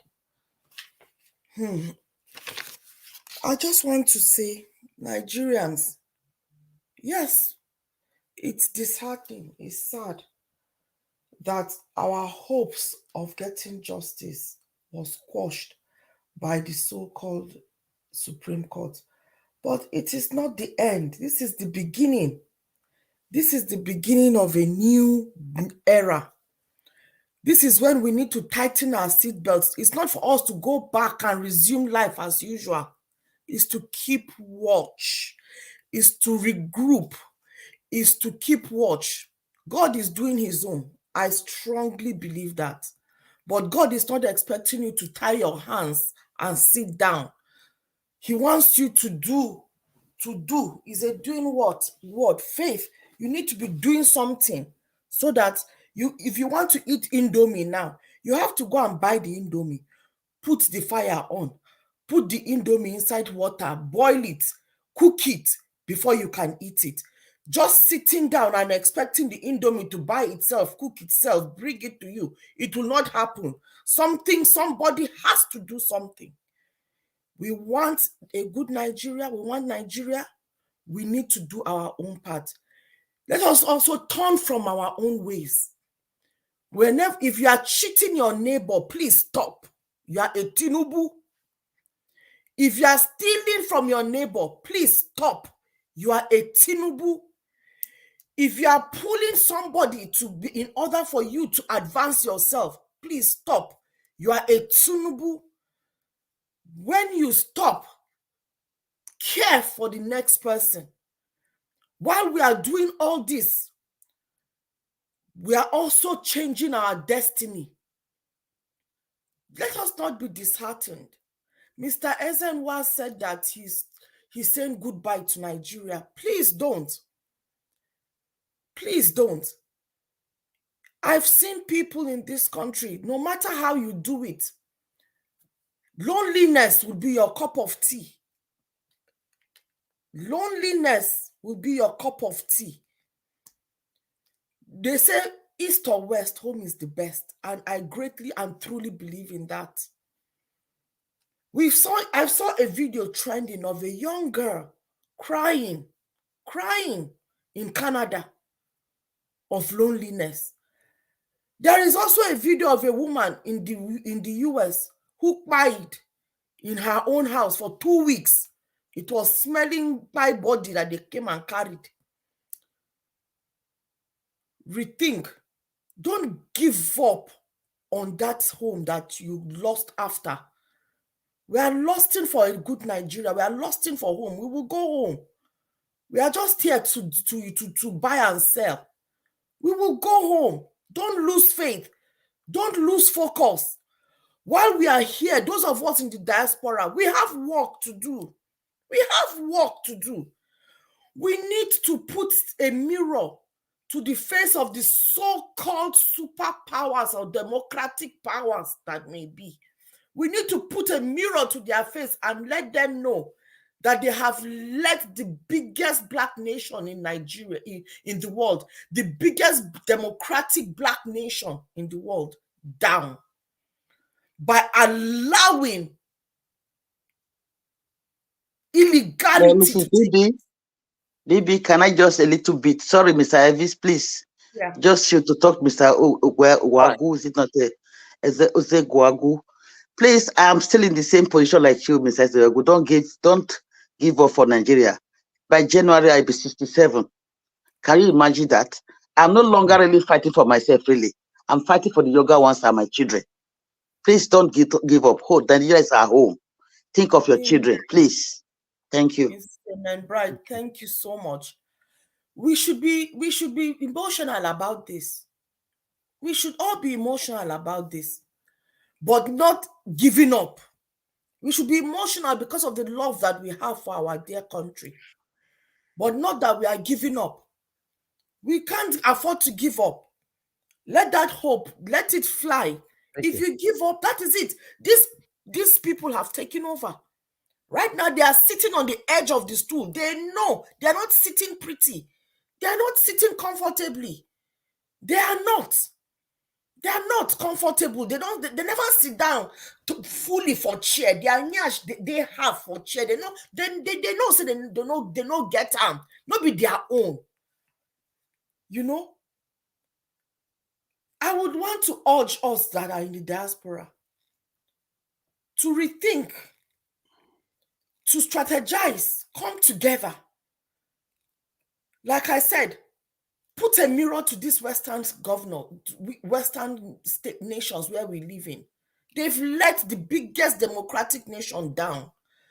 We do not have faith in their democratic systems anymore. They sold us democracy that is not working. They've sold us a fraud. And they're not doing anything to give us back our change or our money. Let us go and claim our money. They sell us fake. They've sold us fake. Let us tell them. This democracy they sold to us is fake. Put it everywhere. Let them know. We need to let them know that we know. And that is what they don't like. And those of you in America, please flush out Biden. Flush him out. Let him know, because he has touched the biggest nation in that black nation in the world. Because he's done wrong to it. His system has refused to stand for the truth. Flush them out. I don't have any faith in Biden's FBI. Biden is not coming back again, that's for sure. The man is a leader, he's not coming back. For me, I never liked him, so he's not coming back. I don't have any faith in the FBI. I don't. Till they come out and do the needful and put the information out there as it should, not redacted, because he's an asset of theirs. Do you think they will expose what he has done for them? Do you think? Let us be clear. Please. Anyway, thank you so Madam much. Busy Let me Breeze. not Thank you finish so my much. time. I appreciate every one of you. I understand how we all are feeling right now. Let's move on to the next person. Amoye's Corner, it's good to have you here. Mr. Ezenwa, sorry, Mr. Ezenwa, thank you so much for retracting. Thank you so much. Thank you. Thank you very much, Amoye's Corner. Please talk to us, Mr. Thank you, Mr. Elvis. Greetings, everyone. Busy brains, Madam Nen. Good to hear your voice. Same here. It's so good to see everyone. Mr. Pansat, greetings specially. I dropped my head tie for you, sir. Thank you very much. Likewise. Welcome. I don't have a head tie, but I have a hat, so. All right. Yeah. Oh my God. Greetings. So give us our mandate. You're not excluded, of course. And Mr. Chris, I heard him earlier. Mr. Elvis, of course. Owanle, now you be the baba. So I greet you specially as well. Thank you very much. I just have a few solutions. I mean, we all know what happened, so we're not going to replay that. I was on someone's space earlier on today, and the person said, diasporans, we send a lot of money back home, right? Running into billions. We need to stop doing that. Unless you're thinking of a sick mother, your father specifically, people should stop spending money, sending money home. If you have a domiciliary account in Nigeria, do not use it anymore.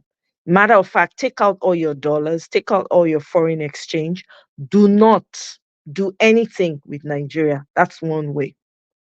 Another way, another solution that in my own mind, I'm thinking, right now, I'm all for let's go our separate ways. One Nigeria is not sacrosanct. So I don't know. Niger Delta, Edo people, I don't know. We need to form alliances with the people that are with Biafra, or anyone that is willing, that is ready to leave the country. We need to really start agitating right now. We need to make governing Nigeria hell on earth for Agbado. This is my own take on this. I am not giving up. Of course, was I disappointed? Yeah, but not so much, because I mean, I'm not going to lie to myself. I already knew from the jump, from when they gave that certificate to the thief, the thief in office. I knew it was game over. But that being said, it has happened. So we need to come up with real-time solutions that will impact. It's not just please pray if you want, whatever religion you belong to. But we need to put action behind it. If we don't know, if we don't get idea, we need to go and do research, watch videos. There are people who have protested. There are people who have done things for a nation before. Let's go and be learning and come up with real-time solutions. We need to promise that we make governing Nigeria hell on earth for Agbado. They have no ideas, no vision, nothing at all. All they do is steal. That money goes soon bottom out. Naira has no value right now in Nigeria, nothing. Somebody sent me an article recently where I was reading, I think it was Sister Rita. Shout out to Sister Rita. I haven't seen her in a few days now. I need to reach out to her. But anyway, sent me an article I read, and the person said the reason why the dollar, whatever, is like 120, is 1,200 now to a naira, is because of the so-called evil demonic elites that they call themselves. So what they do is they will take all these dollars from the central bank or whatever bank, right? So you have very little left. So people cannot really look, at the end of the day, we are all we've got. If we're not going to be protesting, if we're not going to go outside and make our grievances heard, since the people in Nigeria are so afraid, meanwhile they are dying, they are crying every day. The girl when they get boyfriend, when they do gong recently, when the boy take do a tutu for riches, the death is on the door. It's just a matter of stepping out of the door. You don't know what's going to hit you. So people are already walking on our life anyway in Nigeria, but they are choosing to. Everybody is doing. It's not my portion. It's not my portion. The people that are buying every day, they also said it's not my portion. It's turn by turn now. So we have to come up with real time ideas and solutions to make it difficult for these people. I'm telling you, because I look around, all the Emilocons, they're gloating, you know, they're gloating. They're talking about, oh, Agbado punched or one. I just they laugh because anybody when celebrate evil, it's just a matter of time. That same evil when they celebrate, now them it go fair happen to. Not be here we dey when that guy that was crying that sorry he did not know whatever. We were all sharing the videos. Abi, now here we go there. Me, I already have well when I prepare to collect people tears because it will surely happen. They are gloating over it. They are being excited. Even the ones that live, all those Agbadorians that claim that they are living overseas and they are wishing evil, including Reno mockery, that will be mocked for the rest of his life, dancing. Hey, we go there here. Shebi, this man, Asari Doku, whatever his name is, Shebi he come out, they shout, say, now only Yoruba people, now this man they give I toast. We will be here. But my own be say, more of us go do assignments. It's time to go and restart it. Go and start doing research. People don't do when they don't protest these things before. They don't do so many things. Let's go and find information, come back and share ideas. You see that Nigeria, it go reach time when we say the people go there by themselves, they go all this their so-called elite house, go they find them. Watch and see. Now here we did. So those are the only few things that I came up and the one I heard. And I figured, you know what? Let me start sharing it out there and putting it out there. I have not lost hope. I'm with Peter Obiti, wherever. I can never stand evil. They don't raise me like that. Truth till forever. That's what I stand on. That is what has moved me forward in my life. I cannot, God forbid, all money ain't good money. There's some that are demonic that you need to run away from. So, my brother, thank you very much for your consistency. Not only the creator of it bless you, no amount of prayer, no amount of good wishes, not only everybody see what you did do. The energy when you don't put this thing, it will come back to you 1,000 times more. You understand? So, my Thank you. people, Thank you and so here I much. go leave. Thank you. We applaud you for that word that you used earlier on, that you always stand for what is right. And thank you so much for doing that, because this is one of the things I talk about all the time on this platform. We all have one life to live. So you knowing the wrong thing and you are standing by the wrong thing, I don't know what you expect to get from it. So let's continue to do what is right. You supporting Agbado or APC and all these people today, you're only doing that for your selfish interest, not for the people. So thank you very much, Amoyes Kona, for your consistency as well. Everybody have been on this together. It's a collective effort. It's unfortunate that this happened today. Many of us were expecting it to happen because of what happened with the PPC. But we shouldn't fold our arms and let it go like that. Thank you. May God bless you. I would like us to take on this before I come to Mr. Pansat, because Madam Obi Ezekwesili, I don't know if I pronounce her name properly, she left a very strong word here, for Nigerians, which I like this because I thought that she already left us, to be honest. You can see the Supreme Court judgment fight has just begun. No, guy, I hope you never forget me. No, sir. No. I'll come to you shortly, sir. The fight has just begun. Obi Ezekwesili said that she's a powerful woman. Nobody should look down on her.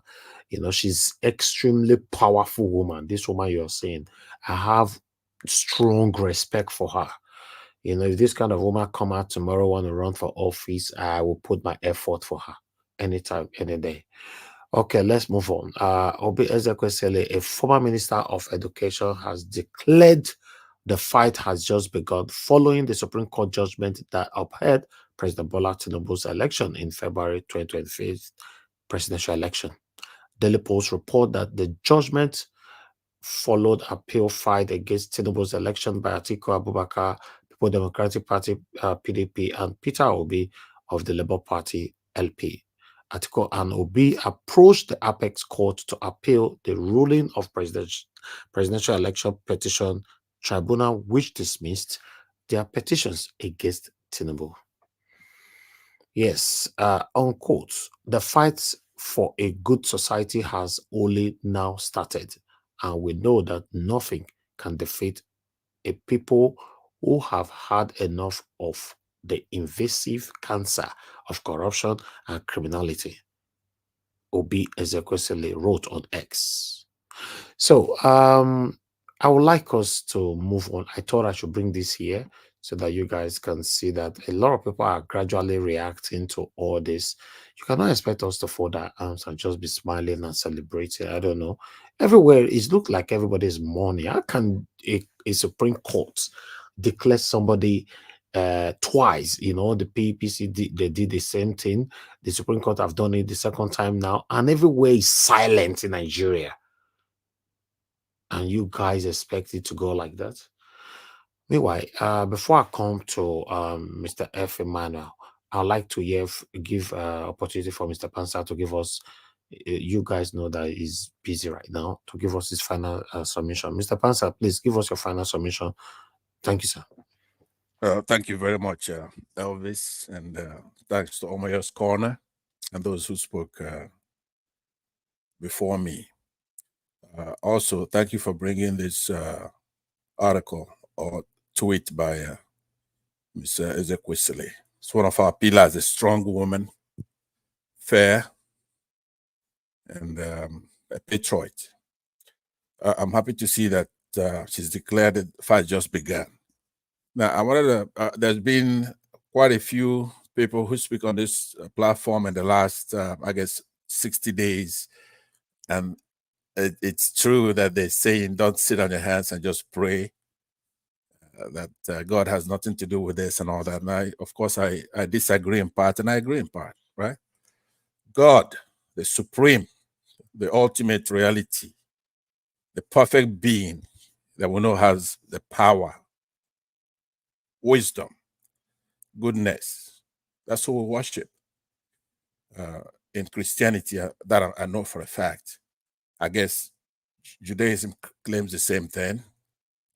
Islam claims the same thing, and Hindus claim the same thing. I don't know if they are right or not. I just know that Christians worship the creator and the ruler of this universe. We know that God is omniscient. That's all-knowing, omnipotent, all-powerful, and omnibenevolent. That's supremely good. We need God in times like this. Not all the time. It doesn't really make any sense for anybody to knock anybody who's praying. If that's all they have to offer us, we need it. Believe me, if God is with us, nobody can be against us. Nobody. Who is, like you said, with this verdict from the Supreme Court, it wasn't solemn. It wasn't solemn when they're fake Supreme Court justices. When the Supreme Court gives a verdict, it's serious, it's honest, it's formal, it's ceremonious in a manner.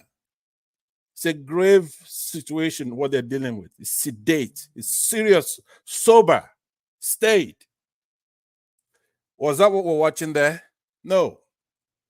They're all knockoffs, each one of our branches of government. Because in their core, they're not Democrats. They don't believe in democracy. It's like the Supreme Court. Look at them. Are those justices? Of course not. Let's be serious. They have no integrity, no probity, no honor, no rectitude. Instead, what we're watching on our screen are a bunch of toadies, creeps, fawners, flunkies. They're doormats for a drug peddler that was chased away from here in the United States. An obsequious person. That's who they're worshiping, kowtowing to, instead of taking something that was given to them seriously and protect the nation, the country. That's black men, Africans. Everybody was looking at them to rise up to the occasion. Nobody, I mean, I could see maybe one to be corrupt. How could we be in a country where the entire panel chorus in something that's wrong? Everybody knows it's wrong. They saw the country spend $400 billion that we don't have. Passed a law, 2022, Electoral Act. Spend the money. Lobbied the president to finally sign it, and he signed it, and we have a technology, something that all Africans should be emulating, they should be proud of. You just go in there, you turn off the beavers machine. You turn off the beavers. The only thing to prevent people from changing results at the coalition center. Well, I have to say, we're gonna have to correct this. Thank you, sir. I appreciate the time. Thank you very much. Thank you very much, Oga Bansat. I'm happy that you bring in we should allow some prayers here. That coming from you, that makes means a lot to me. You know, so yes, we accept prayers, but I just that for me, I don't want people to get carried away, especially people in Nigeria who believe so much that now only God go help Nigeria, only God go help Nigeria. I don't want to believe on that. Because for me, if I believe that now only God will help Nigeria, I don't believe I'll be coming here every blessed day, be consistent with what I'm doing. You know, we have someone like Mother Patricia who's joining us here every day. She's a Christian, but she's still putting the effort to do the work. But some people just believe that you pray and that is it. That is the only area I have issue with. Thank you very much, sir. May God bless you. Thank you. I would like you to set up something maybe on Sunday for us to actually debate that, because I really believe that's actually all we need. But we can debate that on, say, on Sunday evening or something. Whenever. Or Sunday evening, that would be nice. I can do you. that. Yes. Thank you, sir. Thank you, sir. All right. Let me come to please, I have a new person on the backstage, Kingsley Obo. Please on your camera to see you before letting you in. Let me come to F. Emmanuel. Thank you very much, sir, for joining us. F. Emmanuel, may God bless you. Please talk to us 5 minutes. Good evening to you, sir. Yeah, my big bros, I hail, I greet you. Thank you, sir. Once again, thank you for this long fought battle that you have sustained over the years. You know, one thing in life is to start and to finish well. Okay, Kingsley, you can off your camera now if you want. Yeah, thank you. Go ahead, sir. Sorry about that. Yeah. One thing in life is to start a race and to finish well. And I want to tell you that the obedience, especially you, the anchor of this platform, I want to say that we finished well. We didn't lose any battle. The only thing I can say we lost was just a fight so that we can win the war. And I joined my big mama here, Obi Ezekwesili, by saying the fight has just begun.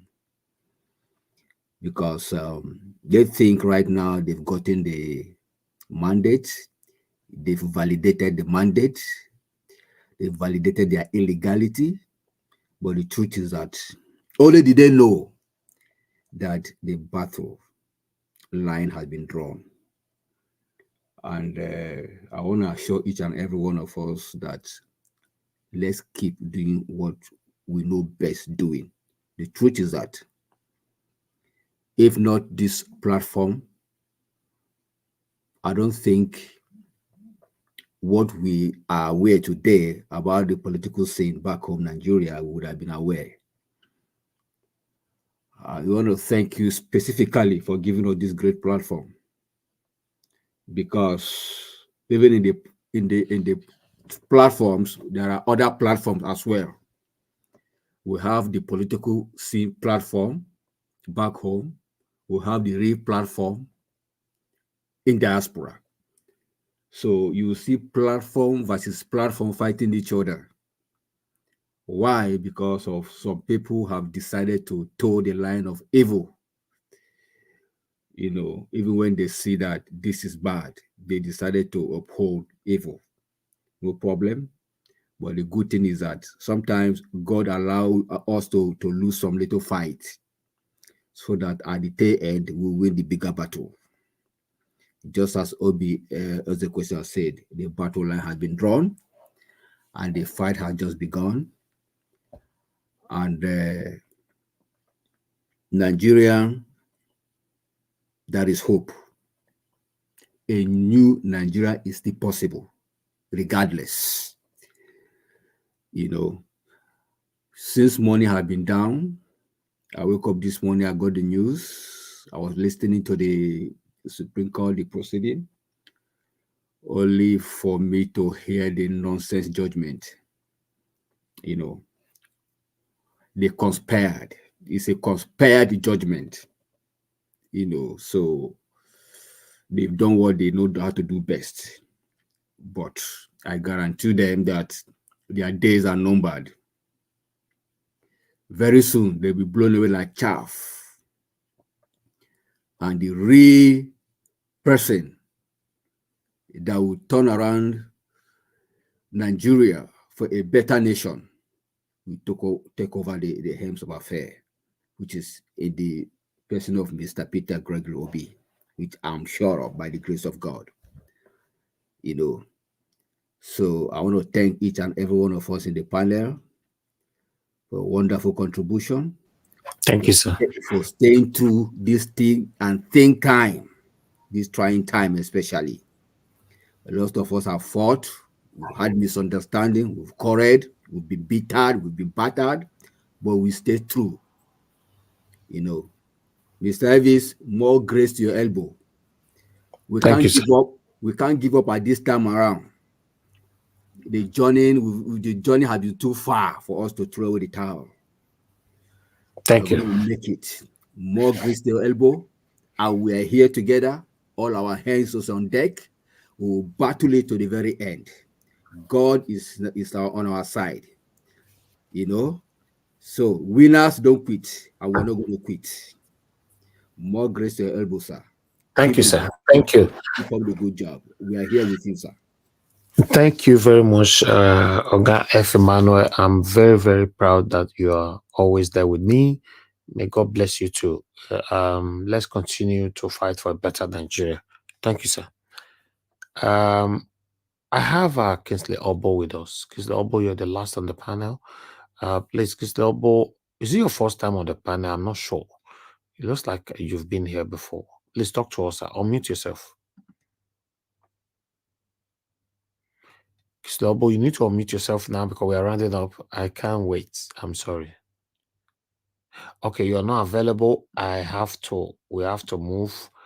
I try to unmute you. You're not available. You can join us tomorrow because we are rounding up right now. I want to appreciate every one of you today for your time with us. I understand that it's a day to be remembered.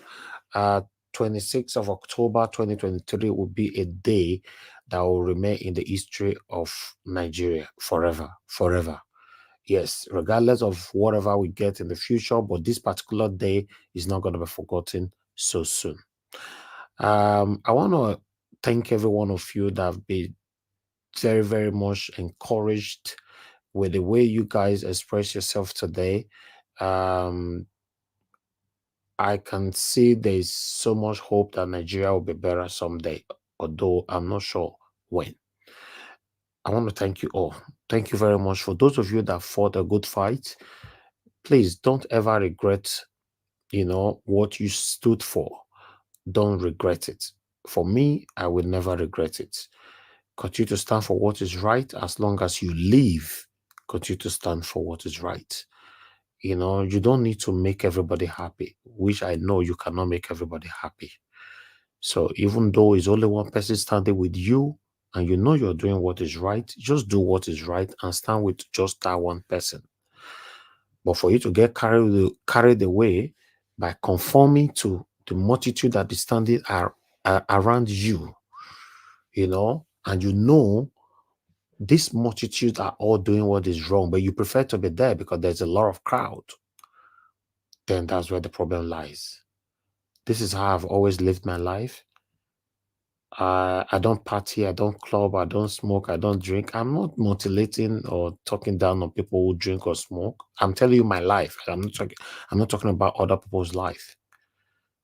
I don't go anywhere. I just live my life and I do what is right. A lot of people have joined my panel, some of them left me. But for me, in my mind, I know you left me because I did not succumb to what you tried to introduce, which is wrong. The same thing outside the broadcast. Many people have disassociated themselves from me, but later on they try to come. But by the time you try to come back, there's a huge fence already that you cannot have opportunity to get to me at all. The reason why I'm saying all this is this. Obviously, you'll be denied. You'll be outcasted. A lot of them will outcast you when they know you're doing what is right. But if you can stand and be strong during the time people outcasted you, that is when you know that you're really doing what is right. But the problem is that a lot of people drop their self-esteem, or rather their self-esteem dropped automatically when they get to realize that nobody's standing with them anymore. So they have to do everything possible to move back to these people that have deserted them. You don't have to do that. The question you ask within yourself, not anybody, you ask yourself, look at yourself. Are you doing what is right? If the answer is yes, continue to do what is right. If I say something here, maybe only one person is with me on the panel, I'll talk with the one person. If we talk for like 1 hour or 2 hours, I'm done. I end the show. I'm going home. You don't need to belong. You don't need to conform. Conformity is one of the biggest problems we also have in the whole world, not just in Nigeria. Everybody just want to belong, but if you really ask them why they are belonging, they don't know. Many of them, they are not even aware why they are there. Oh God, why are you in this building? I see people run enter the building. That make me run enter the building. No, that's conformity. So for me, I will never regret supporting Mr. Peter Obi. Never. I will never. And I was not doing it for any kind of recognition. I was just doing what is right. I was just following my heart, and few people believed in me and they followed me. I'm grateful. People like Madarita, Mr. Alex, Mr. Chris Dublin, and many others. The greatest mother of all, Mommy Diaspora. And then I continue to do what I have been doing. So you can do better than me, myself. So don't let what happened, the judgment today, makes you to change to become something else. You becoming something else, something you don't supposed to be, just because of a decision that was taken by a group of satanic people, then you will end up hurting yourself. Yes. So, please, in the next few minutes now, we're already 27th of October. Time wait for nobody. These guys, they have planned it. If you look at the whatever they were reading, the book or whatever they were, the judgment they were reading for us, it was a lot. This guy made decision within 24 hours. How did they manage to have all this speech put together? If something is fishing, right? I said I don't want to talk, but maybe I'm pushing myself or you guys are pushing me. But the truth of the matter is, it was already pre-planned. But that is fine. That is fine. The truth will still come out. We will have a better Nigeria in our time. We will have a new Nigeria in our time. Thank you very much, my people. I appreciate every one of you. This is where we round up now. Like I said, it's been a long day. I still have Kisleobo here with us. Kisleobo, you came back again. Do you want to talk to me now? Unmute yourself so that I can round up. I'm rounding up right now. Yes. Thank you. Talk. Okay, thank you, Mr. Kisleobo. Go ahead. You have 3 minutes, please. Quickly talk to us. 3 minutes. Yeah. Okay.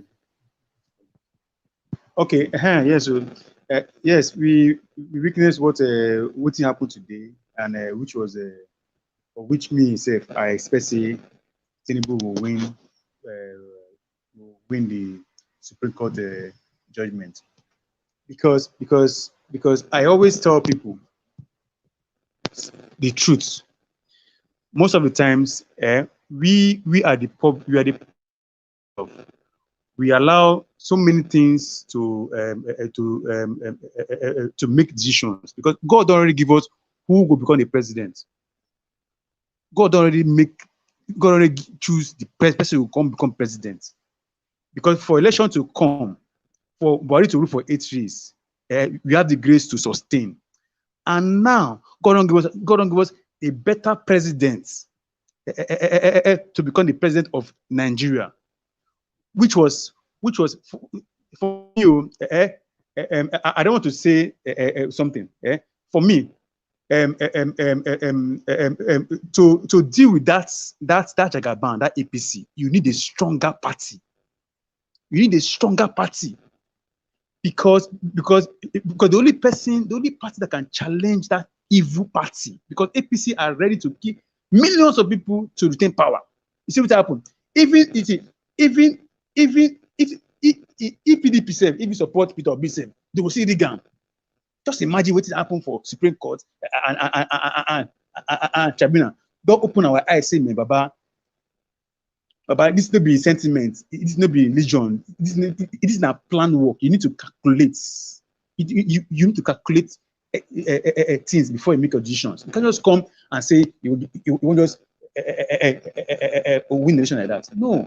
Obi is the right person, but it is not his time to deal with these evil people. Evil people. So I beg. I don't know how one. I don't know how one do one. Let us join hands together. Even whether MPP or PDP or Labour Party, let's join together and fight this government, because we can't be divided. Just imagine what happened to the election. All the votes were just divided. This one PDP, this one APC, this one that.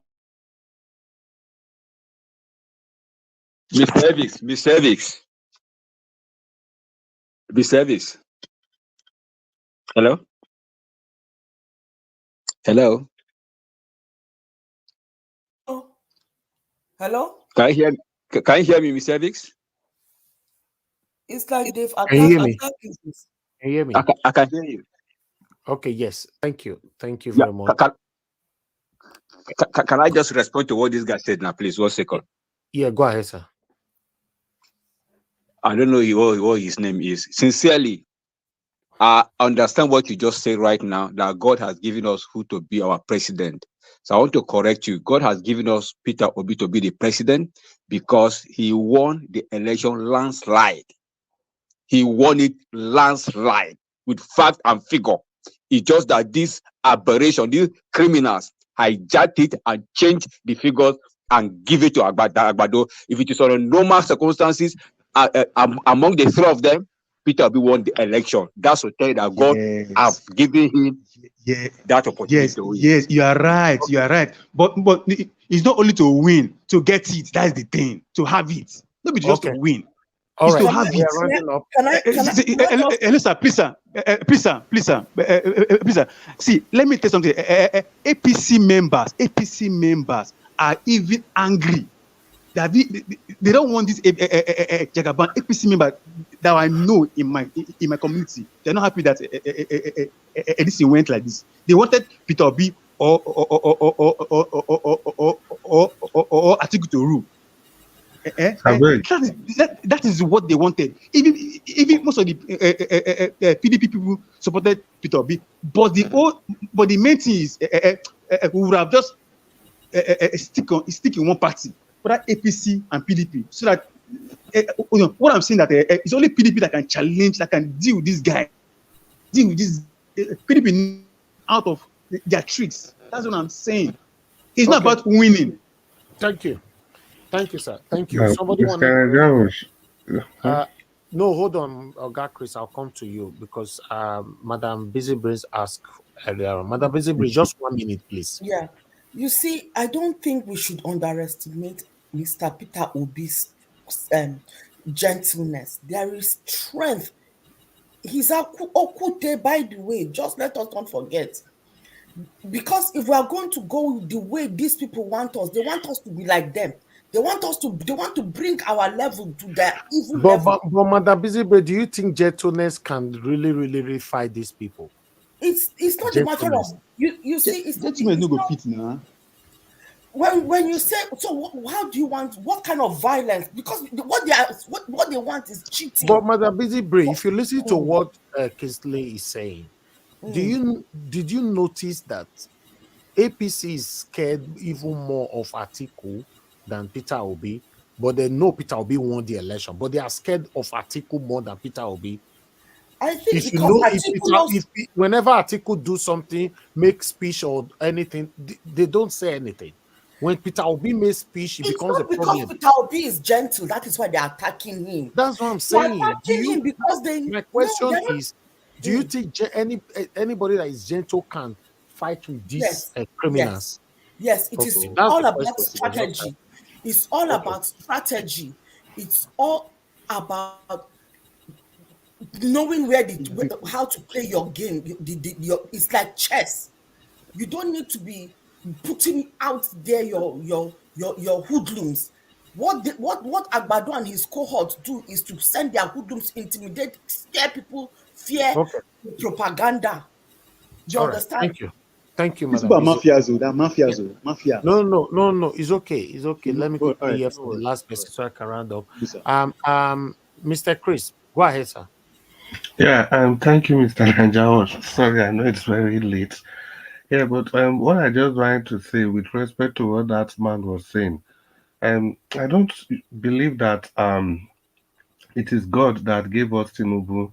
I just want to tell you No, I'm not saying Tinubu. I mean PDP to rule before any other person can come in. That's what I'm saying. It's not. Yeah, I don't still believe all this God thing. You understand? It's just kind of encourages being proactive. You know, for example, there's a story in the Bible, Esau and Jacob. The person that God wanted to bless, God made it very clear, but the other one came and stole the blessing, and that one just continued with the blessing like that. So in everything we do, we also have to be proactive. In my view, I think Labour Party, we did everything that we could have done, but I think we left out one thing. We were not forceful enough. We need to be forceful because sometimes that's what I was trying to say just now. Yeah, right. We need to be forceful. We just need to be forceful, and it's very important. You can see the only thing that made Buhari to come to power was because people were scared of the implication of not giving him power. People were scared. That was the only reason. Even Jonathan till today is still saying it. It's just the fear that if Buhari does not get that power, it's going to make everything very difficult. Yeah. So the forceful aspect, it's a learning curve that we have to learn from. Instead of just saying it doesn't matter. Even as everyday lifestyle of every individual. Hey, where's the noise coming from? Where's that noise coming from? even as everyday lifestyle, you don't allow people to step on your head continuously, and you'll be saying that God will do it, God will do it, So it'll be somehow. So anyway, let's round up, my people. I appreciate every one of you. I don't want this debate. Round up, Mr. Chris. Round up in 30 seconds. If you Yeah, have in your rounding up, just like you said, in Benin, there's something we'll say. If people are usually scared of some people they know they are very false, we always say, CIA, which means exactly. leave him alone. You know, as the matter be. You understand? So that is very crucial in everything we do. So that's just all. Thank you It's very, very very much, Mr. important. Thank you, Nigel. sir. At least I see somebody will support my question, because that's what I was saying. Because when we are too quiet, I don't want to go in that area, but we are too quiet, not only in this politics or anything. Anybody will ride on you. Have that in mind. Anybody will ride on you because they already know the outcome. They already know you won't do anything. Can I get clarity in terms of being forceful? It's when he's delivering his speech. Is that what we are saying? No. You're getting it wrong. Okay. Not about speech. So what did Atiku do differently? No, Atiku is a no-go area now. Everybody know now. He's a northerner. What did Atiku? Yeah, now. We shouldn't argue what we know, madam. No, I just want Atiku is a northerner. So that one alone, Tinubu know that Tinubu is scared of Atiku more than Peter Obi. Because Atiku was vice president. Atiku knows where the dead bodies are. Vice president. No, I think Mr. Atiku where the dead Busy bodies Brain, are. Madam Busy Brain, if I just come in like this, the fear that Atiku had, it may not be directly because of Atiku, but because of what we understand that the guys in the north will do. If you do anyhow, you see Exactly. anyhow. I don't want to go there, So you can see everything Atiku was doing. They were leaving Atiku and putting the blame on Obi. That means it's not the fact that Peter Obi was not forceful. It's because of the force behind Atiku, the northern cabal. That is nobody is blaming Peter Obi here. I don't want. No, they are not. It's not the blame on. It's not blame on Peter Obi. Madam Busy Brain, do you know even in Edo State election, Edo State we could have recorded close to 90-something%. It's just this force and everything they used to suppress the people in the state that made Labour to come out the way we came out. Even look at the national state assembly election. That's not a reflection of what Labour represents in Edo State. The election, the victory was taken from the hands of Labour Party's candidates. And I think it still boils down to that being forceful, the only thing here, on the field. Madam Busy Brain, the only thing here, when you are too quiet, people ride on you. Let's take it like I that. understand. Let's go and digest that on our own, please. No, I understand. Elvis, please be patient with me. I want to also understand the argument so that when one go and reflect, then one can be able to put it in context. You understand? I get I understand that. Yeah, when you are quiet, people lie all over you. But now in this our situation where we have found ourselves, because from what I'm seeing, it is only the obedient that were behind Mr. Obi, because even his own people, the so-called elites in the East, were not standing for him. They didn't. So it's a collective disrespect of the East. That is how I'm seeing it then. All right. Mother Busy Brain, like I said, it looks like you are finding it difficult to understand it. I am. I just want to put it, I want to make it make sense. But for me, I don't want to appreciate on it at all.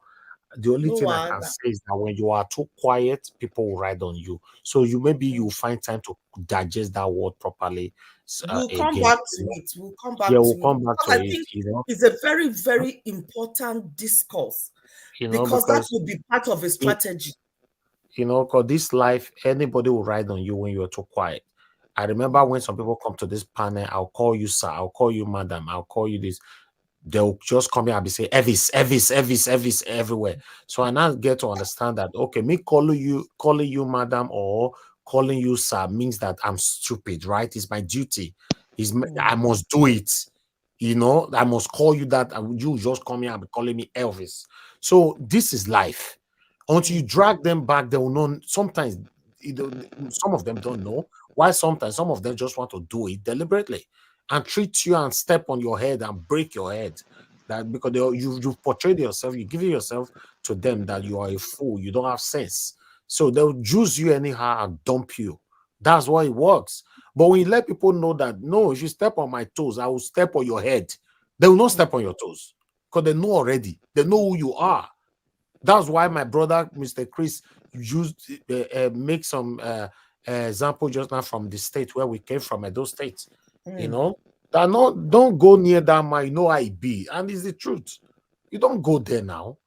I remember when I was fighting land grabbing and all that here, you know, calling the governors and all that and putting them, you know, to answer questions and all that. Some of them were saying, oh, we'll just go meet the Papa for us. You know, they not get to know it. Papa, who you want to go meet, you are, in fact, if you even pass that gate, you are finished. You are finished on earth and in heaven. They not get to know, oh, okay, but what about if my father was a nobody? They'll bundle him.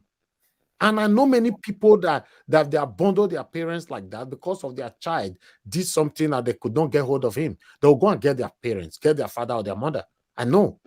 So this is it. If you are a nobody, you are a nobody. If your papa name, not the open window, you are finished. It's the truth. So that's why I'm talking in riddles here. I don't want to go straight to the point. So that's why I said, just go and digest it. When you are too quiet, people will ride on you. Anybody. People will take your stuff, what belongs to you, and say to you that sorry, madam, not worry, next time I'll buy you another one. You'll still say, and because of God, though, because of God. You smile. Mr. Elvis, yes, sir. I agree with what you're saying because I remember when I was growing up, my dad told me something. He said, "Don't be too quiet and be stupid at the same time." The thing didn't make sense to me until one day I had a bully, one guy in my primary school there, you know, there in Kaduna. The guy always just for no reason, just like bully. Any little time he just see me like he has seen his you know. So one day I just summoned courage. That statement that my dad made just gave me a kind of what kind of courage that come from nowhere, boldness. Before I know it, this bully, just one blow, the guy fainted. Do you know where I found myself? And at that day, In cell. At the backside police station, is the police station that my dad came to bail me. The guy fainted. They brought water. Principal, everybody came out. But at least the bully ended, right? I beg Nigeria, not best. May I just talk something? You see, when Buhari in 2014, he say if they rig this election, the palm oil of babu and dog will be on the street. You know, say that thing hold everybody for Nigeria. Okay, imagine this our election now. Assuming Labour Party, you don't even need to repeat our the Labour Party talk say if the Nigerian government dare rig this election, he's going to send the obedient from the streets. And let's even assume there was a statement like, if this election is rigged, Labour Party, we go to use until they sing, we are going to go on the streets. Let's assume there was a statement like that. We put a condition. If we put fear for these people, but this small. Because they say fear is the highest form of respect. Fear is the highest form of respect. You can get a lot of things done with peaceful talking, but you can get more. You can get people to do more with peaceful talking and a weapon. That weapon doesn't necessarily mean a weapon. Come on, your generator man for Nigeria, your electrician. If you too quiet, they'll ride on you. I'm telling you, your generator Your man, driver self. your driver. If you don't say, oh, God, madam, just quiet, they'll deal with you anyhow. But when they know, say, once you don't say A, your A, not the pass A, Forget to. Oga Elvis, yeah, you're right. Imagine when before tribunal, there was a statement that Bola Ahmed made. He said something. He said, if the tribunal don't clear him and make sure that they confirm is It's winning, chaos in the that there was country. going to be anarchy. Anarchy, yes. You remember? So what are we talking You about? remember? Yes. And yet nobody arrested him. But if this Obi would have made that kind of statement, they would have said, it's causing anarchy. They would have found a way to arrest him. Imagine. So thank you very much. Okay, let me pick this call. I don't close. Oh, God's power, we don't close. I know a pick call this kind of time. I bet talk 1 minute. I know they pick call this kind of time. In case of next time, it's already after 12. Yes, sir. Go ahead, 1 Thank minute. you, sir. God bless you, sir. Yeah, first of all, I want to say thank you to you, especially my thanks to everyone. Yeah, Mr. Elvis, you have said it all. You know, in life, if you want to take things, you have to follow the scripture. For the Christians, as I did of the John the Baptist, even though I'm not supporting violence, but the Bible says the kingdom of. And I like the illustration Mr. That brother from Dublin said. If what's it called? If Esau and Jacob. You see, those are the illustration where we need to know the way Nigeria are brave, Mr. Evans. I thank God for the wisdom that God gave to you. These people are more satanic. You don't laugh at them to take what rightfully belong to you. To be honest, that is just what I want to say. Thank you, sir. Thank you, sir. Thank you. All right. The truth is to rounding up. When we are too quiet in life, generally, leave politics out of this. Generally, you'll be right on. That's it. That's how it works. When you are too quiet, even your wife for house will use you as a stupid man. And the wife, if you are too quiet, sometimes your useless husband will take advantage of it. If you are too quiet, your colleagues at work will take advantage of you. If you are too quiet, anywhere you are too quiet, people just see you as a leaf that you blow, that the breeze can pull anytime. I don't know how to put it on. So for me, I'm not talking about violence here. I'm just saying when you are too quiet, so your oppressor, you cannot be approaching your oppressor, for example, and you still adding so much respect to it, approaching your oppressor, so much respect. A lot of things went wrong. Peter Obi is just somebody that, how do I describe Peter Obi? Peter Obi is just like a snow without no stain. He's a peaceful man. And that is the kind of a man that would have built Nigeria to our satisfaction. Sad they didn't allow him. Peter Obi is still the only man I believe that can build Nigeria. But he needs to fight. In fact, it's a mountain to climb. It's a mountain to climb. And that's the mountain wall of Ojo they come down from. So, when I say a mountain to climb, you cannot be that peaceful to remove these people. Peter Obi believe in the rule of law. We exhausted all the angles of law. Still, see what happened today. Somebody is sitting as a president of the Federal Republic of Nigeria unconstitutionally.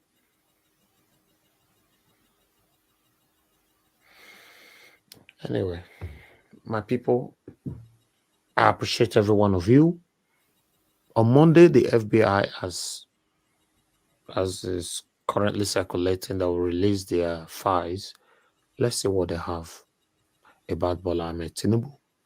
But I want everybody to know that I stand for a better Nigeria. I will never stand with anybody to destroy my country. I will never stand with anybody to create anarchy. I just want a better Nigeria that I will enjoy in my time.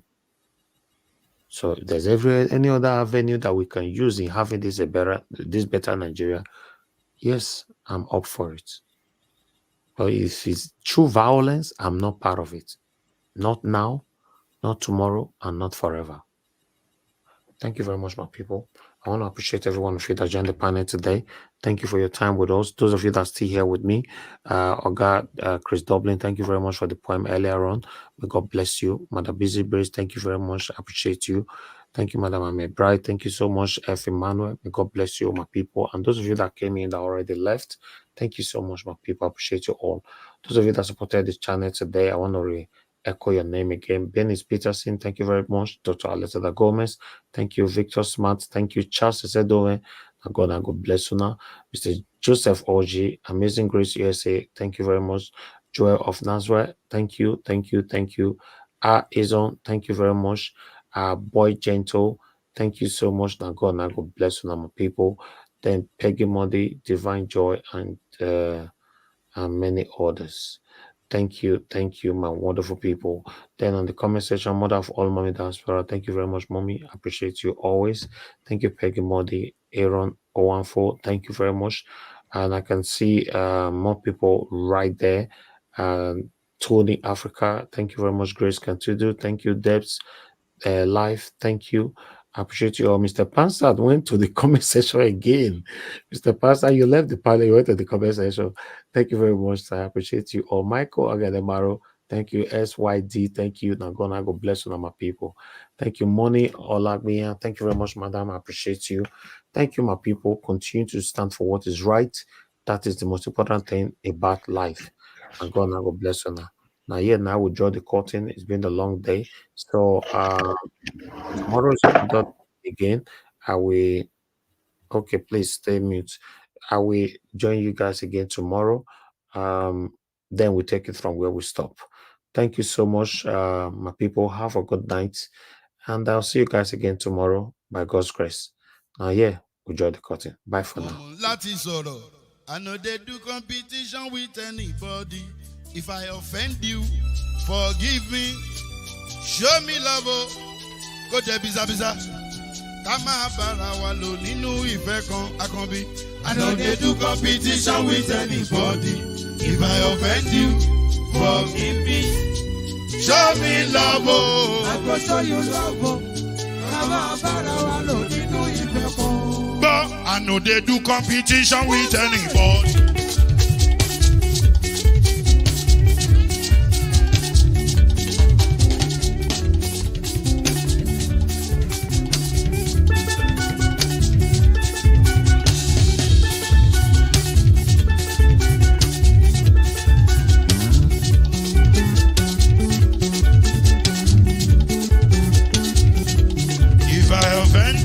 Forgive me, show me love, I go show you love. Kama bara wa lo nínú ìfẹ́ kan. I know they do competition with anybody. If I offend you, forgive me. Show me love, I go show you love. Kama bara wa lo nínú ìfẹ́ kan.